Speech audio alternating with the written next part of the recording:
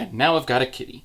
Yeah, Ori has actually gotten a lot more comfortable in the last couple of months, so she is very much an explorer and a lap cat who sometimes gets herself stuck in the pantry because she's still kind of dumb. Anyway, the other bit of housekeeping that I wanted to go over is, after watching a recent breakdown from Daniel Green, recent as of time of filming, regarding the state of the publishing industry, I have decided that I'm not going to bother going with trad publishing for my book, and I'm going to try indie publishing. Yeah, the 40 or so rejection letters I've gotten from literary agents will start to get to you after a while, but apparently publishers are looking for celebrities, and I guess a YouTube channel with 200,000 subscribers isn't good enough to warrant enough sales.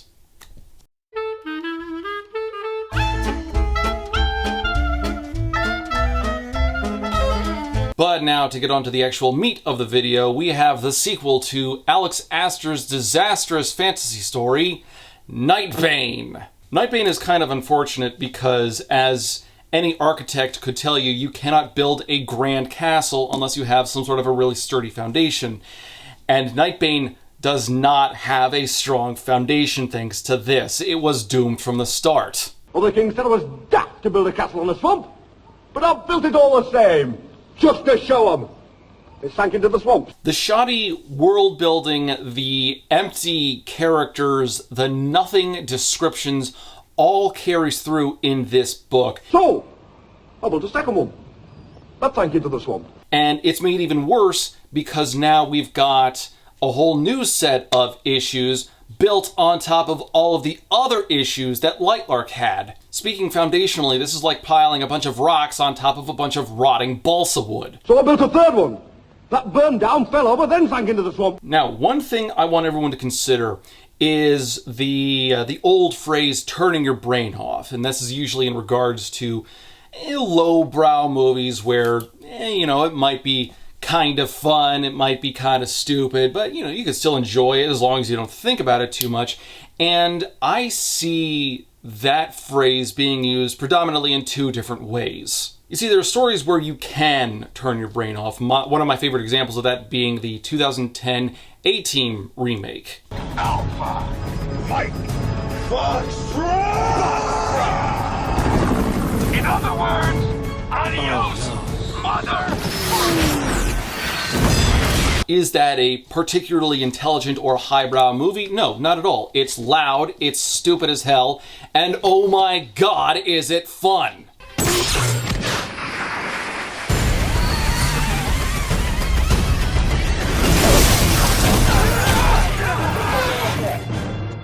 There are plenty of times where the A-Team movie will just straight up ignore logic or physics for the sake of a decent show. Undefeated honor, gentlemen! The greatest ride is the last ride, Colonel! Fire everything! Come on, baby! And this is demonstrated in scenes like throwing a hostage out of a building and catching him with a helicopter without turning his spine into peanut brittle.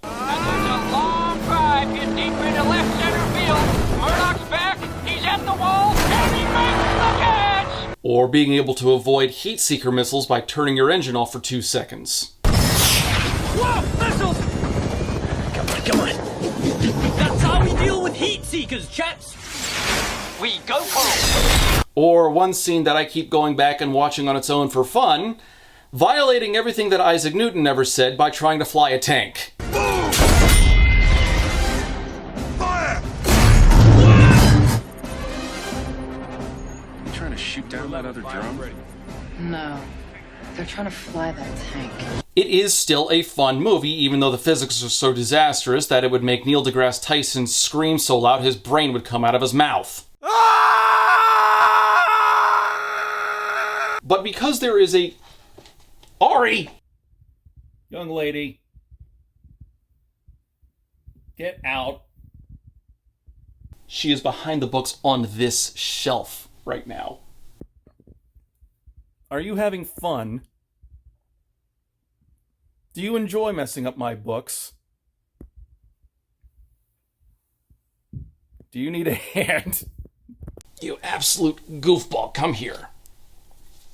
Blah. But because there is a consistent internal logic to the movie where the ridiculous is expected within a certain range, the movie works. It's actually fun because it is big, loud, and bombastic. But then there are stories where you have to turn your brain off, because once you start noticing that the internal logic of the story doesn't actually blend with itself and actually contradicts in multiple places, well, the story dies pretty quickly, as is the case with Lightlark and is very much the case with Nightbane. Now, I'm making this video assuming you've seen my Lightlark video, but to give you a quick recap anyway, Lightlark was the story of 6 different rulers who came together on one island called Lightlark for a once-in-a-century attempt to get rid of the curses that are plaguing their realms, and these curses range from very deadly to mildly inconvenient. The protagonist of the story, through a metric ton of contrivances, ended up being the one who discovered the heart of the island, which was an egg, and bonded with it or absorbed it or something. It's not really clear what, but she was able to cure the curses after killing her best friend, one of the other rulers, the ruler of the Starlings. We'll get to that in a bit. And there's a love triangle, sort of, except one of the male suitors in the triangle is so poorly defined and so one-dimensional he might actually be able to slip between universes. And for some reason, that's the one that the protagonist ended up picking by the end of that book. And Lightlark ends with the protagonist trying to open up a super secret vault that she had been pondering for some time in the book. And this book actually picks up moments after that. We'll get to that in a little bit. Now, there is something that I wanted to point out that is just going to make discussing this book a little easier. So, one point of contention that a good portion of BookTube seems to be in disagreement about was how to pronounce the protagonist's name. You go into almost any video breaking this down, breaking down Lightlark, breaking down Nightbane, and somewhere in the comments there's going to be a disagreement about how you're supposed to pronounce the protagonist's name. Is it Isla? Is it Isla? Is it Isla? Is it something else? No one seems to really know the answer. And the problem is, despite all of the interviews I found of Alex Astor talking with mainstream press about her book, at no point does she ever mention the protagonist, which I think should really tell you about who she is as an author. It's not about the characters, it's not about the message of the book, it's not about the adventure or anything, it's about her. It's about her journey as a writer. And there's just a lack of elegance at that point. The characters, your book, your story, mean that little to you as an author that you don't even mention them. Come on! And it wasn't until I stumbled upon an interview by another YouTube channel, RB Media, that backed Astor into a corner, sort of, and got her to finally pronounce the protagonist's name. My favorite moment of the book is probably when Isla meets the rest of the rulers. So we have a confirmed pronunciation. It is Isla. And also, note for the future, in case I stumble while making this video, if I pronounce Ela like what I did in the Lightlark video, I know it's wrong. I'm going to catch that while I'm editing. There's nothing I can do because refilming these sections is very laborious. Besides, I got enough flack when my fans made fun of how I can't pronounce Scottish. Or nomenclature, apparently. But anyway, one thing that I do like about what Astor did with Nightbane is she depowered Isla a little bit. Because you'll remember in Lightlark, Isla was incredibly talented to an absurd degree, where she was probably outperforming Batman in some situations, and not really in an understandable way. To some extent, I'll be able to understand if a 20-something-year-old woman is able to knock out a guard or perform certain acrobatic feats or whatever. But the justification that we would get is Isla is able to scale a castle wall because she hung on to a branch for 5 hours once. Like, that doesn't make any sense. Fortunately, we don't really have those situations where awesome moments of incredible feats of strength are something that Isla runs into very often. More times than not, the problems she has to contend with are more diplomatic in nature, and that's good, especially because Isla didn't really display that much diplomatic prowess in the last book, so this puts her in a new set of problems that will be much more interesting to see her work her way out of, because she can't just instantly badass herself out of a problem. Or at least that's how it would have been if she didn't also start mastering magic at an incredible rate. I'm not making the same mistakes again. No, you're making all new ones. There are also a number of things that Aster tried to fix retroactively, either through added detail or new context in this book, things that weren't really described very well in Lightlark, and to be fair, aren't described very well in this either. One of which being how love works when transferring powers to others. You know, we're told that if you're in love with somebody, then your magic can go to them, and we're never really, like, it's never explained how that works, and we never really see it manifest until the plot needs it to. There's the idea that Isla's greenhouse room that she was trapped in at the start of Lightlark was apparently always part of the Wildling castle, but the way that things were described, I thought she was outside, isolated from the rest of the citizenry. Apparently, wielding isn't a universal ability that all members of a realm share, which was so weird because it was always presented as just an innate ability that everyone should apparently have. Having kids literally ages you, because apparently you're dividing your magic, and you look older the more kids or grandkids you have. And there's a whole thing about how the star stick apparently works. We get a little bit more information about that. And yes, it is still stupidly broken. And this last one, I think that Aster wanted to give a bit more detail about how wielding is supposed to manifest.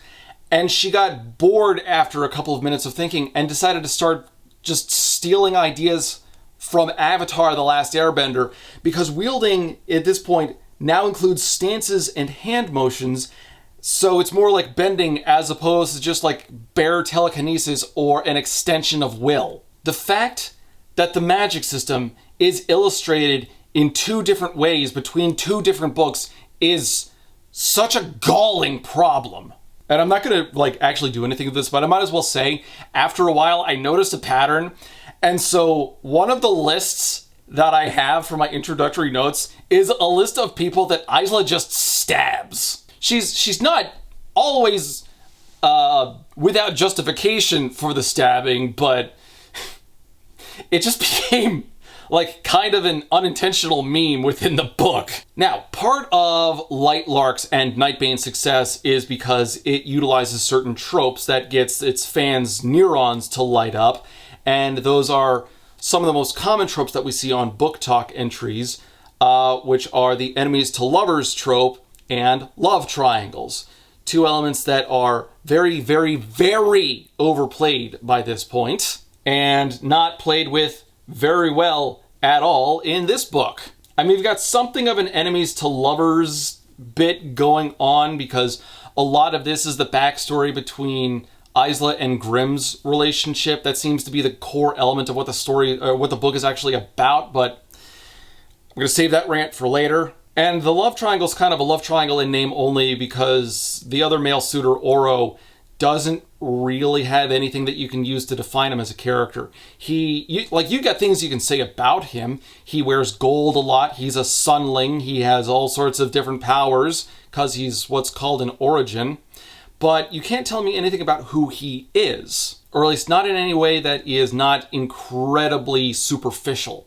This is why when you're writing a novel and you want to have deep characters, you have to have those scenes that, you know, you can blend them in however you want, but my preference is to have a scene that is just these 2 characters interacting, reassuring each other, sharing a joke, complaining about something together. You know, you set aside the plot for a moment just to have these 2 characters interact on something a little deeper than, wow, we've got to go find the MacGuffin or else the continent's going to explode. And because Aster never utilized those moments, not effectively anyway, we don't really have any idea who, frankly, any of the characters are. And this is also unusual because in an interview with Good Morning America, Aster complained that she didn't like love triangles because they broke people into teams. You know, think Twilight's Team Edward versus Team Jacob. I never liked love triangles. We obviously have the famous like young adult love triangles like with Twilight,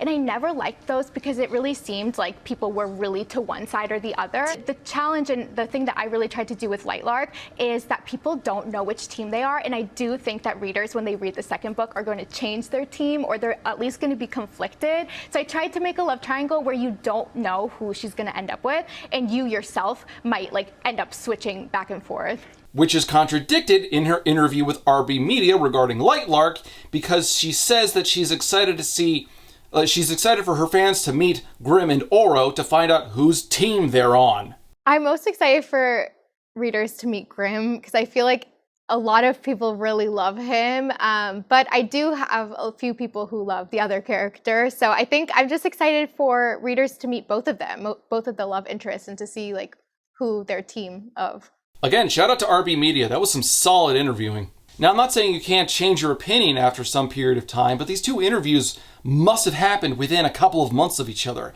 at the most. What happened? What got her to change her mind like that? Oh, and something else that annoyed me is that in the Good Morning America interview, she gave some writing advice, and this is something that interviewers will often say, and Aster gave the ever-helpful, "Don't give up!" My advice would be just don't give up. I remember when I was 12 years old, I was trying to get an agent, I was trying to get a publisher, and I wrote another book, and I would just get hundreds of rejections, and I always felt like I might not be good enough because why am I getting so many rejections? Which, she's not wrong. There is a degree of persistence that you have to have, but that's so not helpful as advice. If you want my advice on that, drink water. Water actually helps process things a lot faster and increases cognitive function, so you're able to think through your book, your characters, your plot, your everything that much more efficiently. On top of that, if you're having trouble writing a scene, skip the scene for now as long as you know what that scene has to accomplish and come back to it later. And outside of that, try to find music that fits the mood of the scene you're writing. Video game music actually does a lot of good in that regard because it's designed to keep you going. Plenty of times when I've got those in-between scenes where the characters are just sitting around at a restaurant talking about, you know, the weather or whatever, I'll pull up something from Nobuo Uematsu, like the Final Fantasy IX soundtrack or the Tales of Symphonia soundtrack. Those two have been tremendously helpful for me personally. Oh, and most laughably, I've got to get this one out. In the Good Morning America interview where she was discussing Nightbane, Aster was asked if this is the last book in the Lightlark series, if this is going to be a duology or a trilogy. And she said... So what I will say is when readers finish Nightbane, they will know for certain whether or not this is the end of this series or if there's going to be a next book. That's just maddeningly unhelpful. It would have looked better if she declined to answer or answer with something coy like, oh, you're just going to have to read it to find out. I would accept that. But then there's the matter of what this book is about. Now, one thing that I've mentioned before that I prefer to let the book do the talking for itself. I don't like to do any research before I start reading something. I want the book to be able to explain all of its elements to me as I'm going through it. At most, what I'll do is I'll read the summary on the inside jacket, which is what I did with this one, where we get the line, Isla Crown has secured the love of two powerful rulers and broken the curses that plagued the Six Realms for centuries. But few know the true origins of her powers. Now, with that kind of a setup, it sounds like we're going to be getting a bit of an explanation about what her powers come from, because Oro stated in Lightlark that if you have two members of different realms come together and make a baby, that baby will have the powers of only one parent. There's no combinations or anything. But apparently, Isla is a combination of Wildling and Nightshade somehow. Something that is added upon. She gets both Wildling and Nightshade powers in this book. And we never really get an origin explanation, which is disappointing because according to the King of Lightlark, like, Isla's powers violate the natural order. You fools! You've messed with the natural order! And it really makes me wonder if Aster actually does have an answer for that. She's got something that she plays with as an answer in this book, but it doesn't actually answer anything. Like, if you're paying attention, you realize that it doesn't conclude anything. By the way, there is going to be a third book, so look forward to that. But is the answer going to come up in the third book where, well, when a mommy and a daddy get drunk together in the back of a pickup truck? But if there is something that I have to compliment this with, it is the cover. And no, I don't mean the title Nightbane. That sounds like somebody's evil Batman OC. No, the cover itself is actually wonderfully made. This is some great artwork here. We've got the nice little bit of flourish, the bordering right around here. We've got this crown that is really an island with these crystal spikes coming off on the side, so it looks like a crown. And if you look at the smoke underneath it the right way, it looks like a skull. I think that's a cool idea. It's eye-catching, it stands out, it's a great cover. And more so again, we flip over to the inside cover of the book and we've got a map! I love a good map in a book, even if it's a bad book. These are fun, and this is actually an exceptionally well-designed, well-thought-out map. So again, props to the artist. Now, you may remember from the last book, you've got the mainland of Lightlark, and then all, with the exception of Nightshade, all of the other realms get their own individual islands. So, Wild Isle, Moon Isle, Star Isle, blah, blah, blah. Each one of those is detailed carefully so that they all have an element that somewhat visually reflects what their origin power is. So Wild Isle's got all these branches, Moon Isle has waves, Sun Isle has these little, it looks like crisps of smoke or fire possibly. Sky Isle's got breezes, and Star Isle has stars. It's simplistic, it's surface level, but it looks nice, and I cannot get be upset at this. It does kind of confound me because this is not what I thought Lightlark looked like. Now, there was no map in the last book, so we didn't really have anything to play around with or try to imagine. And what I thought the island looked like turned out to be quite wrong. Largely, I imagined that the islands here on the side were more spread out than they are, and I thought the mainland castle was on the other side of the continent, or the island rather. Now, you should not have to rely on a map to lay out what your island, city, planet, whatever looks like. You should not use that as a crutch, but this should be a nice complementary bit of flourish to the descriptions you put into your world. Aster unfortunately does the opposite, so that if you don't actually have this map, you won't be able to tell where anything is. Before this came out, before this official map came out, you could have gone to 100 different fans of the series and gotten 100 different maps to describe what this is supposed to look like. Now, when I first finished this book, I said something kind of controversial, possibly, on Twitter, because Aster put so little effort into Nightbane, so little artistry into setting her scenes, so little details, so little passion, so little effort into her world building and her everything about this book, that I argued that Nightbane had less passion and less effort put into it than what Norman Bouton put into Empress Teresa. And I absolutely stand by that statement. Empress Teresa is a garbled mishmash mess of a book.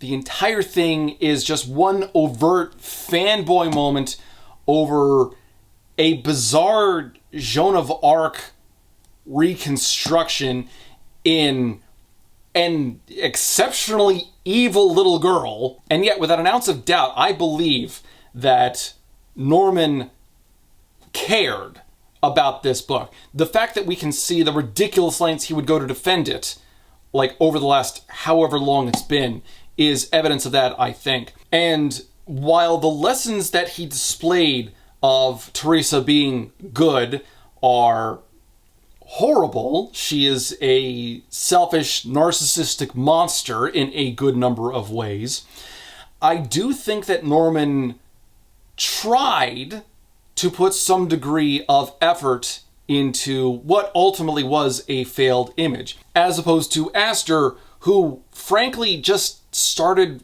kind of writing and then maybe gave us a second draft of the whole thing. There are incomplete thoughts here. There are incomplete characters. This has to have the worst climax of anything I can think of right now. It's weird. I'm trying to stop myself from ranting about it ahead of time. The climax is abysmal. And I refuse to believe that this book saw an editor. No, like, at best, somebody took a spell check to it. But that's it. And one more point in this favor, the fact that Norman goes out of his way to talk about Teresa and how much of a good girl she is, and the lengths he goes to defend her, as opposed to Aster, who doesn't even mention her characters by name in interviews on mainstream media, which is an accomplishment that Norman never had a chance at ever achieving. But that's enough of the introductory stuff. Let's find out why this book makes a better paperweight than a novel. Now, the laziness doesn't actually start on page 1. It actually starts with a quote that Aster decided to open the book with. This one being from Joseph Addison's Cato, a Tragedy. My bane and antidote are both before me. Now, in this moment, this is near the end of the play of Cato, where Cato, the protagonist, is considering self-deletion, and he's holding a sword. The sword is both the solution to his problems, because with his death, everything goes away, but at the same time, that means his death. And it's a good moment of contemplation. The problem is that Aster is trying to replicate that very, very lazily throughout the events of this book, as we will see, specifically in the relationship between Grimm and Isla. There's a line that will come across that more or less replicates the surface level interpretation of My Bane and Antidote. If you're going to open your book with a quote like this, you really have to understand the quote. The surface level reading of it is never enough. You have to be able to understand the very specific utterance of the source, where it came from, the meaning behind the line. And Aster, oh god, just keep this in mind. She screws it up so badly. So like I said, Nightbane actually takes place moments after the end of Lightlark, where Isla and Oro are standing in front of the Wildling vault, and Isla had opened it with the crown. The crown was the key for some reason. And then we get this opening line. Isla Crown tasted death on the back of her tongue. Okay, so I try not to reuse references or memes too terribly often, even between videos, but this one is just so on the nose, I have to use this again. You want to know what death tastes like? But then there's the matter of what's actually inside the vault. After all, this was big enough that Aster decided to use it as a cliffhanger for the last book, and it's something that Isla spent a good portion of Lightlark contemplating. What's in the vault? How do I get into the vault? I've got to get into the vault. Who gets the box? What's in the box? How much is what's in the box worth? Storage Wars. And now we finally have the answer with this. Her heart raced as she peered inside, but before she could get a look at anything good, a force battled through the gap, struck her in the chest, and sent her careening across the room. The door slammed closed. This is such an incredible disappointment. Aster could have filled in another leg of the mystery here.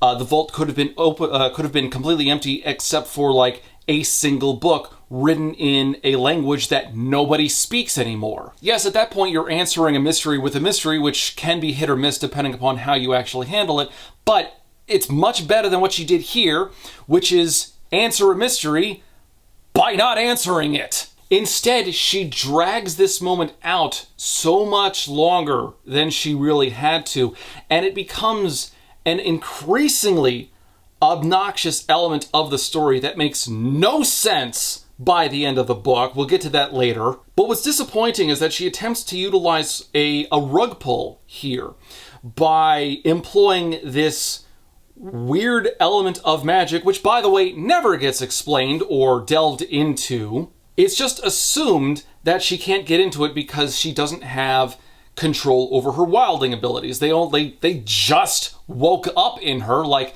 a couple of days prior to this event. Now, you want an example of a rug pull done effectively. A good example of that, I think, would be Assassin's Creed 3, where you open up the game controlling Haytham Kenway, and he's moving around. You get some introductory missions where he is employing a lot of the same tactics that you saw in the other games, you know, a lot of parkour, a lot of stealth kills. And it's not until you get to a certain early cutscene where he is sitting down with the other members of his organization and he presents a celebratory a membership ring to one of the other initiates and says, "Welcome to the Templars."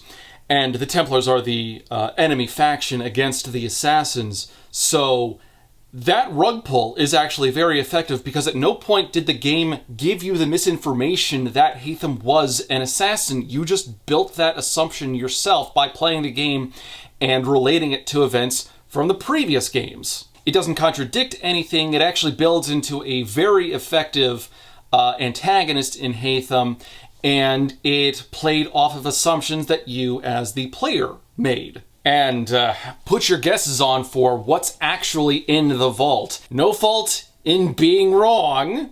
Just like the ancient creatures thing from the last book, Aster does nothing to actually prepare you for what the real answer is, and it's... oh my god, is it stupid. But we do get something of a hint. You see, there's a vision that Isla gets, because we get a paragraph where I guess she's flying through the air and then she lands on the floor and she sees something. For that 1 second, though, she was finally able to empty her head until it cracked against the stone floor and her peace was replaced by a vision of carnage. Bodies, bloodied, charred. She couldn't see what realms they were from. She could see only their skin and bones.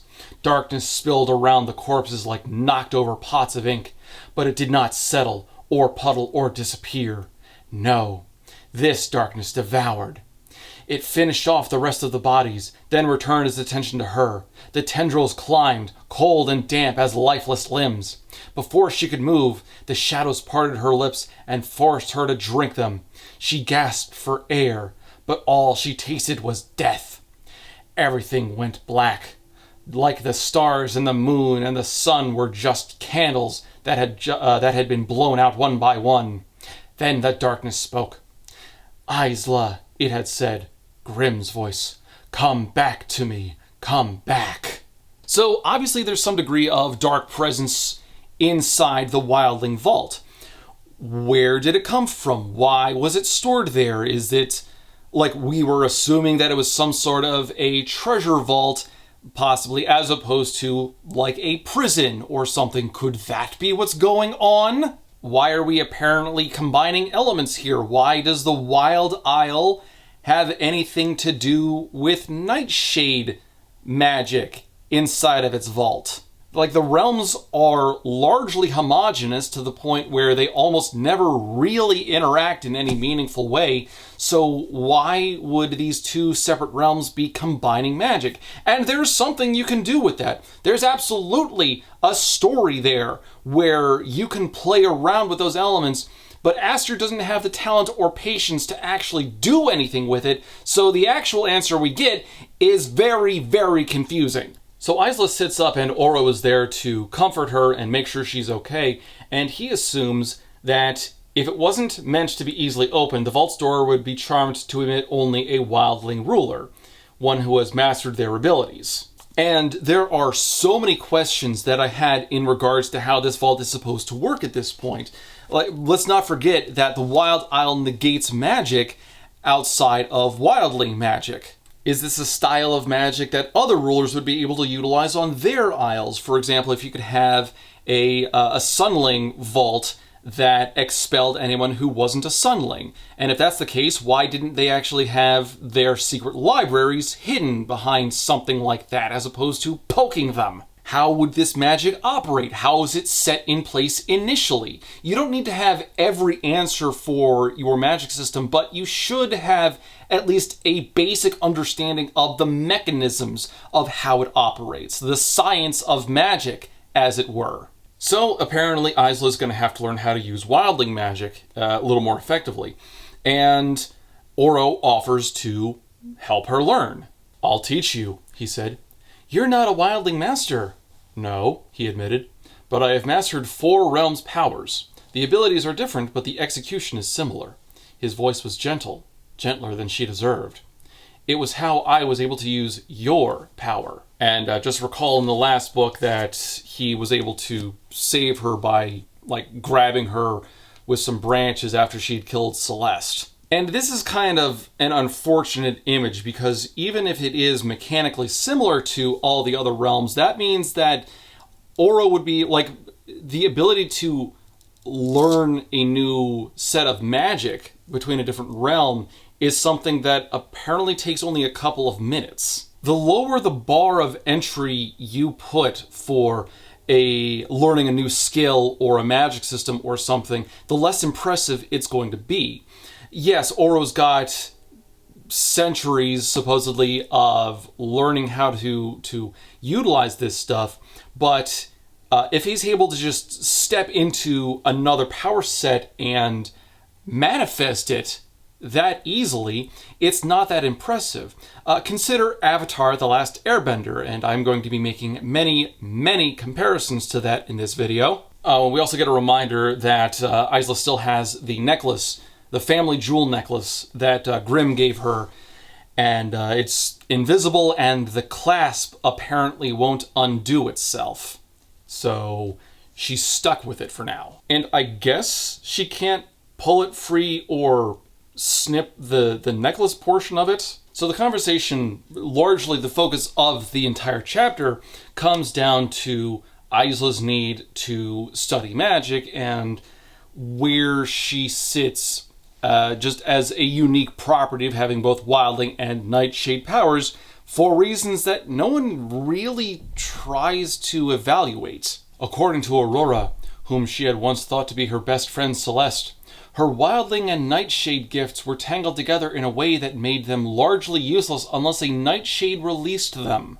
So we do have a ramble from Aurora in the last book where she does say pretty much that, but the question really comes down to, why does the magic work like that? We still don't get an explanation for why Isla's powers manifest like that with both Wildling and Nightshade somehow in conflict, but we never see anyone actually get their powers unlocked, like, by anybody else. Why are the Wildling and Nightshade powers in conflict to begin with? Simultaneously, and again, this is something that never really gets answered, but Isla stabbed Aurora with the Bondmaker, which is what killed Aurora.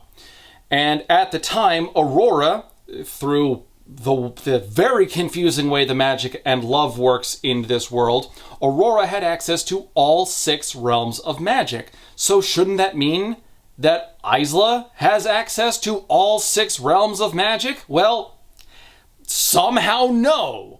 Apparently, she only has Wildling, Nightshade, which she was born with, and now Starling, which was what Aurora was. But Aurora stabbed Isla with the Bondmaker and got access to all types of magic because of Isla's romantic connections with Oro, and I guess Grimm. I don't know how that works, don't ask me. So shouldn't the reverse also work? And if not, why not? Is it because Isla would just be too strong and then certain elements of the book wouldn't work that way, so Aster had to conveniently forget about those moments? I don't know. The whole book reads like that. Like, you are told one thing and then Aster goes and does something else. Don't try to keep track of it. You have to turn your brain off for this. I am 6 pages into this book, and it's already contradicting material from the first book. And then we get this very human dialogue between Isla and Oro, showing just how sizzling the romantic chemistry between the two of them is. Isla, yes? Say you'll train with me and mean it. Fine, I'll train with you, I mean it. Your excitement is overwhelming. I am excited. You do realize I know you're lying? You have to really make sure you get into your characters' heads. Not what you assume the characters' heads would be like, but you've got to go out of your way to properly study what their situation, their environment would have been, to actually try to put your feet in their shoes in order to fully understand your characters. Otherwise, if you don't, you get really bland, fake-sounding dialogue like this. And oh my god, is that a prevalent quality within the rest of this book. Nobody sounds human. She imagined fate laughing at the irony of their pairing, a liar loved by someone who could sense the truth. It's not ironic, it's just coincidental. So the other rulers and nobles are meeting today, and they're going to have to figure out how to rebuild Lightlark and society at large now that the curses are gone. Which is weird, because wasn't that supposed to be part of the point of the Centennial and all the events beforehand? Why have those if you're not going to reflect on them at all? And Isla makes a request of I'm assuming the same Starling tailor from the last book, some guy named Leto, and she requests to look like a sword, one that's more blood than blade. And that's not just a pointlessly edgy thing to try to do. It's also kind of stupid, because blood is actually very corrosive for swords.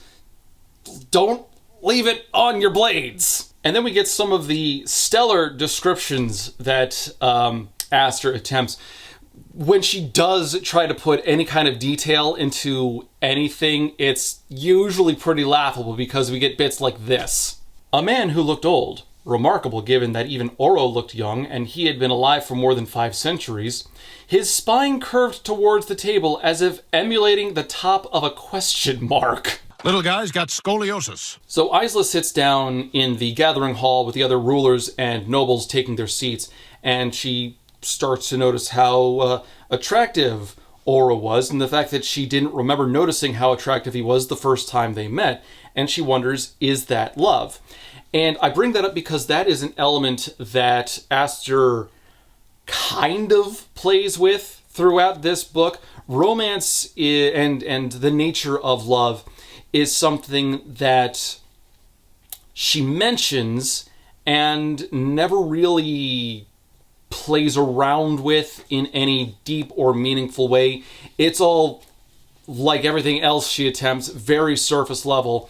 And we never get any deeper than, is love more than just being attracted to somebody? So everyone sits down with one exception, that being Cleo. Her chair is still empty, which means that Grimm apparently wasn't even invited, but I guess that's a whatever sort of a moment. There's also another Starling named Marin, who kind of happens later in the story, but we'll get to more on her later. Now, the meeting discussion sort of happens in the background, but Isla's thoughts are preoccupied by thinking about Grimm, because she thinks back to that vision that she had when she tried to open up the Wildling vault, and she saw the image of death and destruction.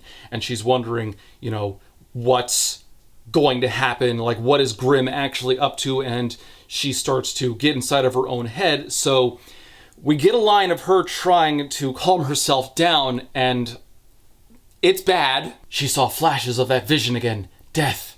Children.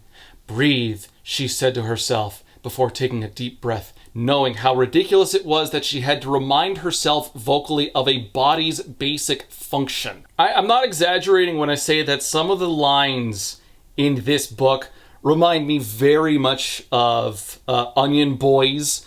You know, things on par with he was rapidly ceasing to exist. Just don't do this. If you have to explain something that's blatantly obvious, just don't.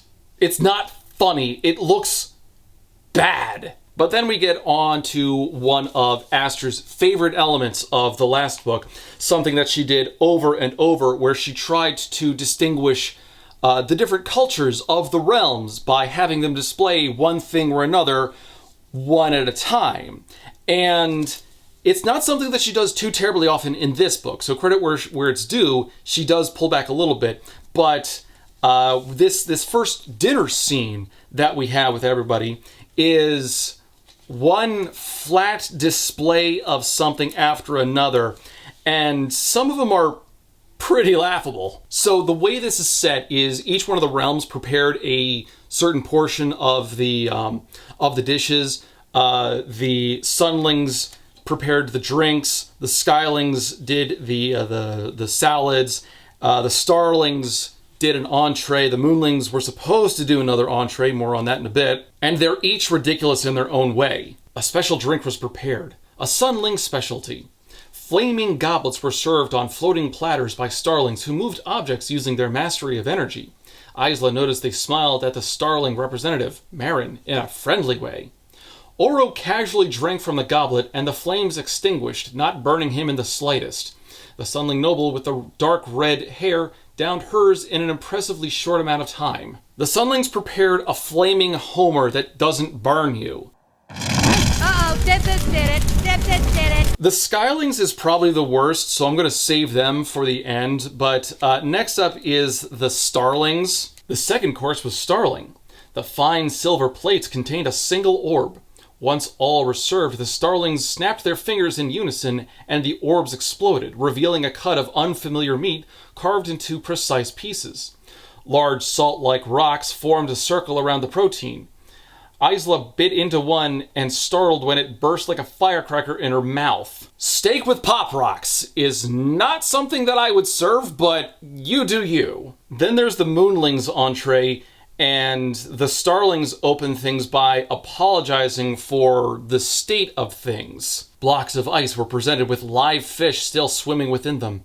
Their eyes were wide as they tried to navigate their quickly melting confines. Isla felt the heat of Oro's anger, almost enough to set the fish free, though his expression remained impassive. And there's a single Moonling who makes an appearance, some guy named Soren who will appear sporadically throughout the rest of the book. And this display was meant as an insult, though I'm going to be honest, I don't get it. Soren, Oro said, how nice of you to join us. I presume this is your idea of a joke? The Moonling man, Soren, pursed his lips. More of a statement. Excuse my late appearance, but I find I have no appetite when I consider the state of the island, not so unlike the blocks of ice before you. That made them the fish. So, the citizens of the island are trapped inside blocks of ice, or they're trapped inside something that's rapidly melting? Or eroding or something? Like, somebody explain the metaphor that Aster is going for with this. The fish are trapped, but only temporarily, which doesn't work because the curses were broken. You'd figure that that would stop people. And also the water wall surrounding Lightlark is gone, so they're not trapped with that, so it doesn't work on either a metaphorical or a physical level. Or is it that the fish are not prepared? You are not prepared. Like, what's the image supposed to be? What's the message? What's the insult, for that matter? I'm more confused than anything. And yet, for as convoluted of an image as this is supposed to be, it's still better than what the Skylings pulled. The first food course was pure Skyling. It was a floating feast, served in a flower pot. Miniature vegetables still tied to the roots, flying about that one had to pin down with their fork to eat. She couldn't place every food by name, but one had a familiar texture of potatoes, was violet in color, and had a surprising bite of sweetness. Some of the vegetables seemed to have minds of their own and playfully evaded capture, flying within the confines of their root leashes. Oro watched her try to pin down an especially active beet, amusement touching the corners of his mouth. So this is supposed to be like this charming, playful little thing, but you know what a key signifier of a vegetable is? They grow in dirt. And with the idea of them being in flower pots, this isn't confirmed or denied. It's very possible that you've got these flower pots dancing around all over the place, flinging dirt all over the table. That's great. But even if you don't have that, you've got vegetables with the roots attached. So you know what that means? That means the vegetables have not actually been prepared, and they're probably raw. Now, there are plenty of vegetables you can eat raw, no problem, but sometimes it's better to cook them in butter or some sort of a sauce, or serve them as a garnish on top of something else. Do something with it. What you're doing is you're throwing raw vegetables at nobles and pretending that it's, I don't know, fancy somehow? Because you've got flower pots dancing in the air? If Gordon Ramsay was in attendance, he would be shit-talking the chefs in front of everybody, and you know what? He'd be right to do so. What are you?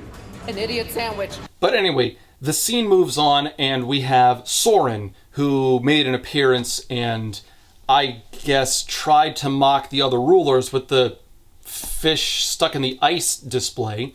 And there's something about the way that Aster described this that I want to go into a little more detail on. So when Soren walks in, we get a moonling stood at the entrance, but it was not the ruler. This man had long white hair that reached the middle of his torso, nearly the color of his skin, and a staff in hand. Not very descriptive, doesn't really give you an idea of what's going on. Now, take a moment to consider any kind of real detail about what Soren looks like in any capacity. Take that as far as you want to. Now, how many of you can get any kind of a real image of what his staff looks like? The moonling's longest finger slipped across the gem atop his staff. Now, how many people out there actually had an idea that the staff had a gem? There are plenty of staffs out there that don't, so this is an element that you have to retroactively fix for yourself as the reader. Aster is being exceptionally lazy in her description at this point, and this isn't even a very big deal, but it displays that there is no artistry in what she's doing.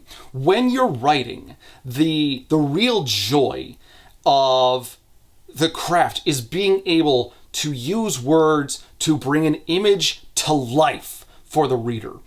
Even if it's something small like the inclusion of this staff, there is so much more that Aster could have done to bring life, to bring character into the moment. But she doesn't do that, possibly because it takes too much effort, and that's obnoxious. I actually rewrote the introduction of the staff here for Soren, and it's so easy to come up with something a little more descriptive to breathe a little more life into the book, which, god damn it, this book needs. His staff was an ancient thing, gray and brittle with age, but adorned with golden bands to keep the creaking wood bonded together. At its tip was a white jewel that reflected the light of the room, perfectly cut with 4 smooth sides, like a church's steeple. That line took me almost no time to actually come up with, but the idea of being able to paint an image for the reader, to craft something, to understand the language well enough to translate an image and make it fun, to make it inviting, to make it engaging, is where writing is at its strongest. And Aster at no point actually attempts this degree of artistry, and it is probably by this point her biggest weakness as a writer. She doesn't want, from everything I have seen of her, she doesn't want to put the effort in. She doesn't want to extend the energy to find out what is exactly the right words to use for a character introduction, for a scene description, for a label of an item or something. She just wants to go through, breeze through the book as fast as possible so she can play with these big, exciting twists completely forgetting the fact that she has created one of the most vacant, empty, colorless worlds I could name out of any other book I have read. What you have done has made God very unhappy. So Soren brings up the idea of abandoning Lightlark itself just so that the Moonlings can all live on the Newlands. And this is derided for a little bit, but the Moonlings are not the only ones that have actually come up with this idea. The Skylings, for example, are thinking about something similar, just abandoning Lightlark to go and live on the Skyling Newland. You would think, given the freedom of movement that everyone should have access to now, that they would be able to actually allow people a choice of just going back and forth, but whatever. It seems like it's supposed to be some sort of a binary. You can have Lightlark or the Newland, but apparently not both, which is something that's made even more confusing with the fact that the Skylings apparently have contraptions that offer flight by harnessing wind for that purpose. See, I want to revoke Bernoulli's principle so wings no longer work and airplanes are just canceled. Okay, there's 4 things you can't wish for. We, of course, don't get any idea of what that device actually is. It could be an air balloon, although that's definitely not going to be the best use of their magic. I mean, for all we know, it could be a helicopter or an airplane or something. But there's another problem with the citizenry of Lightlark, that being that people are not satisfied with how long it took to break the curses. Oro nodded. He made to face his own representatives when Azul said, "There is something else. Rebellion on the island is brewing. Our spies have heard whispers, carried along the wind." Oro frowned. "What do those whispers say?" "The people are not pleased with how long it took to break the curses, or our decisions as rulers." "Which realm?" Oro asked. "All of them. The ones on Lightlark, at least," he said. His gaze shifted to Soren. "Yes, even Moonling." And this is not without due cause. It took 500 years for these curses to be broken, and the curses were caused by the rulers in the first place. So it'd be very understandable for people to be upset by this point. I mean, really, at this point, the only thing tying the citizens to the rulers is the stupid magic system, which we do get an answer for later on, but I'm getting ahead of myself. But this gets Isla to consider the futility of rebellion. Would the people of Lightlark really attempt to overthrow Oro or any of the other rulers? Without heirs, their rule represented a total monarchy. Rebellion was futile when killing a ruler would result in the death of everyone in their realm. And this again shows the lack of creativity or imagination from Aster pouring into the characters. Now, this also raises the question of how does anyone actually know that killing a ruler will kill the entire population?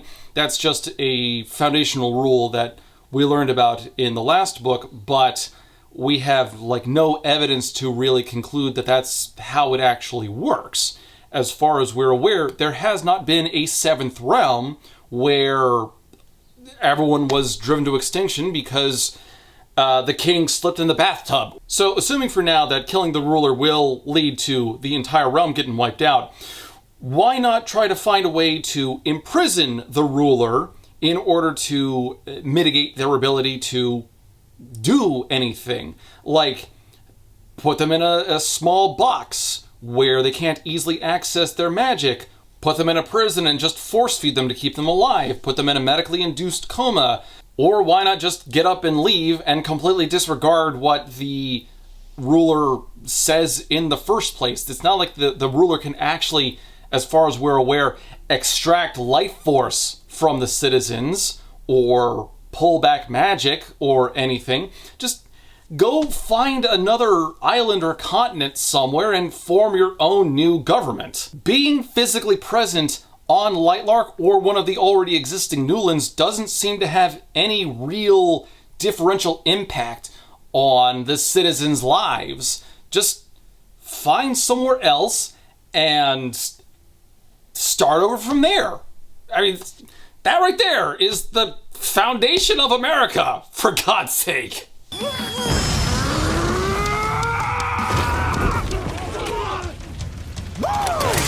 That cherry tree didn't chop its fucking self down.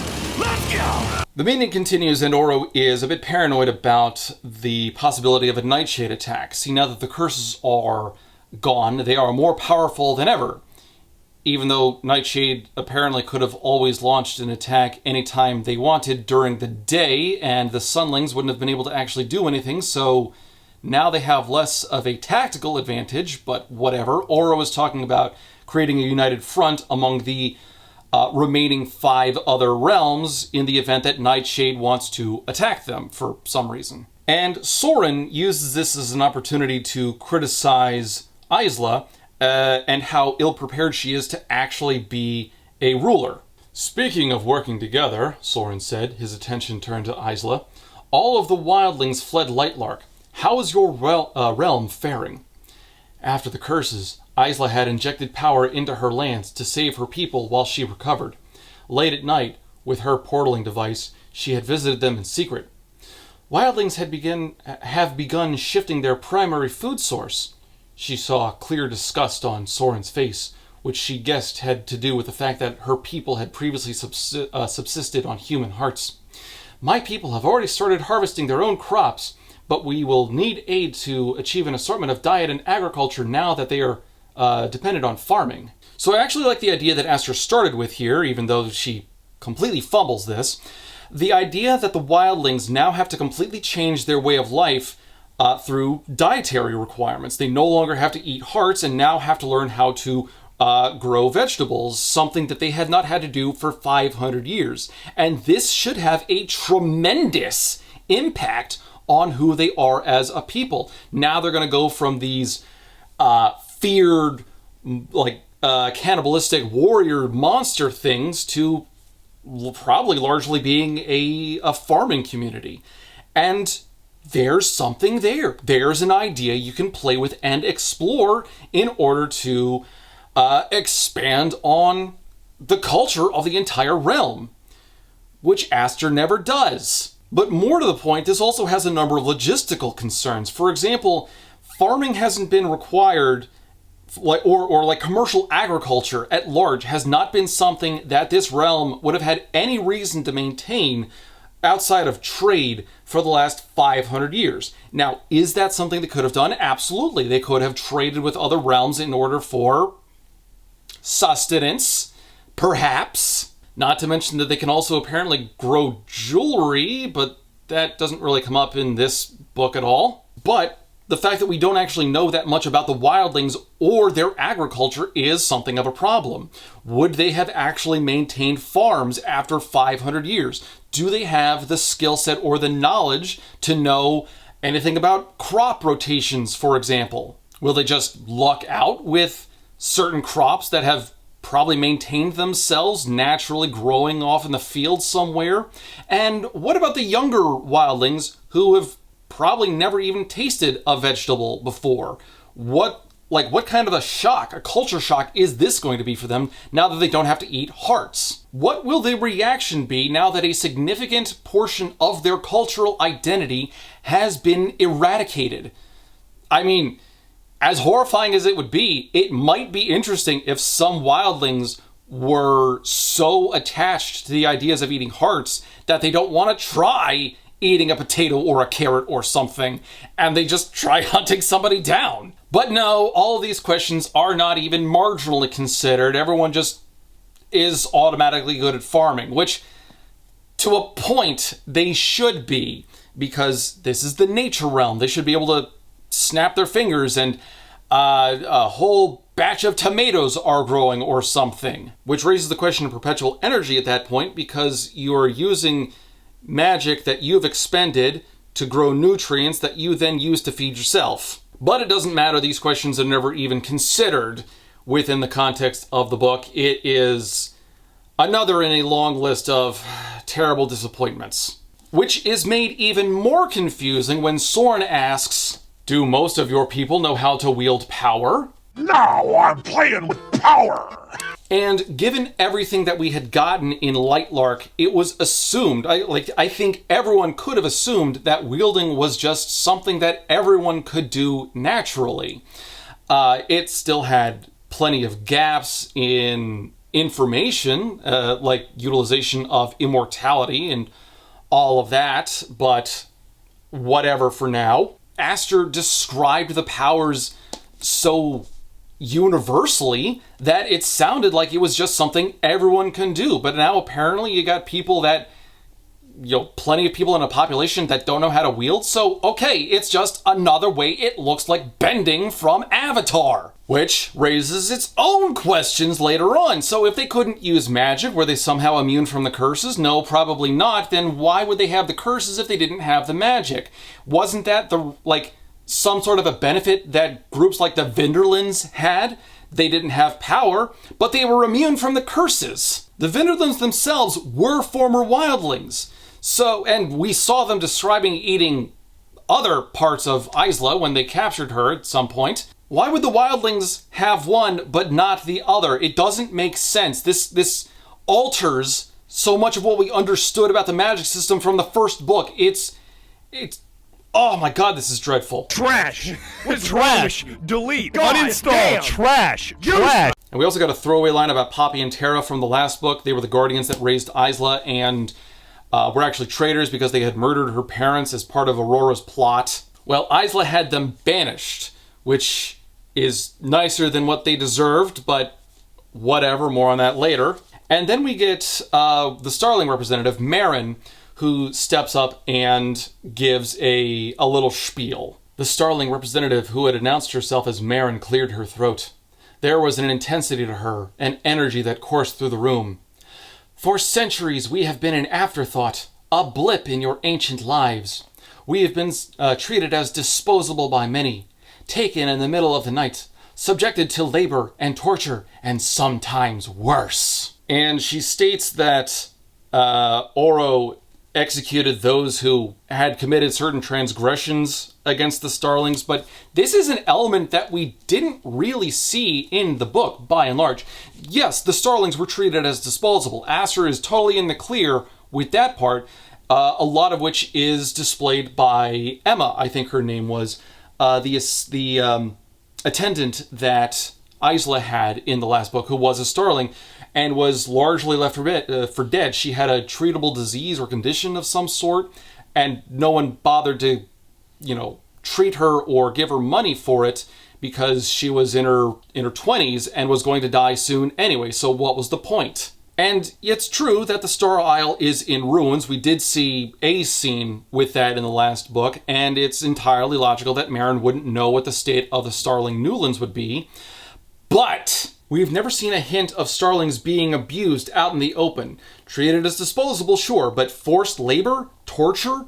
In the last book, one of the only other prevalent Starlings was a respected tailor. Isla went to him early on and remarked, the scene was utilized to demonstrate how Starlings could use their power to telekinetically create dresses in record time. It was a simplistic scene, but it wasn't a bad one. And it's one of the only other nameable Starlings we've got. So now you're telling me that the entire Starling population is treated as dirt, even though this guy is largely an exception to that? Look, if you're going to include both of these images, you've got to be able to actually justify that to some degree. Actually show the other Starlings as being disposable, or show all of them as being disposable, or display some sort of a reason or differentiation between the best treated and the worst treated Starlings. It is entirely possible that there would be some sort of an underclass of Starlings here that have been completely dejected and rejected by the Lightlark mainland population. And there could be some sort of a subclass of Starlings that we don't know about. There could be like a secret slave labor camp that exists somewhere, perhaps outside of Oro's perspective, which is why it hasn't been stopped. But this is Aster coming in and trying to retroactively fix this image. You can't just have someone tell and not show this element as a retroactive fix. If Isla had stumbled upon some factory somewhere where it turns out Starlings were chained to tables and were being forced to make MacGuffins or something, fine, you can do something with that. But not like this. This is lazy. And unfortunately, you're going to have to get used to that because most of the book reads like that, where you've got contradictory imagery that doesn't make any actual sense if you read the last book. Would you believe we're only 20 pages in? And so there's a big deal made about the condition of the Starlings and the fact that now the Starlings and the Wildling ruler is the same person. And Soren tries to make a big deal about this. You know, you can't be the ruler of two realms.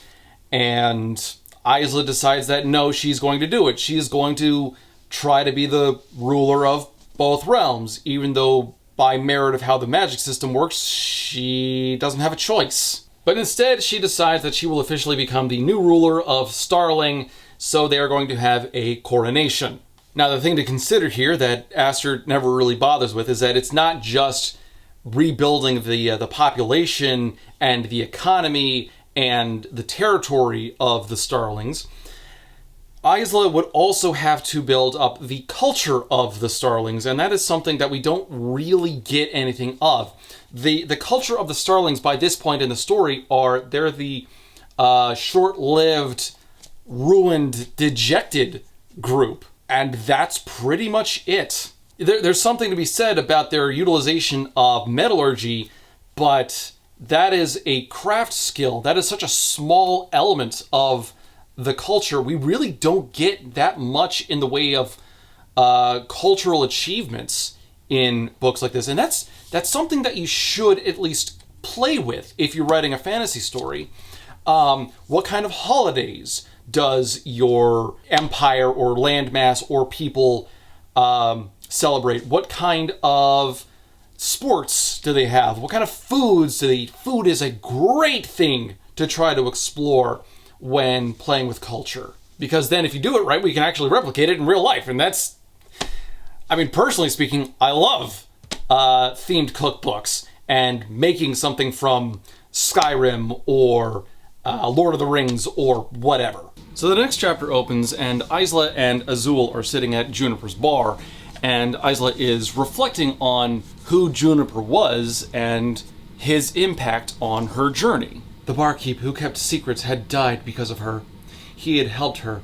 He was one of the only islanders who had helped her. Now, Juniper's impact is so minimal that I don't blame you if you don't remember who he was. He was the guy who told her when the full moon was going to happen and traded in secrets that Isla couldn't actually really substantiate. It was a very confusing form of currency. But it's also a really stupid assessment that he was one of the only islanders who had helped her when she never reached out to any of them for help in the first place. The few times that Isla ever did actually reach out for help, she usually got it. She got help from Emma as far as supplies.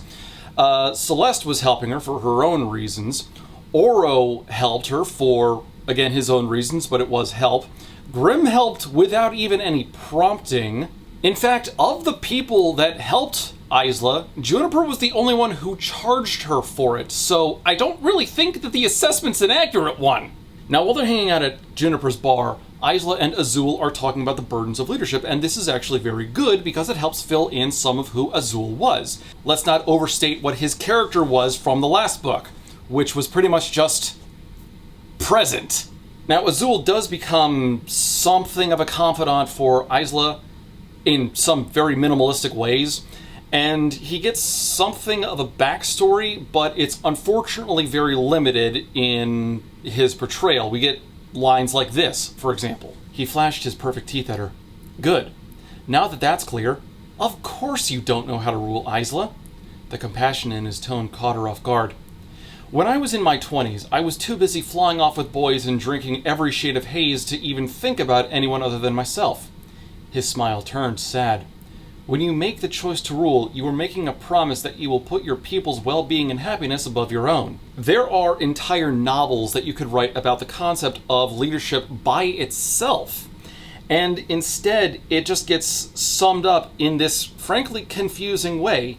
Like, when he was younger, Azul would just party and then he stopped. Like, if this could have been a moment for some pivotal thing where, like, he watched his parents rule and it took a toll on them and he resolved to be more steadfast, or some sort of a tragedy happened and he had to steel himself in order to become a proper ruler or something, but instead it's like, I partied, and then I didn't. Like, what's the connective tissue here? Azul also takes Isla up to the Sky Isle, where after the curses had finally been lifted, they were able to raise some of their buildings high up into the sky. And it's not a bad description, you know, kind of a basic flying castle fantasy image. We're told that it's nestled comfortably in the clouds, remember that for a moment. And we also get confirmation that the Skyling's curse was just not being able to fly. So, out of all of the curses, theirs was probably the easiest to live with. Yes, people fell out of the sky when it first happened, and that's very bad. But the Skylings should have been able to adjust after that relatively easily, because we can't fly in real life, so that's more or less what the Skylings became. And that doesn't really sound that tragic. But then we get a description of what the Grand Castle is supposed to be. And there are elements that I do think work. And then you start to think about it. They had reached the castle. Instead of landing in the clouds, which Isla didn't trust in the slightest, they continued floating right through the entrance. The ceiling was non-existent. One could float right in and through the palace in one smooth motion. The castle had hallways but no stairs.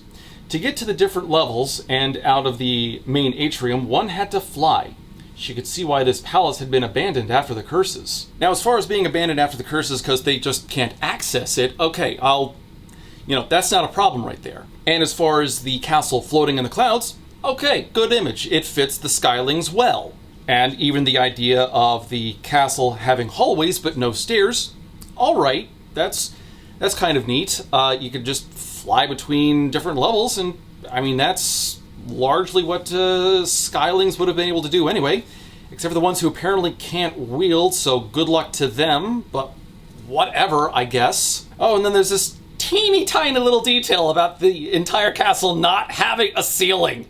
I really hope they don't have to worry about inclement weather in this world. Do they have a plan if a rain cloud swoops in? Do bands of Skylings have to get together to use wind to blow the clouds away? Seems like a lot of effort when a roof prevents that. What about cold winds? Maybe you don't want harsh wind to blow through the castle and chill the place, or making noise in narrow hallways, or blowing things over. What about heating? Are the areas with no ceilings just subject to the whims of the wind when it comes to leaving candles or fireplaces? And of course, there's the whole notion of how easily ransacked this place would be because you have given so many different points of access for invaders or thieves or anybody to just swoop in and do whatever the hell they want inside the castle. Like, for the guards, this would be a security nightmare. Aster tried to come up with a whimsical fairy castle idea, but she didn't pause to think about what this would mean for the overall picture. Instead of a magical kingdom, we've got an incomplete playset. While they walk through the castle, Azul tries to press the idea of leadership to Isla about looking after your people and trying to do what's right by them, very superficially. But one of the things that he raises is that now that the curses are over, there will be pressure for you to have an heir.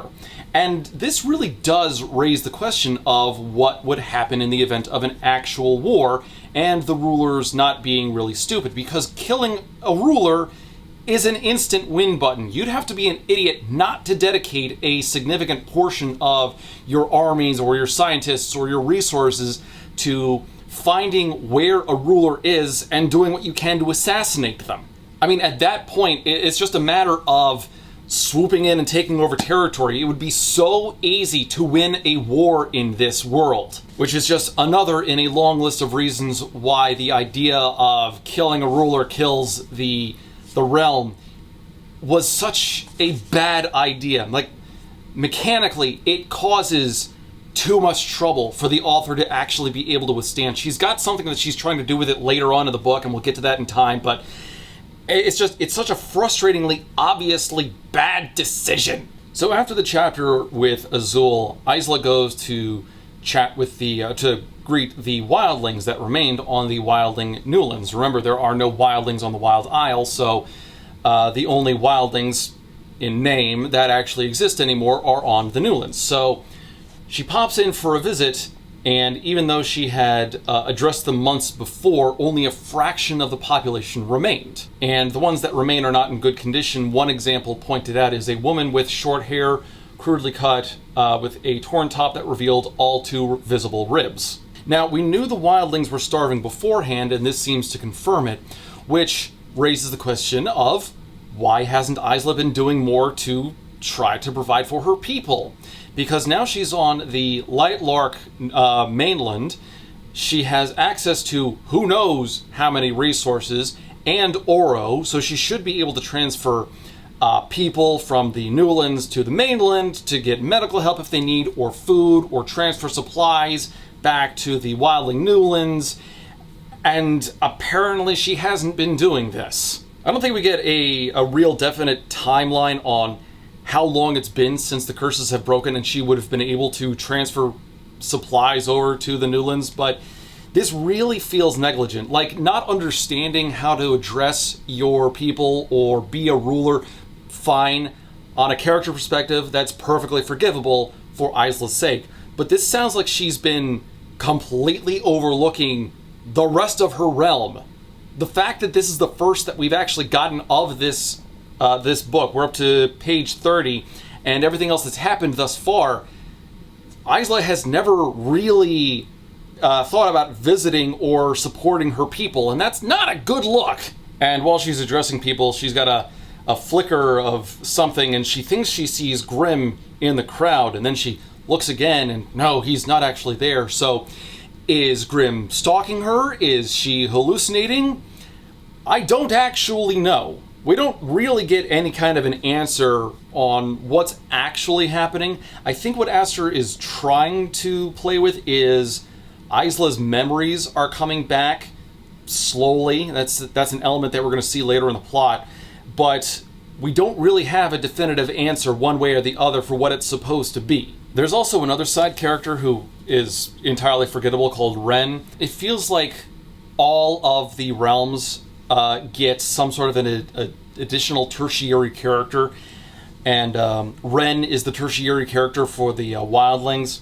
Well, she acts as some sort of a mouthpiece for the Wildlings outside of Isla, and Isla notices that some people are standing apart from the rest of the crowd that she's addressing, and Ren explains that most of us did things we're not proud of to survive. And this doesn't answer the question. Everyone for the last 500 years had to eat hearts, so probably some degree of murder was involved for at least some of them. What did this particular group do to stand out from the rest? We don't get the answer. This is so frustrating because we get these ideas. Like, there's a nugget of something that Aster could have played at. This could have been some sort of an incredible tragedy to exploit or explore. And she sets it up and does nothing with it. I mean, think about that. How horrifying would this ousted group have to be amongst a population of people that had to kill and eat hearts to survive? What sort of grim stories do they have? That's something you can do something with. Aster doesn't even try. The other problem with the scene is something that we get very prevalently throughout the rest of the book, is that a lot of the dialogue isn't written to explore character or to have people or to have characters on display for the sake of the reader. These are characters that are delivering an idea on behalf of the author. You want your characters to sound like they have their own agency, like they have their own characterization, like they're doing their own thing within this world. But so very, very often, the dialogue in this book just comes off as the characters saying whatever they need to in order to advance the plot, and not because it's something that they as characters would normally say. It's stale. It's inorganic. Give me characters that actually have wants and desires. Don't give me someone who's just going to vomit exposition for the sake of the plot. And then we actually get the ceremony, where the official coronation of Isla as the new ruler of Starling. It should be a pretty significant event, right? You know, we're talking a big royal event. All of the other rulers are in attendance, the nobility, probably large swaths of the Starlings themselves, as they see not only the hero who stopped the curses is now elected to the highest office in their society. This is the entire ceremony. He raised the crown high above her, not wasting a moment, knowing she wanted this to be over as soon as possible. As King of Lightlark, I name you, Isla Crown, the ruler of Starling. He placed the crown on her head. It was done. And immediately after that, there was a rumbling, and then disaster strikes. We'll get to that in a moment, but oh my god, there's so little to this. It's like Aster wanted to get through this as fast as possible because this was the dull section that she wasn't very interested in writing. But when you write like that, where you rush through things and you don't develop it, you don't give it life, it feels empty. Everything is so rushed and so choppy. There's no realism, there's no culture, there's no depth in any of this. And I feel like I keep bringing that point up about everything just being dull and empty, but that's largely what the book reads like. And as far as like any lead up to this, it's largely one page as Isla just thinks to herself about whether or not she's worthy of this, as well as she's wearing a silver dress, and that's weird, because everything's supposed to be monochrome.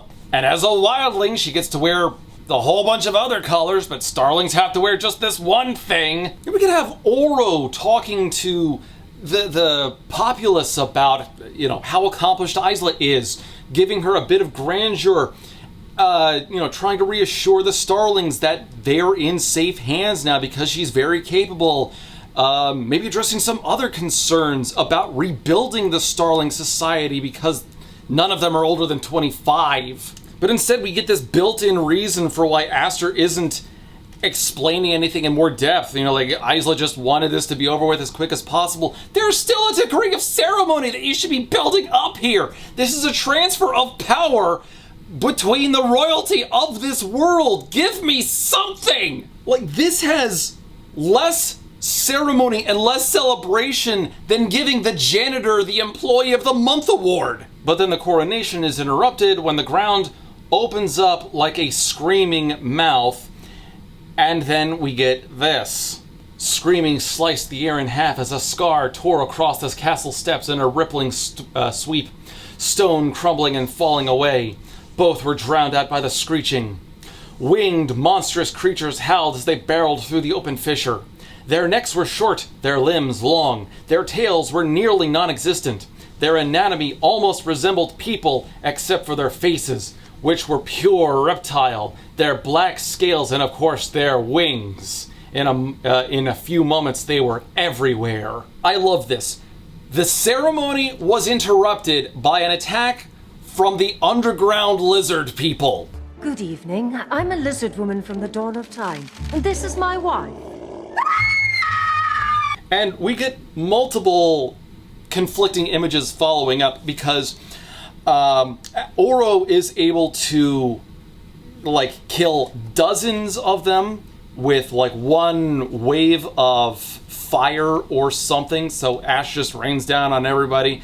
But then he collapses because any injury to the island hurt him as well. And this is very confusing. If we're to take this moment seriously, should the damage to the island be considered proportionally? Because while the chasm might be rather large in scope from where they're standing, in relative scale, it should be small compared to the overall size of Lightlark, the island. If we're supposed to imagine some sort of a one-to-one ratio from the damage done to the island being damage done to Oro, this scar should just be a mild itch to him. Or if Oro feels everything the island does and a small fissure is enough to hurt him this much, then he'd be incredibly easy to fight in combat. You wouldn't even need to face him, just start bombing the coastline or something. What does it feel like when someone goes and plants something in a garden? Does a trowel digging through the dirt cause him agony? I think the idea of the island getting hurt leads to Oro getting hurt. I think that that's fine, but we don't really get a sense of proportionality or any real sense of scale. Oro just became the easiest person to fight on the island. And despite that, that's something that will never be taken advantage of. But yeah, the underground lizard people start attacking the islanders in the crowd, and they're largely unstoppable. They actually have, we get this explained later on, they have really thick skin, so they're very hard to defeat, despite how easily Oro just dispatched dozens of them. And Isla decides that she needs to step in and start helping, and maybe there's something she can do, because Wildling power included controlling rock and land. This is weird, because that's the first time we've ever heard about Wildlings being able to control rocks. Up to this point, through everything in Lightlark, the Wildlings have been a nature-based society.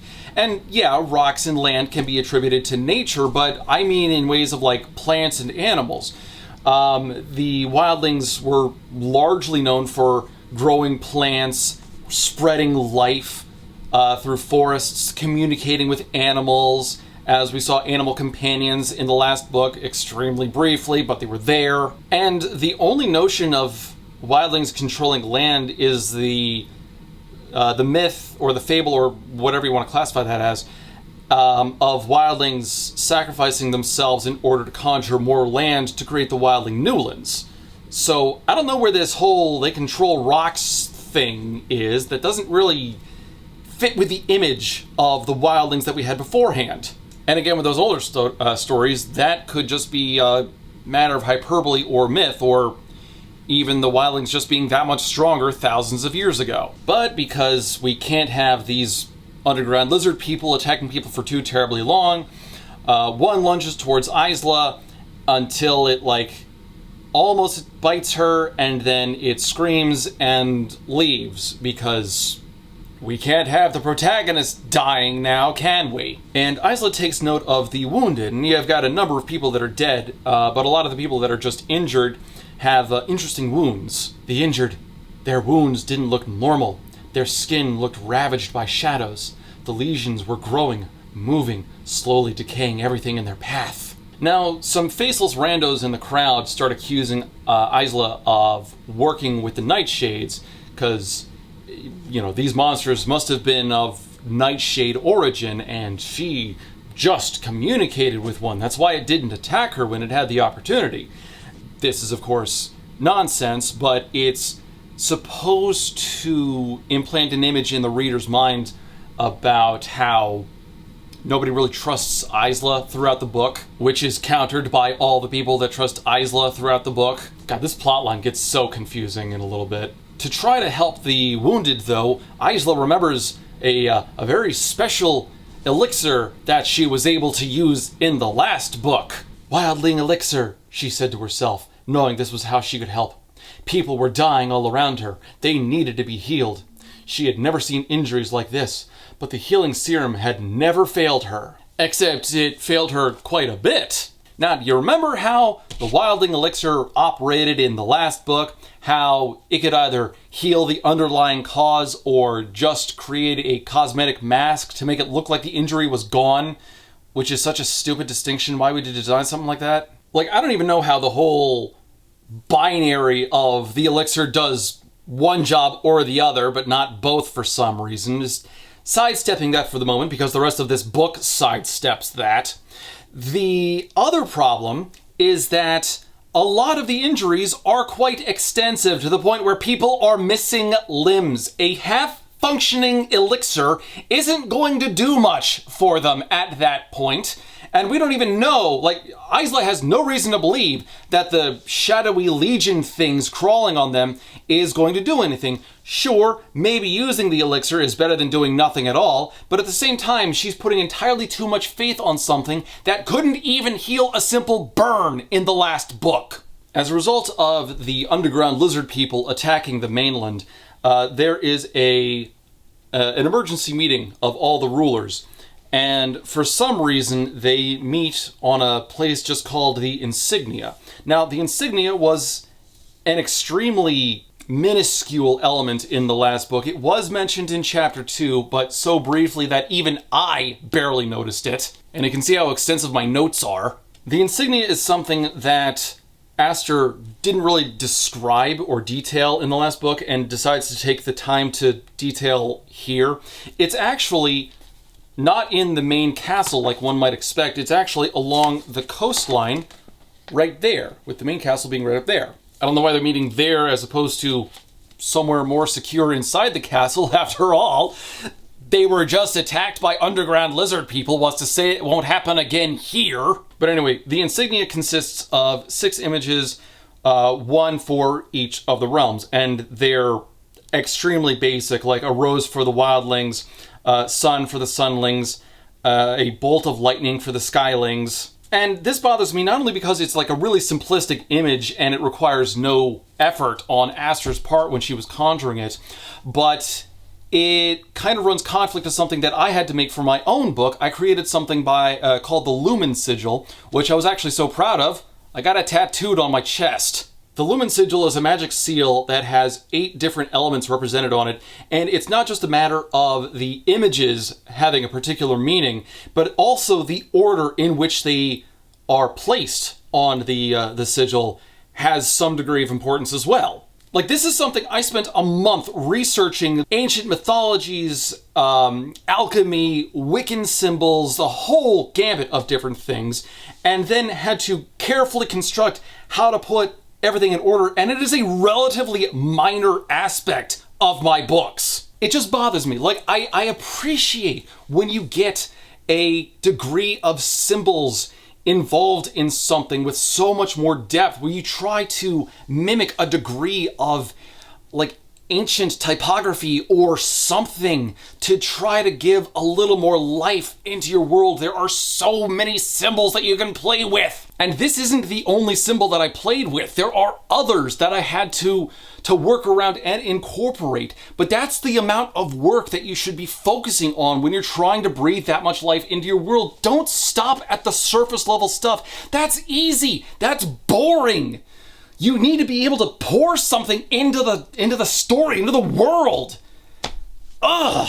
Even if you're going to make up your own symbols, you can still do that easily enough. Avatar: The Last Airbender, again, does that exceptionally well with the 4 symbols representing the 4 nations. Like, I know I'm probably getting a little too animated, but this is something that annoys me because it's so interesting to take ancient languages or symbols and try to find new meanings or new applications or bring back meanings that may have been overlooked or forgotten and find a way to apply them into a story. It's part of the reason why I like Dan Brown's novels so much, as formulaic as they are. And part of the reason why I was so disappointed with Inferno, because it doesn't really do that much with symbols or history. But anyway, everyone, like all of the rulers except for Grimm, show up. Even Cleo is there, appearing very dramatically as she emerges from a crashing wave. And Cleo asks how Isla supposedly stopped the Drex, Drex being the underground lizard people. I just find Drek as a strange name here because Drek means trash. We get an answer for that later on, and no, they're not the refuse of the island or anything, so the name just comes off as odd. So they give an accounting of the attack. 45 people are dead as a result of the Drek attack, with another 54 being critically injured. Oro asks Cleo if she visited the Oracle, pretty much out of nowhere, and Cleo indicates that she was not able to wake the Oracle, which is weird because there were 3 Oracles in the last book, 2 of whom just didn't wake up. So this feels like an oversight. But anyway, Cleo promises to provide healers to help with the aftermath of the attack, and the Moonling healers were able to slow the decaying of the skin, but in the end, the Wildling elixirs were what was able to remove the marks completely. Which makes me wonder how, like, what did the Wildling elixir do to actually assist? Did it just remove indication of the mark, or did it actually help with the underlying cause? Because, according to page 118, yes, I double-checked, that's how it works. The Wildling elixir might have healed her, but it hadn't been advanced enough to completely dull the ache. It was either take away the pain or heal, one or the other. However, there is a limitation that doesn't really exist as a limitation. You see, the wildlings are down to a small patch of the rare flowers that they extract the elixir from, which sounds really troubling until you finish this book and look back at it and realize that it's always used as a threat. Like, they've got dwindling supplies of the wildling elixir, but that limitation never actually manifests. So whenever the characters or the plot needs wildling elixir, they've got enough. Maybe it's in short supply, but they've got enough. Which is a shame, because removing that safety net could do a lot to push characters to the edge, to make them desperate, and then we get to see them really lash out as they struggle with whatever the stakes or the drama or the plot has happening at that moment. Okay, Trunks, you're out of excuses now. He's gonna kill your dad. You don't know that. He could just knock him unconscious, and then We don't have Dragon Balls, Trunks! So after a day of mildly aiding the wounded, Isla goes to bed when, later in the middle of the night, the balcony doors of her room burst open, and the ocean rose like a hand and dragged her out of bed. She's pulled out of the room and into the water, where she blacks out and eventually wakes up inside of a cave, somewhere very isolated where no one will hear her scream. And Isla is able to determine that, given the method used, her kidnapper must have been a moodling, which is weird because we don't really get a good sense of power scaling. The way that this was described, considering how high up the ocean must have reached up into her room, I thought it would have been multiple moonlings. But I guess a single average moonling can do this. And then we get a returning aspect that Aster doesn't even try to address anywhere in this book. You remember the magic blood thing? Well, it turns out that because Isla's powers were just weird, she always should have been doing the magic blood thing, one would assume. And yet, we have her right here getting attacked by these kidnappers. She was already covered in blood, the skin of her stomach scraped clean. Okay, so her powers have woken up. Now there's even less excuse for her blood to not do the thing. She should be blossoming flowers or dripping ink, at least. Although she does have Starling blood in her now, or Starling powers now, so they could be popping off with electricity or whatever that aspect was. But no, the magic blood thing is something that never occurs anywhere in this book, which makes me wonder again, why did Aster create it if she was never going to do anything with it? It had a singular purpose in Lightlark, revealing Celeste's treachery, and that was it. The treachery could have been revealed with Celeste just raising herself up in the air by roots or something, a power she should not have had access to. So the magic blood thing was narratively useless all along. The entire thing is just incredibly stupid. I'm gonna stop right now. I'm starting to make myself hoarse. Anyway, these kidnappers, there's actually a group of them.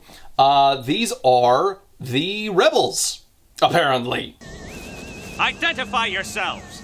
We are the Resisti. Anyhow, we have come. That's a stupid name. See, I told you it was stupid. And Isla takes a moment to regret, some of her choices because she had delayed training with Oro, and so she didn't really have a good grasp on magic. She can't really conjure anything because apparently she can control rocks, I guess. And being inside of a cave, she would have been able to have access to plenty of rocks. And the kidnappers don't even, raise any sort of points or questions with Isla. They talk to each other and say the Drek attack is just the beginning, this happens now, and we don't really get any indication on what they're referring to in any regard, and even with later context, it's still a little confusing. And someone tells her not to move when we get this hilariously terrible line. Cold hands gripped her raw skin, the world exploded at their touch. Energy rippled out of Isla like the consequence of throwing a stone in a still pond. I got nothing. What can I really say to that? But anyway, through happenstance of Aster can't have Isla getting killed at this point, power radiates out of Isla, in a way that we never see replicated later in the book, and everyone else gets blasted away like it's a shockwave or something, and apparently someone gets thrown directly into a stalactite, pierced right through the skull. You know, going through this a second time, when you actually understand the full context of what's going on, who these people are, what their plan apparently is, this is so stupid. But anyway, the shockwave knocks everybody back. Isla runs out, is able to free her hands. She thinks about pulling on the family jewels to make Grim come, and decides not to. She does eventually get her way out through some like old mines shafts, and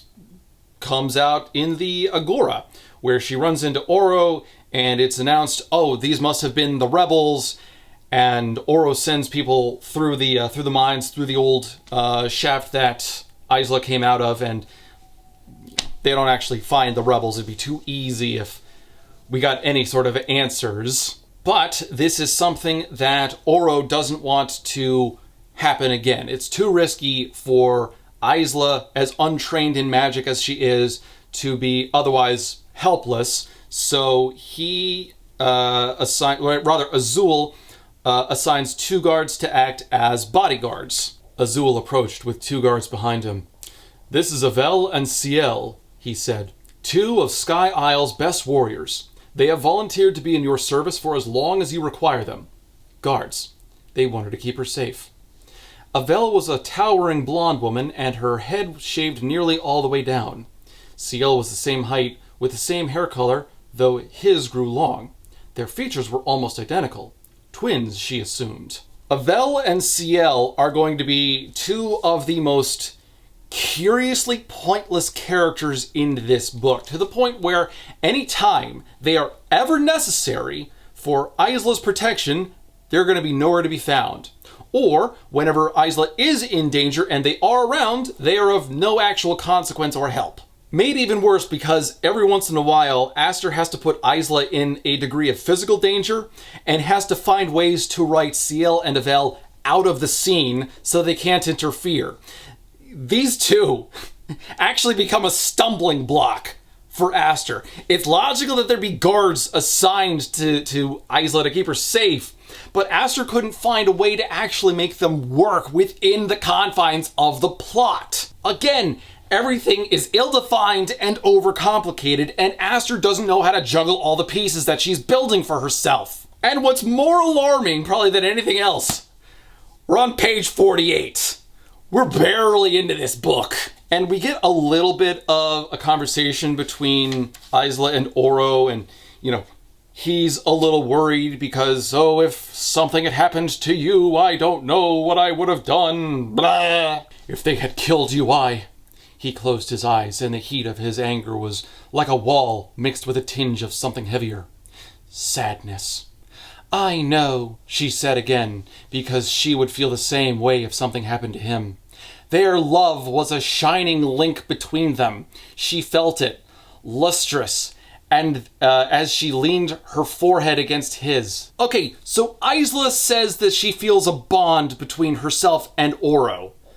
How?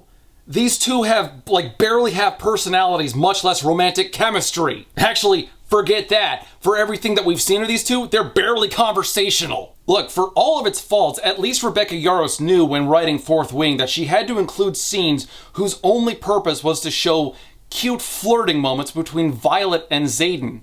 So far, in both Lightlark and Nightbane, Isla and Oro feel like they've barely introduced themselves to each other, much less bonded themselves in some sort of a romantic tie. You're beautiful. Thank you. But what else? What else? What else is there? So Oro talks with Isla and reveals that part of the problem with her magic is that the Wildling and Nightshade powers in her are somehow tangled, and please don't ask me to describe what that means, the book doesn't. Oro's solution is for them to go visit Remar, and you remember Remar.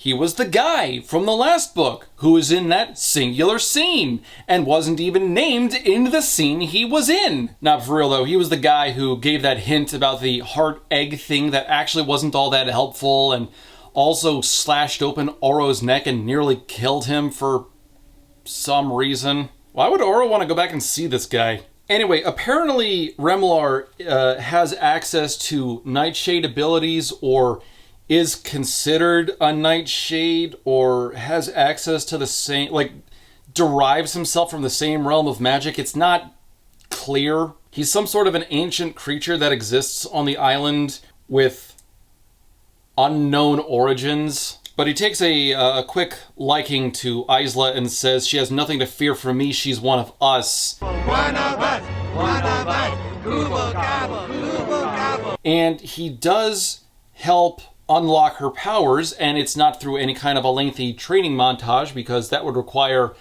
description. Instead, they do this. His grin became wicked. You might want to run, he said casually to Oro. Or better yet, fly. Isla didn't know if Oro heeded this warning. With one rapid motion, Remar placed one hand against her forehead and another against her heart, and her vision exploded. Pain tore her in two. Her scream was a guttural rasp. She could hear it even above the ringing in her ears. Tears swept down her cheeks. She fell to her knees. Her left hand struck the ground, and darkness erupted from her fingers. It ate through the nature in its path. Everything living became cinder. Trees fell and disappeared. The air went gray with swimming shadows. Her right hand landed, and from it a line of thousands of flowers billowed, rising from the ground in waves, blossoming in rapid succession. Roses, tulips, marigolds, they made a blanket across the forest, colors streaming. It's so disappointing that rather than actually come up with a mechanism or any kind of measurable way to express this power, to explore its meaning, for her to try to get a feel for any of this, Remar comes up and pokes her. Another solution via poking. And her powers are untwined now, and she has vast powers available to her. What about the remaining 4 powers she's supposed to be able to use? Because I'm not going to let this go. In Lightlark, we get this specific description. While Aurora has the powers of all 6 realms, during the climax, Isla did not hesitate the way Aurora must have been hoping she would. She grabbed the bond maker from her pocket, stuck one of its sharp ends into her palm, and plunged the other end into her best friend's heart.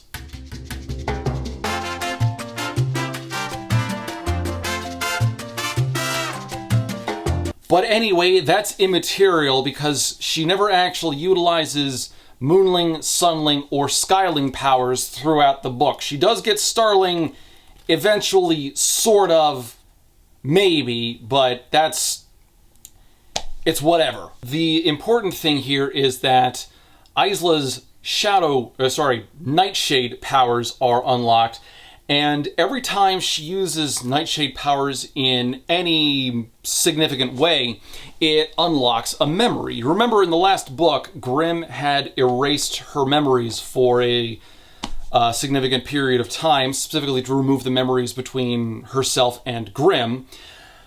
Well, this is the first step in unlocking those memories. And we also get this really ominous warning that doesn't actually lead to anything. Oro was in front of her in a moment. Isla, he was saying, but it was just a whisper at the end of a tunnel. She took one step forward, teetered. Look at me, love, he said. Love. She held on to the word like an anchor, but the thread between them slipped through her fingers. Darkness won the war and swallowed her whole. Now, the way that this is described, darkness won the war, the way that I think Aster meant for it is she just blacked out. But given the context of she now has Wildling powers that created life on one end, and Nightshade powers that created desolation on the other hand, it almost initially read like the darkness within her is growing stronger and taking over. I am this close to falling off the deep end. I know I'm smiling right now, but the light inside me is dying. But what's really going on is Aster is trying to use this would-be cliffhanger as a transitional moment. So this, and she does this multiple times throughout the rest of the book, where the image that she's playing with is supposed to directly lead into the start of the next chapter, which is actually a flashback. And this is another problem within the book that I will explain later when it's less compact. But this is actually a flashback to the first time that Isla, God damn it, met Grimm. You see, about a year before the events of Lightlark, she was messing around with her star stick, trying to explore different places. As confusing as that was, given the limitations of her understanding of how the star stick works in the first place and how she normally can't even teleport to places she's never been before, so how the fuck did she wind up on the Nightshade Isle? But she winds up with the Nightshade Newlands and starts getting chased by guards and tries looking for some place to hide and finds herself lined up with a bunch of other women in a room inside the Nightshade Castle. And inside, a woman calls about a dozen other women to line up. And, they're wearing dresses, and it looks like a play rehearsal at first, but the women start talking amongst themselves. "I hope I'm chosen," a woman to her left whispered to someone who seemed to be her friend. "I hope I'm chosen," she replied. "This is my 4th time hoping to get noticed. It would be an honor to be part of the ruling line." Again, very human dialogue. What's really going on is that this is a bunch of women lining up, hoping to have a chance to have sex with Grimm. And later context in the book makes it obvious that this isn't like a bridal lineup or anything romantic. This is purely for sex. Grimm is going woman by woman, not even getting their names, and saying, yeah, okay, I'll take that one tonight. So, in effect, he is very much like Don Cornea from Final Fantasy VII. Shall I pick you? Or maybe you? And then Grimm walks in, the King of Nightmares, the ruler of Nightshade, a demon, and you won't believe this. He barely glances at all the women in the line and picks Isla, of all people. So they go back to his room, and he starts kissing her, and all of a sudden she remembers herself, and he was her enemy. The moment he found out who she was, he would hurt her. This could be a trick. Surely he was going to attack her at any moment. She needed to strike first. Just as he deepened their kiss, she grabbed her dagger from where it was holstered on her thigh, gripped its hilt, and stabbed him through the chest. If you've been stabbed, it's very important not to panic. Sweet mother of buns and buns! Did you cover the blade in salt? And then Isla grabs the star stick. It wasn't functioning earlier for some reason, and now it is. Then she uses it and leaves. And that was the first time Isla met Grimm. Oh, those awkward firsts. First smiles, first kisses, first stab wounds. So Isla wakes up from the flashback and realizes that was a flashback. She's starting to remember the things that Grimm had erased from her memory. And this is eerily reminiscent of something that Grimm told her in the last book about, you will remember, then you'll come back to me. Raises the question, if he was the one who erased her memories in the first place, why couldn't he undo the block in her head if he wanted her that badly?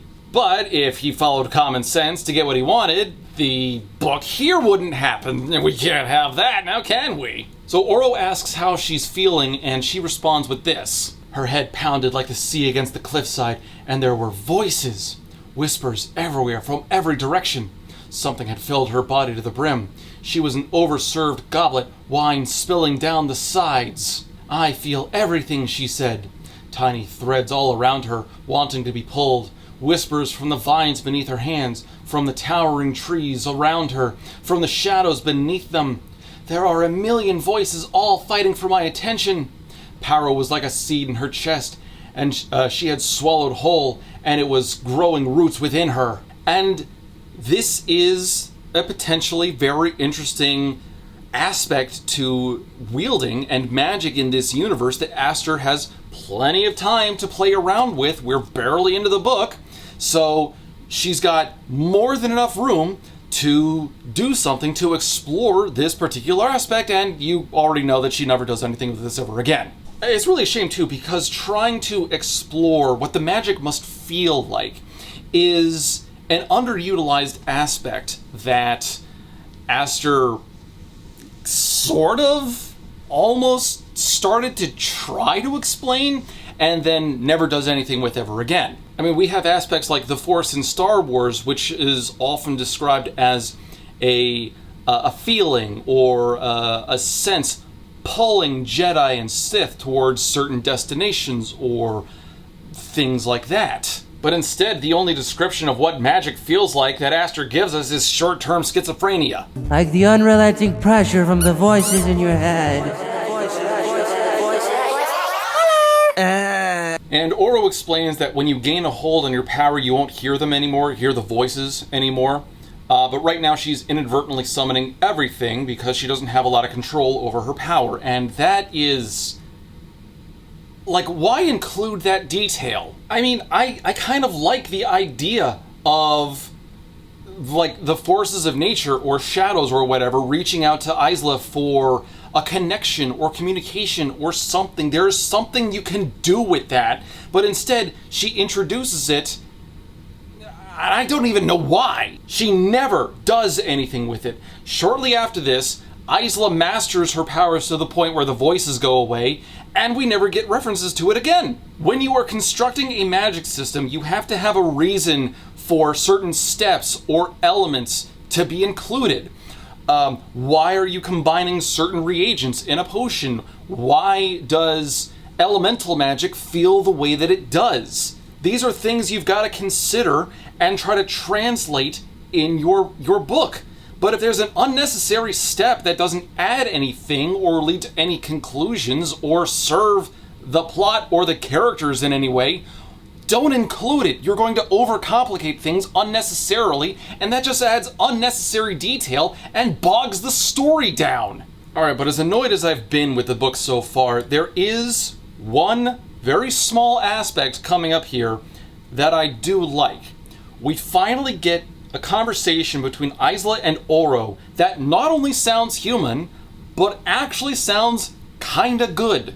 Isla and Oro have made it to the Place of Mirrors, kind of as a temporary place of sanctuary, what with the rebel attack, and Oro's just trying to comfort her in the moment, and Isla tries to dismiss Oro since he's the king of Lightlark, so probably has some duties that he's got to attend to, and instead we get this conversation. Oro just looked at her, the corners of his lips twitching in amusement that didn't reach his eyes. I was given strict orders not to leave your side. Isla managed to smile, before grimacing as a new wave of pain washed over her. Oh? I didn't know the King of Lightlark took orders from anyone. Not just anyone. She stared at him, her pain abating just a little. A wavy lock of hair came loose, and Oro cursed, starting over. You have many skills, Isla said, a faint laugh escaping her even as every part of her ached. Doing hair isn't one of them. Oro began to smile in earnest. Here I thought I had another talent. He brushed through her locks again and said, I like your hair. You do? He nodded. It shines nicely in the sun. I didn't know that until after the curses. She smiled despite the pain. The fact that he noticed something that specific about her, that he was paying that close attention, it made her feel warm inside for just a moment before the nausea returned. And he also says that her eyes are his favorite color, and it's not that her eyes happened to be his favorite color, they became his favorite. The bar is very, very low at this point, to the point where the underground lizard people probably ran into the bar, but this is not a bad scene. The dialogue, for the first time in an entire novel and 65 pages, we finally have dialogue that actually sounds kind of human. They're just chatting, and their dialogue isn't expository or stilted or wooden. It actually sounds like two people having an awkward conversation, but awkward in a good way. You know, when you get that weird budding romance between high school sweethearts or people who would go on to become high school sweethearts, you would find dialogue maybe a little better than this, but, you know, kind of on the same vibe.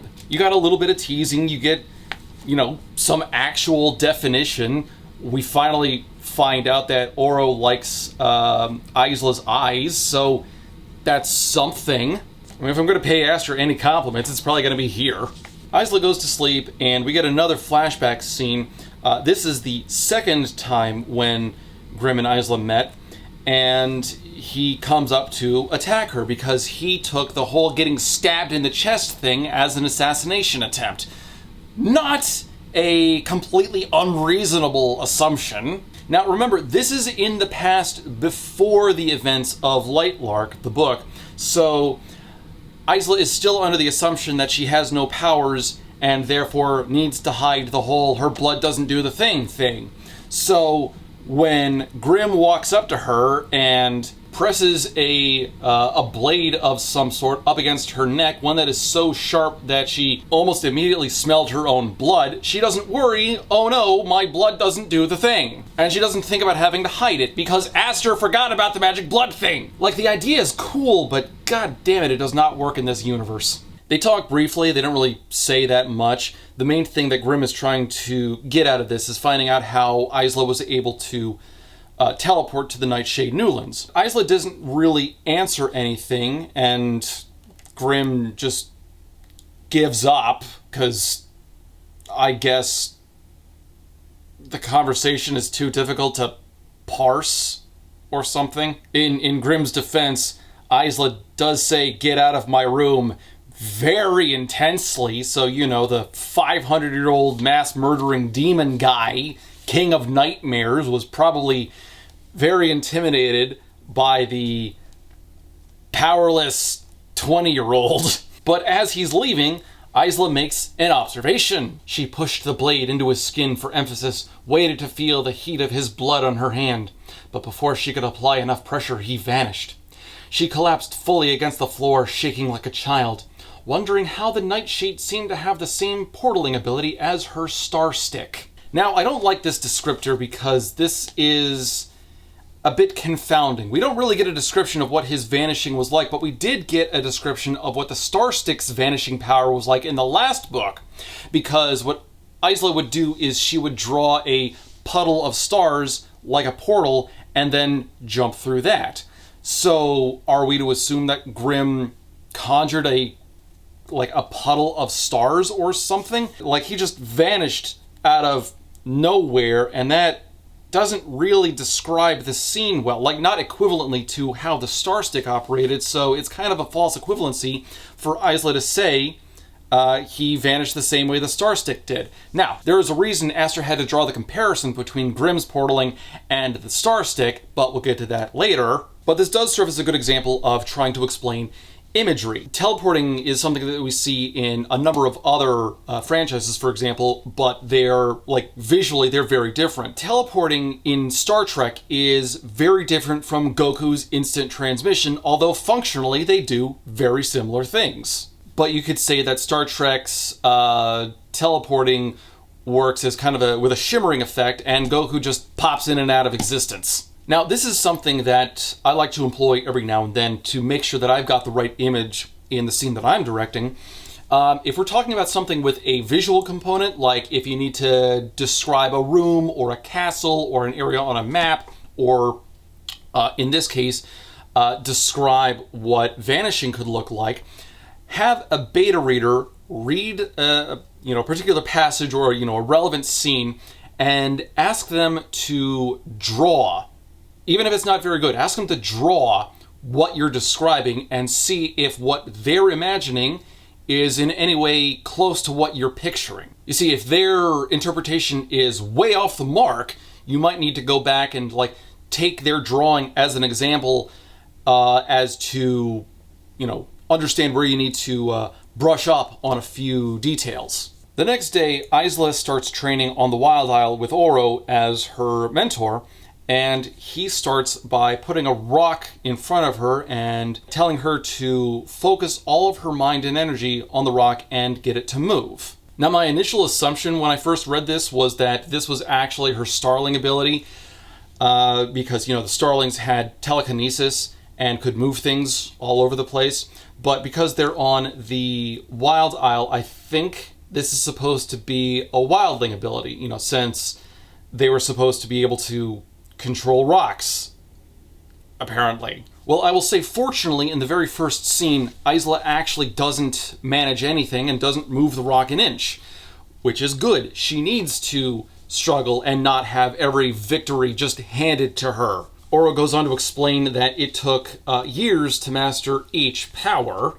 Keep that in mind for later. And then we get some of Oro's crybaby backstory and some explanation as to why he needed to learn control over his powers. Because at one point, he was messing around with some friends, and before he knew it, he turned an attendant to solid gold. The idea freaked him out so much that he swore not to use magic for several years. But eventually he forgave himself, and then he started using magic, so hooray. And the backstory is functionally useless to the story, because it's not about harnessing one's powers or anything. Maybe one could argue that it's like about the responsibility of properly using your powers, but whatever. Oro's in desperate need of definition anyway, so I'm just gonna let that slide for now. Isla wanders around for a little while, thinking about her parents and her life, and how Aurora had targeted her, and Grimm, and after a couple of hours of her thoughts going wild, she returns to the rock that she was trying to push with her mind, and really concentrates, really goes for it, and this time, something in her chest thrummed, coming to life, then caught a key clinking into a lock. She didn't dare blink as she outstretched her hand. The rock began to vibrate. It squirmed beneath her gaze. She reached back, then threw her arm forward. It moved! Along with the 5 feet of island beneath, which was carved out like a giant had dipped its finger into Wild Isle and dug a path right across it. Okay, so yeah, it took her 2 days, and now she can just move chunks of dirt and rock. She doesn't have a lot of control right now, but she does have a lot of strength, and the first thing that this makes me think of is Ichigo Kurosaki. Something that I liked about Ichigo, even though in terms of like character dynamics, he was a little simplistic, but when he lost a fight, it was often because his enemies didn't really necessarily have more strength than him. They had more precision than him. You see, Ichigo also had a lot of strength that he sucked at controlling, but the one of the main differences is that he was a likable character that actually had something to fight for. Actually, it's more simplistic than that. Ichigo was actually a character. Like, even this far into the second book, Isla barely has any definition, and that is... oh my god, that's so bad. So we get another brief training scene between Isla and Oro with the rocks, only this time Isla is blindfolded, and she's supposed to sense when the rocks are coming towards her and stop it, so it's kind of like that scene in Star Wars A New Hope when Luke is training with the blast shield down on his helmet, and, he's supposed to be intercepting the shots from that whatever drone thing is. Only this is like the cheap redneck version of Jedi training. I love how stupid this book is. And hey, after about a week of mediocre training like this, there were no more voices in Isla's head. So, oh boy, that minuscule element sure lasted a whole long while, didn't it? Although this training scene does kind of confuse me, because when Isla does finally react and stop one of the rocks from hitting her, Oro is just pelting these at her. It's hilarious. They're so in love.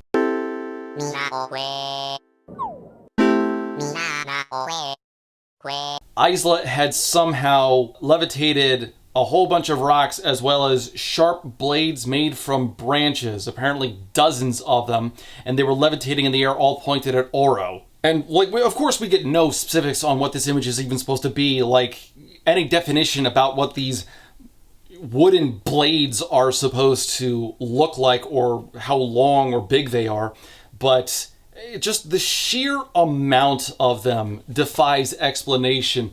I get that Isla is supposed to be extra powerful because she's a ruler, but can we at least see her build up to this level of strength or something? I compared her to Ichigo earlier, but Ichigo got his ass handed to him plenty of times in plenty of ways. I don't know how many times I've said this, but it's the struggle that makes a character interesting. Nobody cares how powerful somebody is.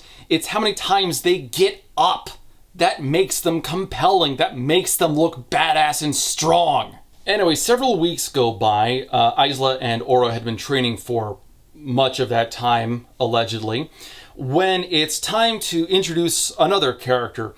Earlier on, there was someone named Enya, a Sunling who was largely just some faceless name in the crowd from one of those, that dinner scene earlier, but she wasn't significant enough to bother mentioning then. She wasn't significant enough for me to mention then, and I think she gets a passing description of someone wearing red or something. Anyway, she's one of Oro's oldest friends, and apparently will be the solution to a number of problems that Isla and the Wildlings have. You see, between chapters, Isla has been providing them with provisions and supplies to help them survive, but that's not enough. They need to learn how to stand on their own 2 feet, like, growing their own crops. And that's why Oro wants to bring Enya in. She taught Sunlings how to survive in the dark after the curses, how to set up systems that allowed for crops to still grow and life to still happen, even though we couldn't be outside in the daylight. She's good at coming up with solutions for problems that don't even exist yet. Hey, this is Doug, where we solve problems that no one has. So Enya sounds like a pretty incredible character, despite the fact that she hasn't even been in the book that much by this point. Not to mention that Oro has known her for most of 5 centuries, so how could he keep from singing praises about her in this book of days? Now, of all of the secondary and tertiary characters that Aster tries to toss into this book, Enya probably is the most recognizable one out of anybody. Will she actually make any kind of a watermark on the audience at all? Only time will tell. May it be, but I don't know. She is something of a wild child humming echoes in the rain so Isla can find her way. I imagine at least some of you are very confused by what I'm doing right now. But anyway, yes, Enya is a character that is one of Oro's closest friends. So close, in fact, that she never made an appearance in the last book. So Isla meets Enya. Enya agrees to help the Wildlings. And so she and about a dozen volunteers all get teleported to the Wildling Newland. And for clarity, they all get teleported at the same time, so you'll understand the strength of the Star Stick. We then get a description of events that is just so bad that I have to read this. Isla had portaled them to Ren's village. The tall Wildling stepped out into the street within minutes. At first, she looked alarmed, but slowly her expression calmed. She dropped the hand that had instantly gone to her blade. Isla realized that she hadn't properly prepared her people for visitors. "This is Oro, king of Lightlark," Isla said.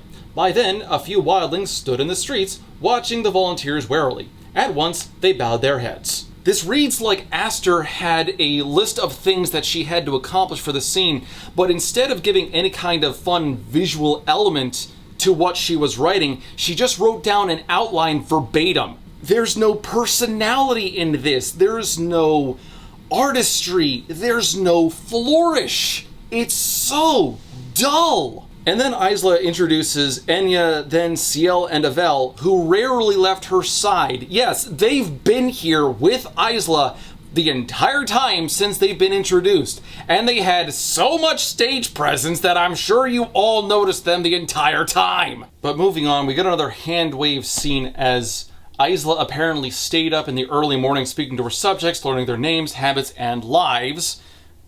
No detail there, although that could have been a very helpful way to actually color in Wildling society. But Oro flew her back to her greenhouse room, which was apparently always part of the Wildling castle, even though from its initial description, I thought it was separated deep into the woods where the citizenry couldn't find it or something. Seriously, go back to Lightlark and reread everything in the first chapter, and the whole passage reads like the greenhouse room is locked away somewhere, distant from the castle and I don't even know if it's a village outside of the castle. God, Astra's bad at this. Anyway, we get another line that says Enya is trying to work a new system to track who can wield, which, I mean, why do you even need a system for that? Just write people's names down on a list or something if it's apparently that finite an ability. Again, this is something that Avatar did so much better, because from episode 1, it was obvious that not everyone in a nation can actually bend. It's not magic, it's water bending. And it's... Yeah, an ancient art unique to our culture, blah, blah, blah. Look, I'm just saying that if I had weird powers, I'd keep my weirdness to myself. The next chapter, Oro is leading some more training with Isla, and the point is that they're going to try to grow something. And they're sitting by a stream that Isla apparently wanted to swim in but couldn't for reasons. Isla had always wondered what it might feel like to swim here, but had always feared Terra and Poppy seeing her wet clothing or hair and not being able to explain it. Visiting the stream at night might have been an option. Her guardians at least gave her privacy when she was supposed to be sleeping. But then she would have been at the mercy of a forest draped in darkness that she had learned the hard way had no mercy at all. She used to disappear to other continents for hours at a time, at least, and she never worried about being caught then? Also, what's this about, like, being afraid of being caught? Now that we know that her greenhouse room is supposed to be part of the castle, does that mean that she doesn't have access to a bathroom? She can't, like, hang up her clothes, like, in a hamper or on a drying rack or something and claim that she just took a shower? Oh god, and added with the effect that all the glass from the greenhouse would have with keeping all that heat in, Isla's room must have been rank as hell. Oh my god, if she doesn't have access to a bathroom, what is she doing? Like, just, oh man. Oh, that's not good. Whoa, we're not supposed to point that out.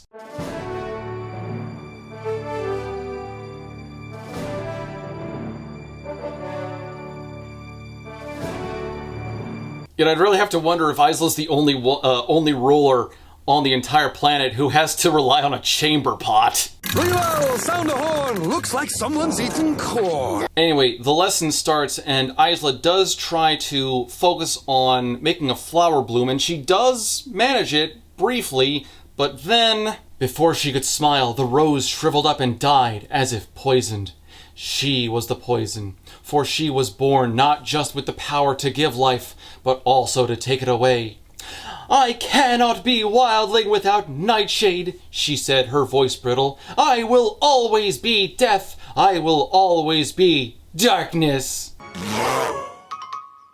Everything I touch dies! So this is obnoxious because Oro told her that these skills take years to master, and she's been training for a couple of weeks, as far as we can really tell, and she's already getting this bent out of shape initially, which is especially confounding considering how she reacted initially to Grimm's display of murder ink spray from the last book. Granted, it would be different because now she's seeing the murder death thingy at her hands, and that's not the same thing, but this is like falling off of a bike 2 or 3 times and then giving up entirely. So Oro tries to assure her that she's Isla Crown, she's the most powerful person in all the realms, and she says, no, I'm a poison, I have no control over these powers, they're wasted on me. It's like, you've been trying this for maybe a month. Frustration is a good way to show character. Hell, it's probably underutilized. So seeing Isla getting frustrated with a predicament can be a great way to express character. However, she isn't really showing frustration, she's throwing a tantrum. She tried using her Wildling powers once, and it ended in failure. And that's apparently enough to make her cry. That's not strength, that's weakness, that's impatience, that's giving up immediately.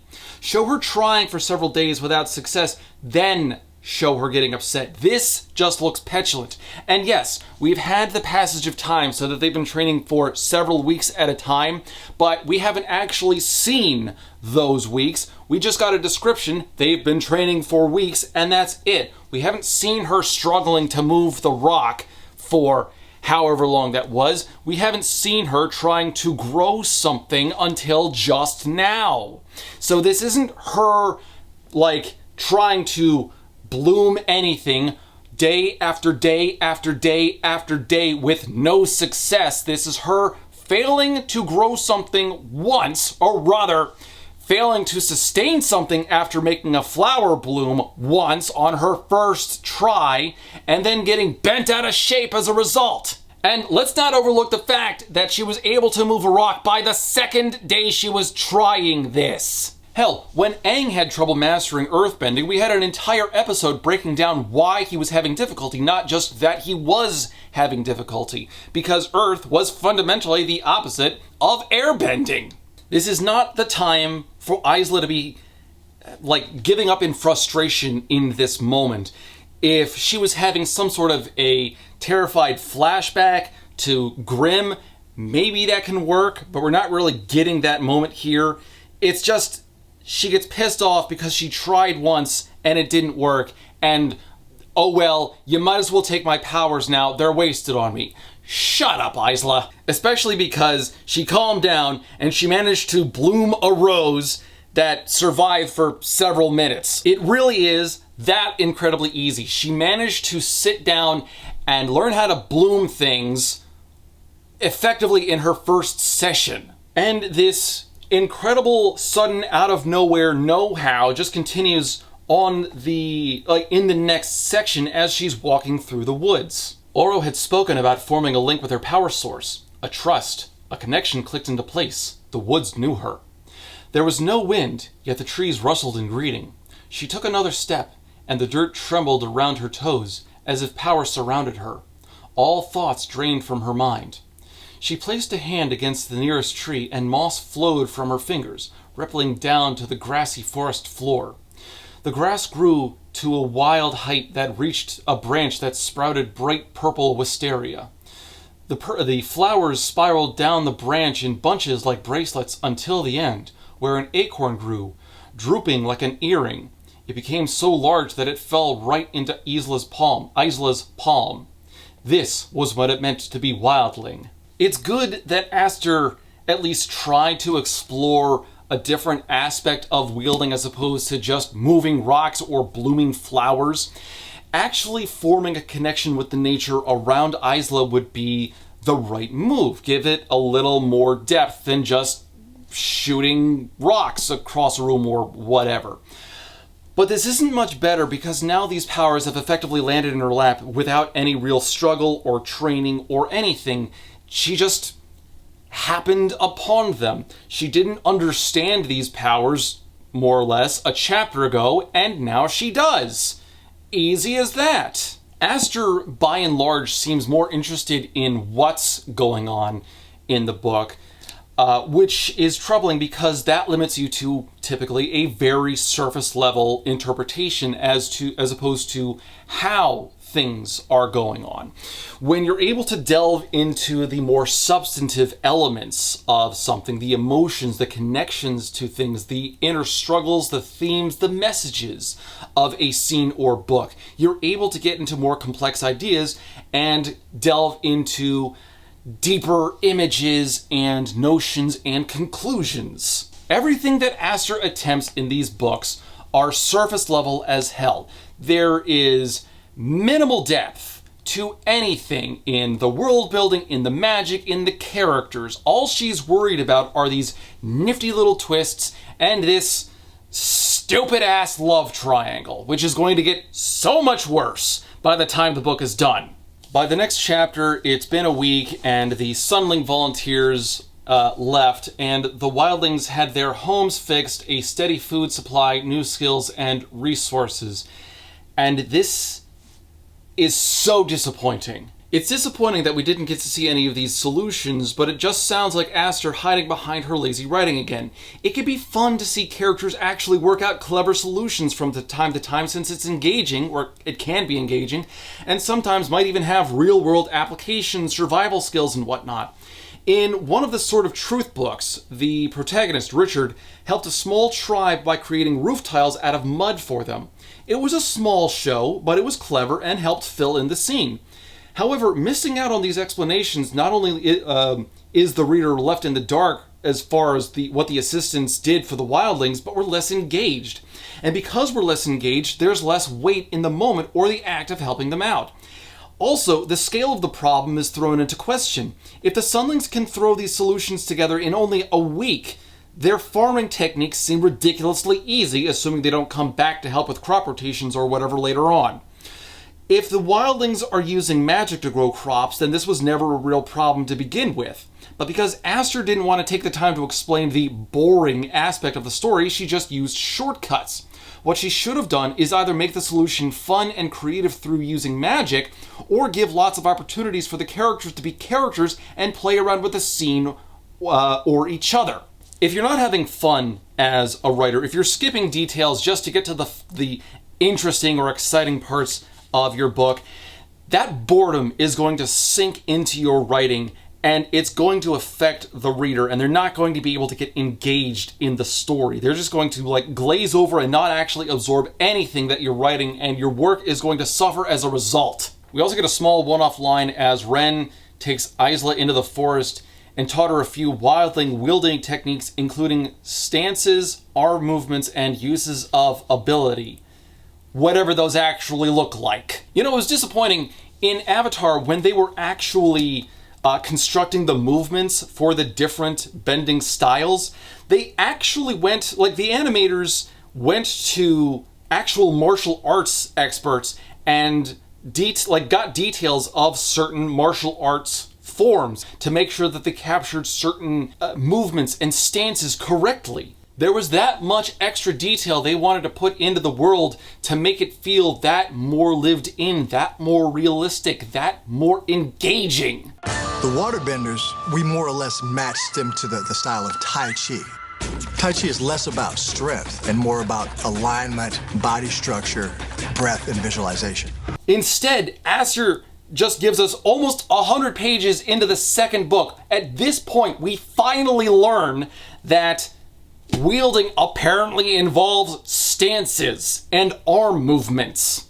Everything before this, I thought that, we've seen a flick of the wrist or something, but I figured that was a flourish more than anything else, as opposed to a necessary element of wielding itself. But we have never seen anything about stances. But Ren also gives Isla details about a different aspect of Wildling leadership, something that she really should have known about beforehand, but didn't. And this really reads like a retcon. Ren starts off talking about Isla's mother, saying she was great, and then raises a question stating, "We were curious when you didn't take a bonded." Isla's brows came together. "Take a what?"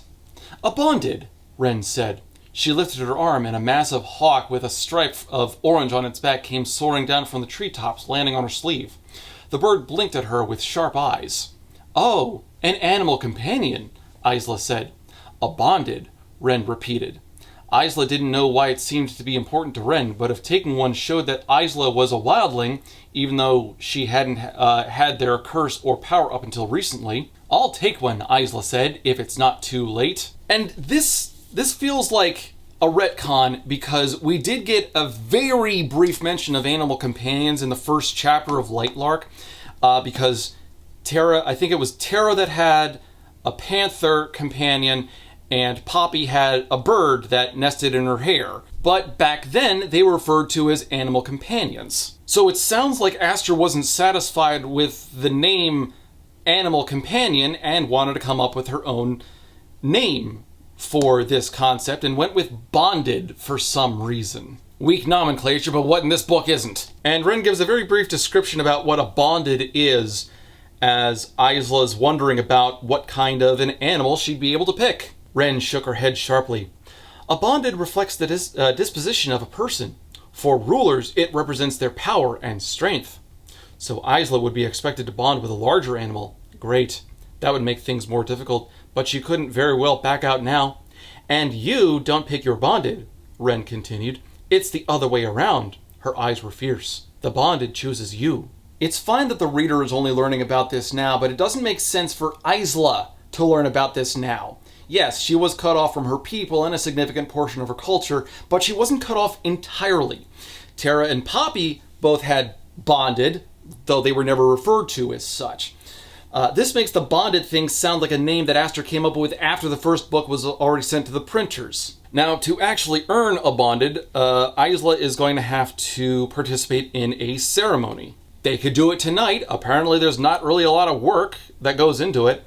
One of the elements included is that she's given a crown of flowers that her people have made out of purple larkspur in honor of her ancestor, Lark Crown, one of the 3 original creators of Lightlark. And purple larkspur, at least in real life, represents an open heart and is a symbol of spiritual enlightenment and emotional growth. So I will give some degree of credit if that's what Aster was trying to go with, because it does at least fit the scene. I don't know if that was what she was actually aiming for. I will just assume for the benefit of the doubt that that was her intent. But I will criticize that the people apparently know about Lark Crown, because the way that that information was presented in Lightlark, it sounded like Lark Crown, might as well be Clown, was a name that was lost to history. And because Aster gives so little detail between both of these books, it's not clear how prevalent this information is supposed to be. Yes, Isla was, kept away from large sections of her culture and her people, so it's understandable that there are certain specifics she wouldn't understand, but at this point, it's hard to really discern what is supposed to be common knowledge when what isn't. Anyway, so the way the bonded ceremony works is Isla will be sent off into the woods by herself in a certain section of the Wildling Newlands, where large bestial creatures kind of wander around, all sorts of weird mythical stuff. Nothing too terribly impressive, but nothing as disappointing as a ghost, so don't worry. And Isla is told you don't come back without a bonded. And she is handed a bow and a single arrow. What is this for? It's tradition, for a ruler's hunt for their bonded. For the rest of us, we simply must catch our animals to show our worthiness. Rulers must put an arrow through theirs. Ren's eyes darted around nervously, and that's when Isla's stomach began to sink in earnest. The wildling looked afraid. Of what? I thought you said the creature chooses me. It does, Ren explained. The creature out there, if you're able to wound one, it's because it allows you to. This is stupid. This is stupid. I should also point out that earlier in this chapter, her bodyguards, Avel and Ciel, were sent back to Lightlark, so they're not going to be around to protect Isla in the event that something goes wrong, which could very easily happen. And remember, if Isla dies, all of the wildlings die as well! And it's actually kind of funny because she almost immediately dies when a giant bear with a crown of horns stood up next to her, and she tries shooting it, and it knocks away the arrow. And this was her only arrow. Why did they give her one arrow? Look, I know that part of the ceremony is that the bonded creature whatever will only, she'll only hit it if it allows her to, but this bear tries to kill her. She is running for her life at this point. She has no way to defend herself, and she's not very skilled when it comes to magic yet. I mean, she's overpowered, granted, but she doesn't have a lot of control to the point where she's able to actually save herself. She literally just climbs a tree to get away. This bear is not interested in bonding with her. She could die. The bear nearly gets her at one point while she's climbing a tree. One of the bear's horns flayed the back of her calf open. And the only reason she survived, the bear was climbing the tree after her to try to get her. And she barely was able to utilize enough magic to get the branch to split in half, causing the bear to fall out of view. Now, at this point, she's stranded in a tree, she's wounded, And if any other creature comes across her, she'd be very easy prey because she's got no real way to fight back, and her singular arrow is snapped in half somewhere on the ground. And we can't have Isla, struggle for too long. So another creature shows up, a massive black leopard, but this thing doesn't want to attack her. It has chosen her for reasons we will get into in a little bit, in a way that is so easily, it makes me wonder, why did we even have this full scene in the first place? Also, and this is a small note, we get an unnecessary scene break as the creature shows up, and then, the creature's just there, the leopard's just there. It's just, why is there a scene break there? I bring that up because that actually happens kind of infrequently throughout the book. Not to the point where you can really make it a meaningful, drinking game, but it's a perplexing choice. Why include a scene break if the scene doesn't break? So the leopard helps Isla get out of the tree. She climbs onto its back, and the leopard jumps down, takes her to the arrow, the part with the arrowhead, and stabs the leopard in the leg. The leopard just allows it to happen, making this entire thing happen with such ease. It's you're just handing her a win at this point. There was no difficulty in this moment. This is so frustrating. But we do get an answer as to why this particular leopard actually allowed this to happen. It turns out this leopard's name is Lynx, and it belonged to Isla's mother. The big cat's name is a type of cat. I'm almost impressed at how lazy that is. If you're gonna do something like that, at least change the language up. Name a bear Ursa. Some people won't even be able to recognize that. Name a dog Canis. This almost sounds like a joke name. If I name a horse in Legend of Zelda Cow. At least Cow's a different species. Now, one thing I'll say to Lynx's credit is that it doesn't really like Isla. Understandable. But it makes the whole thing feel like he bonded with her out of obligation, which is just dull. There's no character behind that. You're doing something because the plot needs you to do something for later on. Give a reason for him to bond, like he's got some lost connection or is still mourning the loss of Isla's mother or something. There is a chance at character right here, but right now Lynx is bonded with Isla because that's what the author needs him to do. And then Isla leaves him behind. Yes, the bonded animal companion that we spent the last chapter detailing and picking up through some ridiculous ceremony that almost wiped out the entire Wildling realm is just left behind as an afterthought. We'll pick him up later when we need him for plot reasons. Now, going back to the mainland, do you remember the Rebel plot line, how they kidnapped Isla, however long ago that was? Yeah, I had forgotten about them too. There's been a little bit of progress on them. Apparently they were spotted coming from Star Isle. So there must be Starlings among them, specifically because of something that Ella, the assistant aide thing from the last book, points out. Ella did not hesitate. I didn't recognize anyone specifically. They wore masks. They must have Starlings among them, though, because no one else knows about the tunnels in the crypts. Oro frowned. Crypts? They were built during the curses, to house the many dead, and to hide us from the rest of the island. Anger curled in Isla's stomach as she remembered hearing about the abuse of the Starlings. We kept them a secret because of that.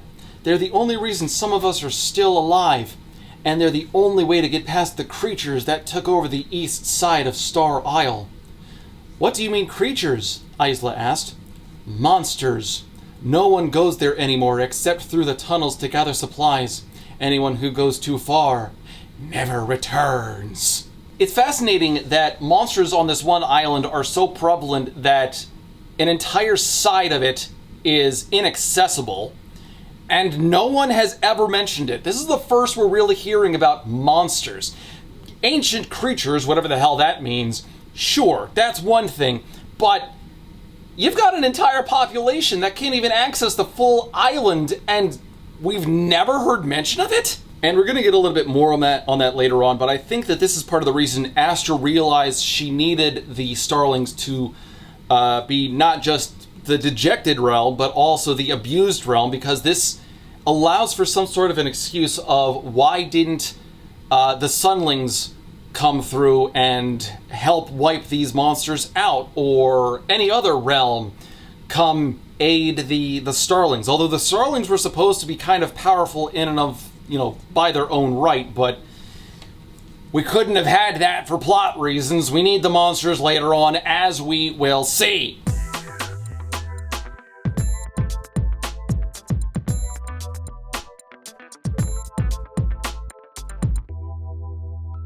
And then the chapter ends with another grim sighting. He's standing in a full sight of armor, and then Isla throws a dagger at him, but no, he's not actually there, so what's really going on? Now, one aspect of the book that I haven't really been focusing on are the chapter titles. We don't get chapter 1, 2, 3, whatever. We get a brief, usually single-word description of something that is happening in the chapter, like poison, or Lynx, or reflection, or, in the case of the particular chapter that I'm bringing up right now, Cinder. And while the chapter titles are usually pretty simplistic and don't really amount to anything, the chapter with Cinder is of particular interest because Cinder is not really a focal point here. She is a character that is introduced and doesn't really have much relevance to the book until much later. You see, Isla is making a visit to the Sky Isle. She is attended by Ella, Ciel, Avel, and she meets Marin there, the Starling representative, who's kind of acting as a stand-in ruler for the Starlings, while Isla does plot stuff. And we get a brief introduction of Cinder, and then everything just kind of moves on from there. Cinder does follow along with the group and ask a couple of questions now and then, but not to the point where any information is really derived from Cinder. Cinder is just being used to extract information here and there from Isla. For example, at one point, Cinder asks, "What's the king like?" Isla blinked, startled. It wasn't the question she had been expecting. No one on the island knew that they were... She didn't really know what they were. And, this actually brings up a very interesting perspective to the story. The fact that the relationship between Isla and Oro seems already set in stone out of obligation, and at the same time, like they haven't even really breached anything outside of polite conversation. When Cinder asks what Oro is like, Isla pauses and realizes she doesn't know what she and Oro are together. A fair observation, compounded by the fact that at this point I don't even think that Aster knows what they are. Oro talks romantically with Isla and calls her love, but Isla doesn't really reciprocate any of that in a heartfelt way. And that would be fine. She doesn't really owe him a relationship, but it feels like Oro just moved in and declared himself her boyfriend, which sounds weird when you consider that he's over 500 years old, without asking Isla, and Isla is either too oblivious or too apathetic to challenge the idea. It's like there was a step missing before any real talk, like both Oro and Isla knew they were both obligated to wind up together by pure function of the genre, and never did anything to fight it. This is the romantic equivalent of pouring cereal into a bowl without grabbing the bowl first. Now, like I said, Cinder is utilized to try to get a lot of information out of Isla, and in a lot of ways that doesn't really make sense when you consider what Cinder's position should be. She's living on the Star Isle, which we just learned apparently has a notable monster population taking over one side of the island. And also the Starlings had the most tragic of curses. No one lived beyond 25. So you think about what that must do to a population. Everyone must constantly be under some kind of strain or trauma or labor. Everyone must constantly be working to try to just survive. Not really even to thrive or entertain themselves, just, live. I mean, the child rearing in this society must have been a nightmare. But it's a nightmare that Aster never really utilizes, or for that matter, notably considers. For example, when Isla finally describes what Oro's like, she says he's brooding. And Cinder starts going into a series of questions. The little girl's eyebrows came together. "What's brooding?" she asked. Before Isla could respond, she yelled to her cousin, "Marin, what's brooding?" Her cousin ignored her and started fighting with Leo again. He's just serious, Isla explained. There were 1,000 other things he was that she wouldn't tell the little Starling girl. Haven't you seen him? She shook her head so hard her short wavy hair hit the sides of her face. No. Marin doesn't let me go on the mainland and keeps me inside when he visits. What's the mainland like? Cinder asks a lot of questions for an 8-year-old, but I say that because she talks like a 4 or 5-year-old in their inquisitive stage. This is weird because you gotta consider the position the Starlings were in up until only a few months ago. Cinder was, supposedly, raised in a world where she wasn't expected to live past 25 and suffered a lot of discrimination from the other realms. Also, apparently there are monsters on the eastern side of the island. You combine all of that on a young mind and she's going to develop some kind of coping mechanism or dark tendencies or likely PTSD. But instead of any of that, we get this little dollop of sunshine since Aster never considers the ramifications of what she writes about. If you are going to give your character an outlined past, utilize it. Consider what they must actually be going through. The Starlings have such a horrifying society to have to survive in.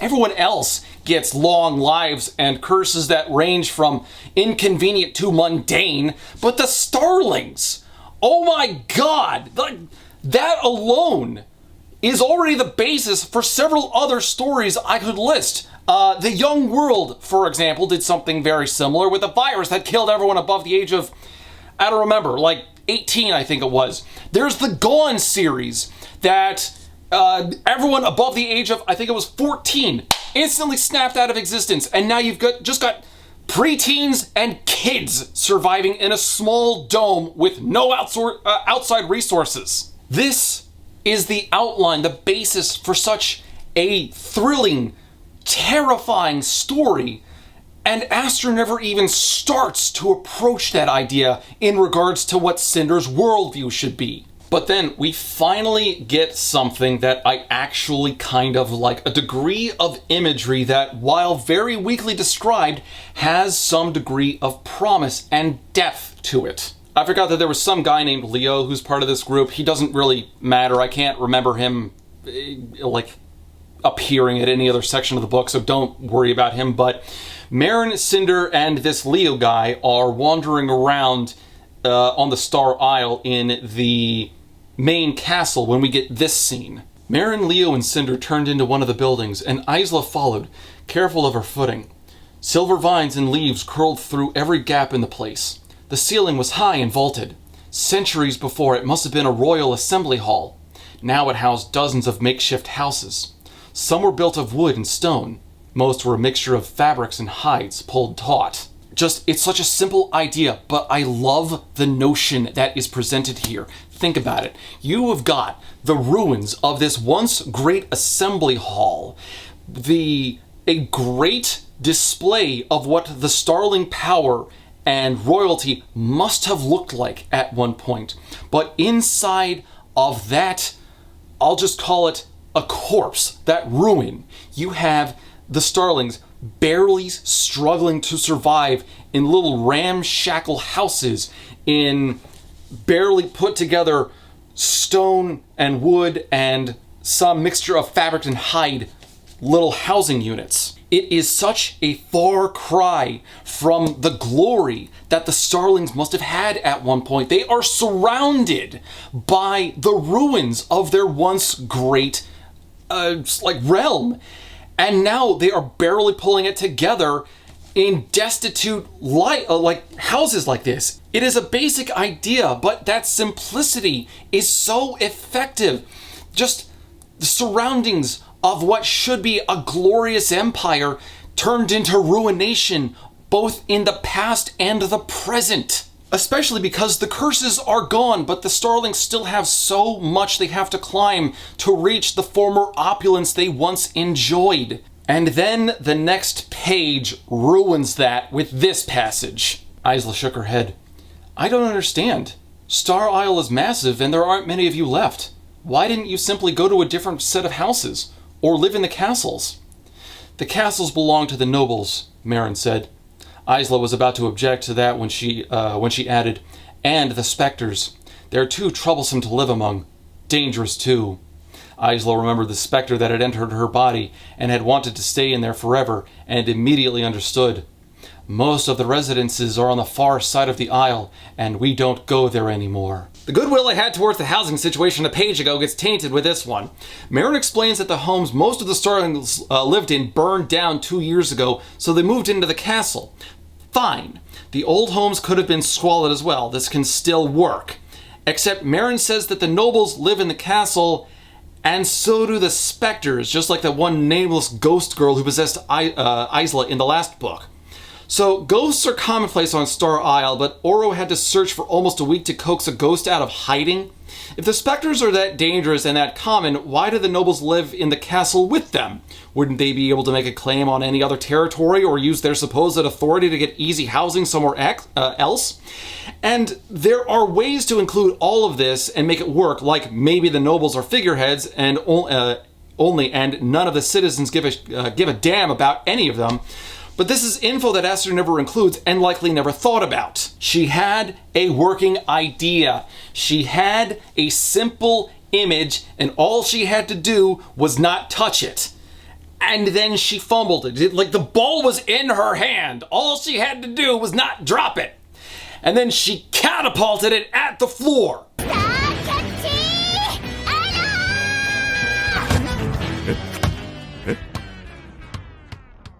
After that, Isla goes back to the mainland castle and falls asleep, and we get another flashback. Now, this particular flashback is rather muddled. I have actually spent the last 5 minutes trying to figure out how I want to set this all up. There's no easy way to really describe any of it, so bear with me. Isla is traveling to meet Grim as way of offering an apology. She has a Wildling elixir with her. More on that in a little bit. And we get a paragraph early on that I don't like because it is Aster very lazily violating show don't tell. Black marble floors, high vaulted ceilings, a bed with simple black sheets. Only one thing was missing.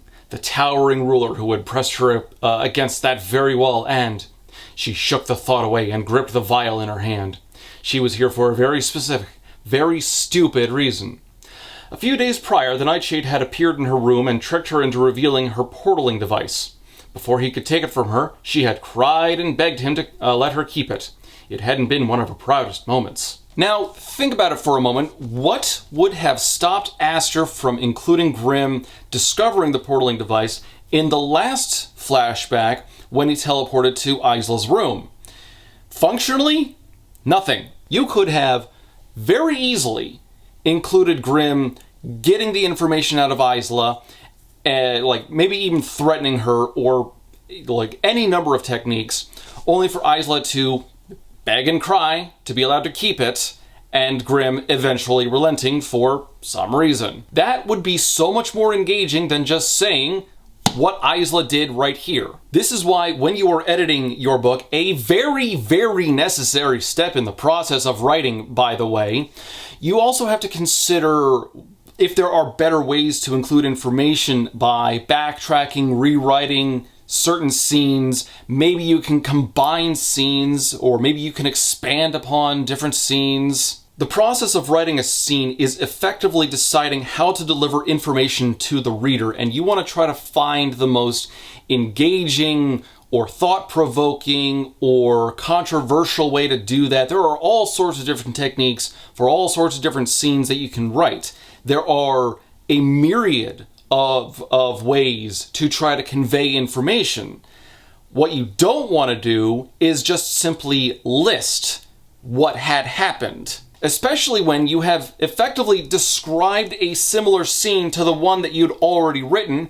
All you've got to do is just rewrite a few lines of dialogue. I don't know why Aster chose to write like this. It's very disappointing. And then there's the information that Isla was able to deduce just from the conversation of Grim asking about the star stick to begin with. Grim had called it his, and after witnessing his portaling power, she could only conclude that he must have enchanted it. Objects could be infused with power, she knew. It had a cost, though, shortened life, depending upon how much ability was given. Now, something that Aster screwed up in her world building here is concluding that enchanted items come at a cost, and then linking that cost to shortened life, which is a scale that we don't really have a good feel for in this world. Thanks to the very bad setup from the last book, it's difficult to say what a normal life expectancy is. In real life, we can draw that comparison kind of easily just from basic census data. But in this book, it's like multiple people, multiple other rulers are over 500 years old. And they look, I guess, like in their 20s or 30s. Meanwhile, we also have talk of elders in certain realms who are, if not over 1,000, pushing 1,000. The concept of a lifespan in this universe is not something that we have a very good grasp on because we are not given a lot of specifics on how we're supposed to understand it. So what does it mean if Grimm pours in 5 years of his life into the Star Stick? Like, how much of a consequence is that going to have on his lifespan? Does that mean that there is a finite amount of power inside the Star Stick? Like, after 5 years, does it stop working, or can it only, like, does it have an active battery life of only about 5 years? How much power did Grimm actually put into it, and is that going to be important for us to understand later? The audience needs to be able to understand the cost, because if I just said that Grimm put in 52 rebel checks, then none of you have any idea what that means. Anyway, Grimm shows up. He is shirtless and walking out of a bathroom. Do you have something, a cowl or something you can put on? I'm festively plump. And Isla tosses Grimm the newly crafted Wildling serum, and apparently this is one that heals all wounds, but it does nothing to remove pain. And we can excuse this, even though it slightly contradicts what the serum or what the elixir could do in the first book, because this could be something of a prototype. Potions like that are going to evolve naturally as the book or series progresses, and that's totally fine.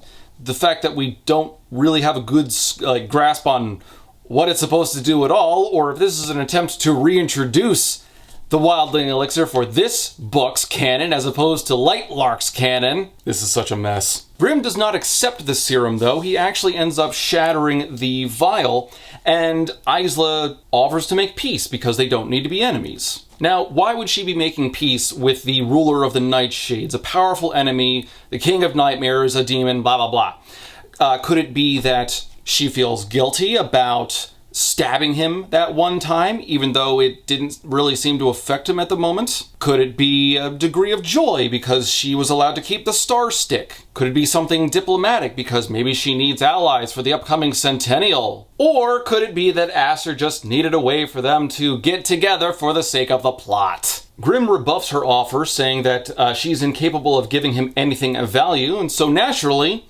she challenges him to a duel. Grimm huffs the entire time, saying that he has more important matters to attend to. So they teleport back to Isla's place so they can, so she can grab her favorite sword. Of course, we don't get any kind of description on what that's supposed to be. Then they teleport back out to the woods on the Wildling Newland. Isla leads Grimm to a place where, she's familiar with the landscape and might be able to use something to her advantage. So at least she is being smart, except she has no chance of actually beating Grimm, what with his several centuries of fighting experience over her. And we do get a reference to Isla almost smiling, that aspect I hated so much from the first book. And Isla eventually leads him during the fight into a patch of bog sand, as she calls it. Isla swept around a tree, inviting him to lurch forward and attack, strayed into a slice of bog sand. It decorated this forest in patches strong enough to trap animals in its clutches, and apparently surling nightshade rulers. Once he was in it to his ankles, Grimm couldn't move his legs. He made to move, then startled, staring down at his feet and still annoyingly blocking her advances. He wasn't even looking. When he realized that he would no longer be able to move his feet while they dueled, he bared his teeth at her. I could portal out of this, he said, if I believed it would in any way impact my chances of winning. I believe that would be considered cheating. So it's important to note that at no point did they actually establish rules for this duel, so it's not actually cheating. This is Aster setting up an idea in her head and then forgetting to actually put it on page, because again, she seems to live by the author's assumption, whereas she just puts information out there and assumes that the reader is on track with everything that she's picturing. But anyway, interesting thing about the bog sand here, that's a colloquialism. Like where I grew up, it was always just called sticky mud. What it is basically really well churned mud. So it does kind of grasp at your feet and your shoes, but it's not actually that difficult to get out of. In fact, it's a pretty common obstacle in obstacle course races.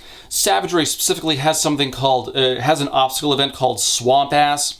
And that's where you've got to cross a patch of this stuff, and we're usually talking in stretches of about 30 to 40 feet at a time. I've actually seen people lose shoes in these obstacles. They do suck. They are quite frustrating.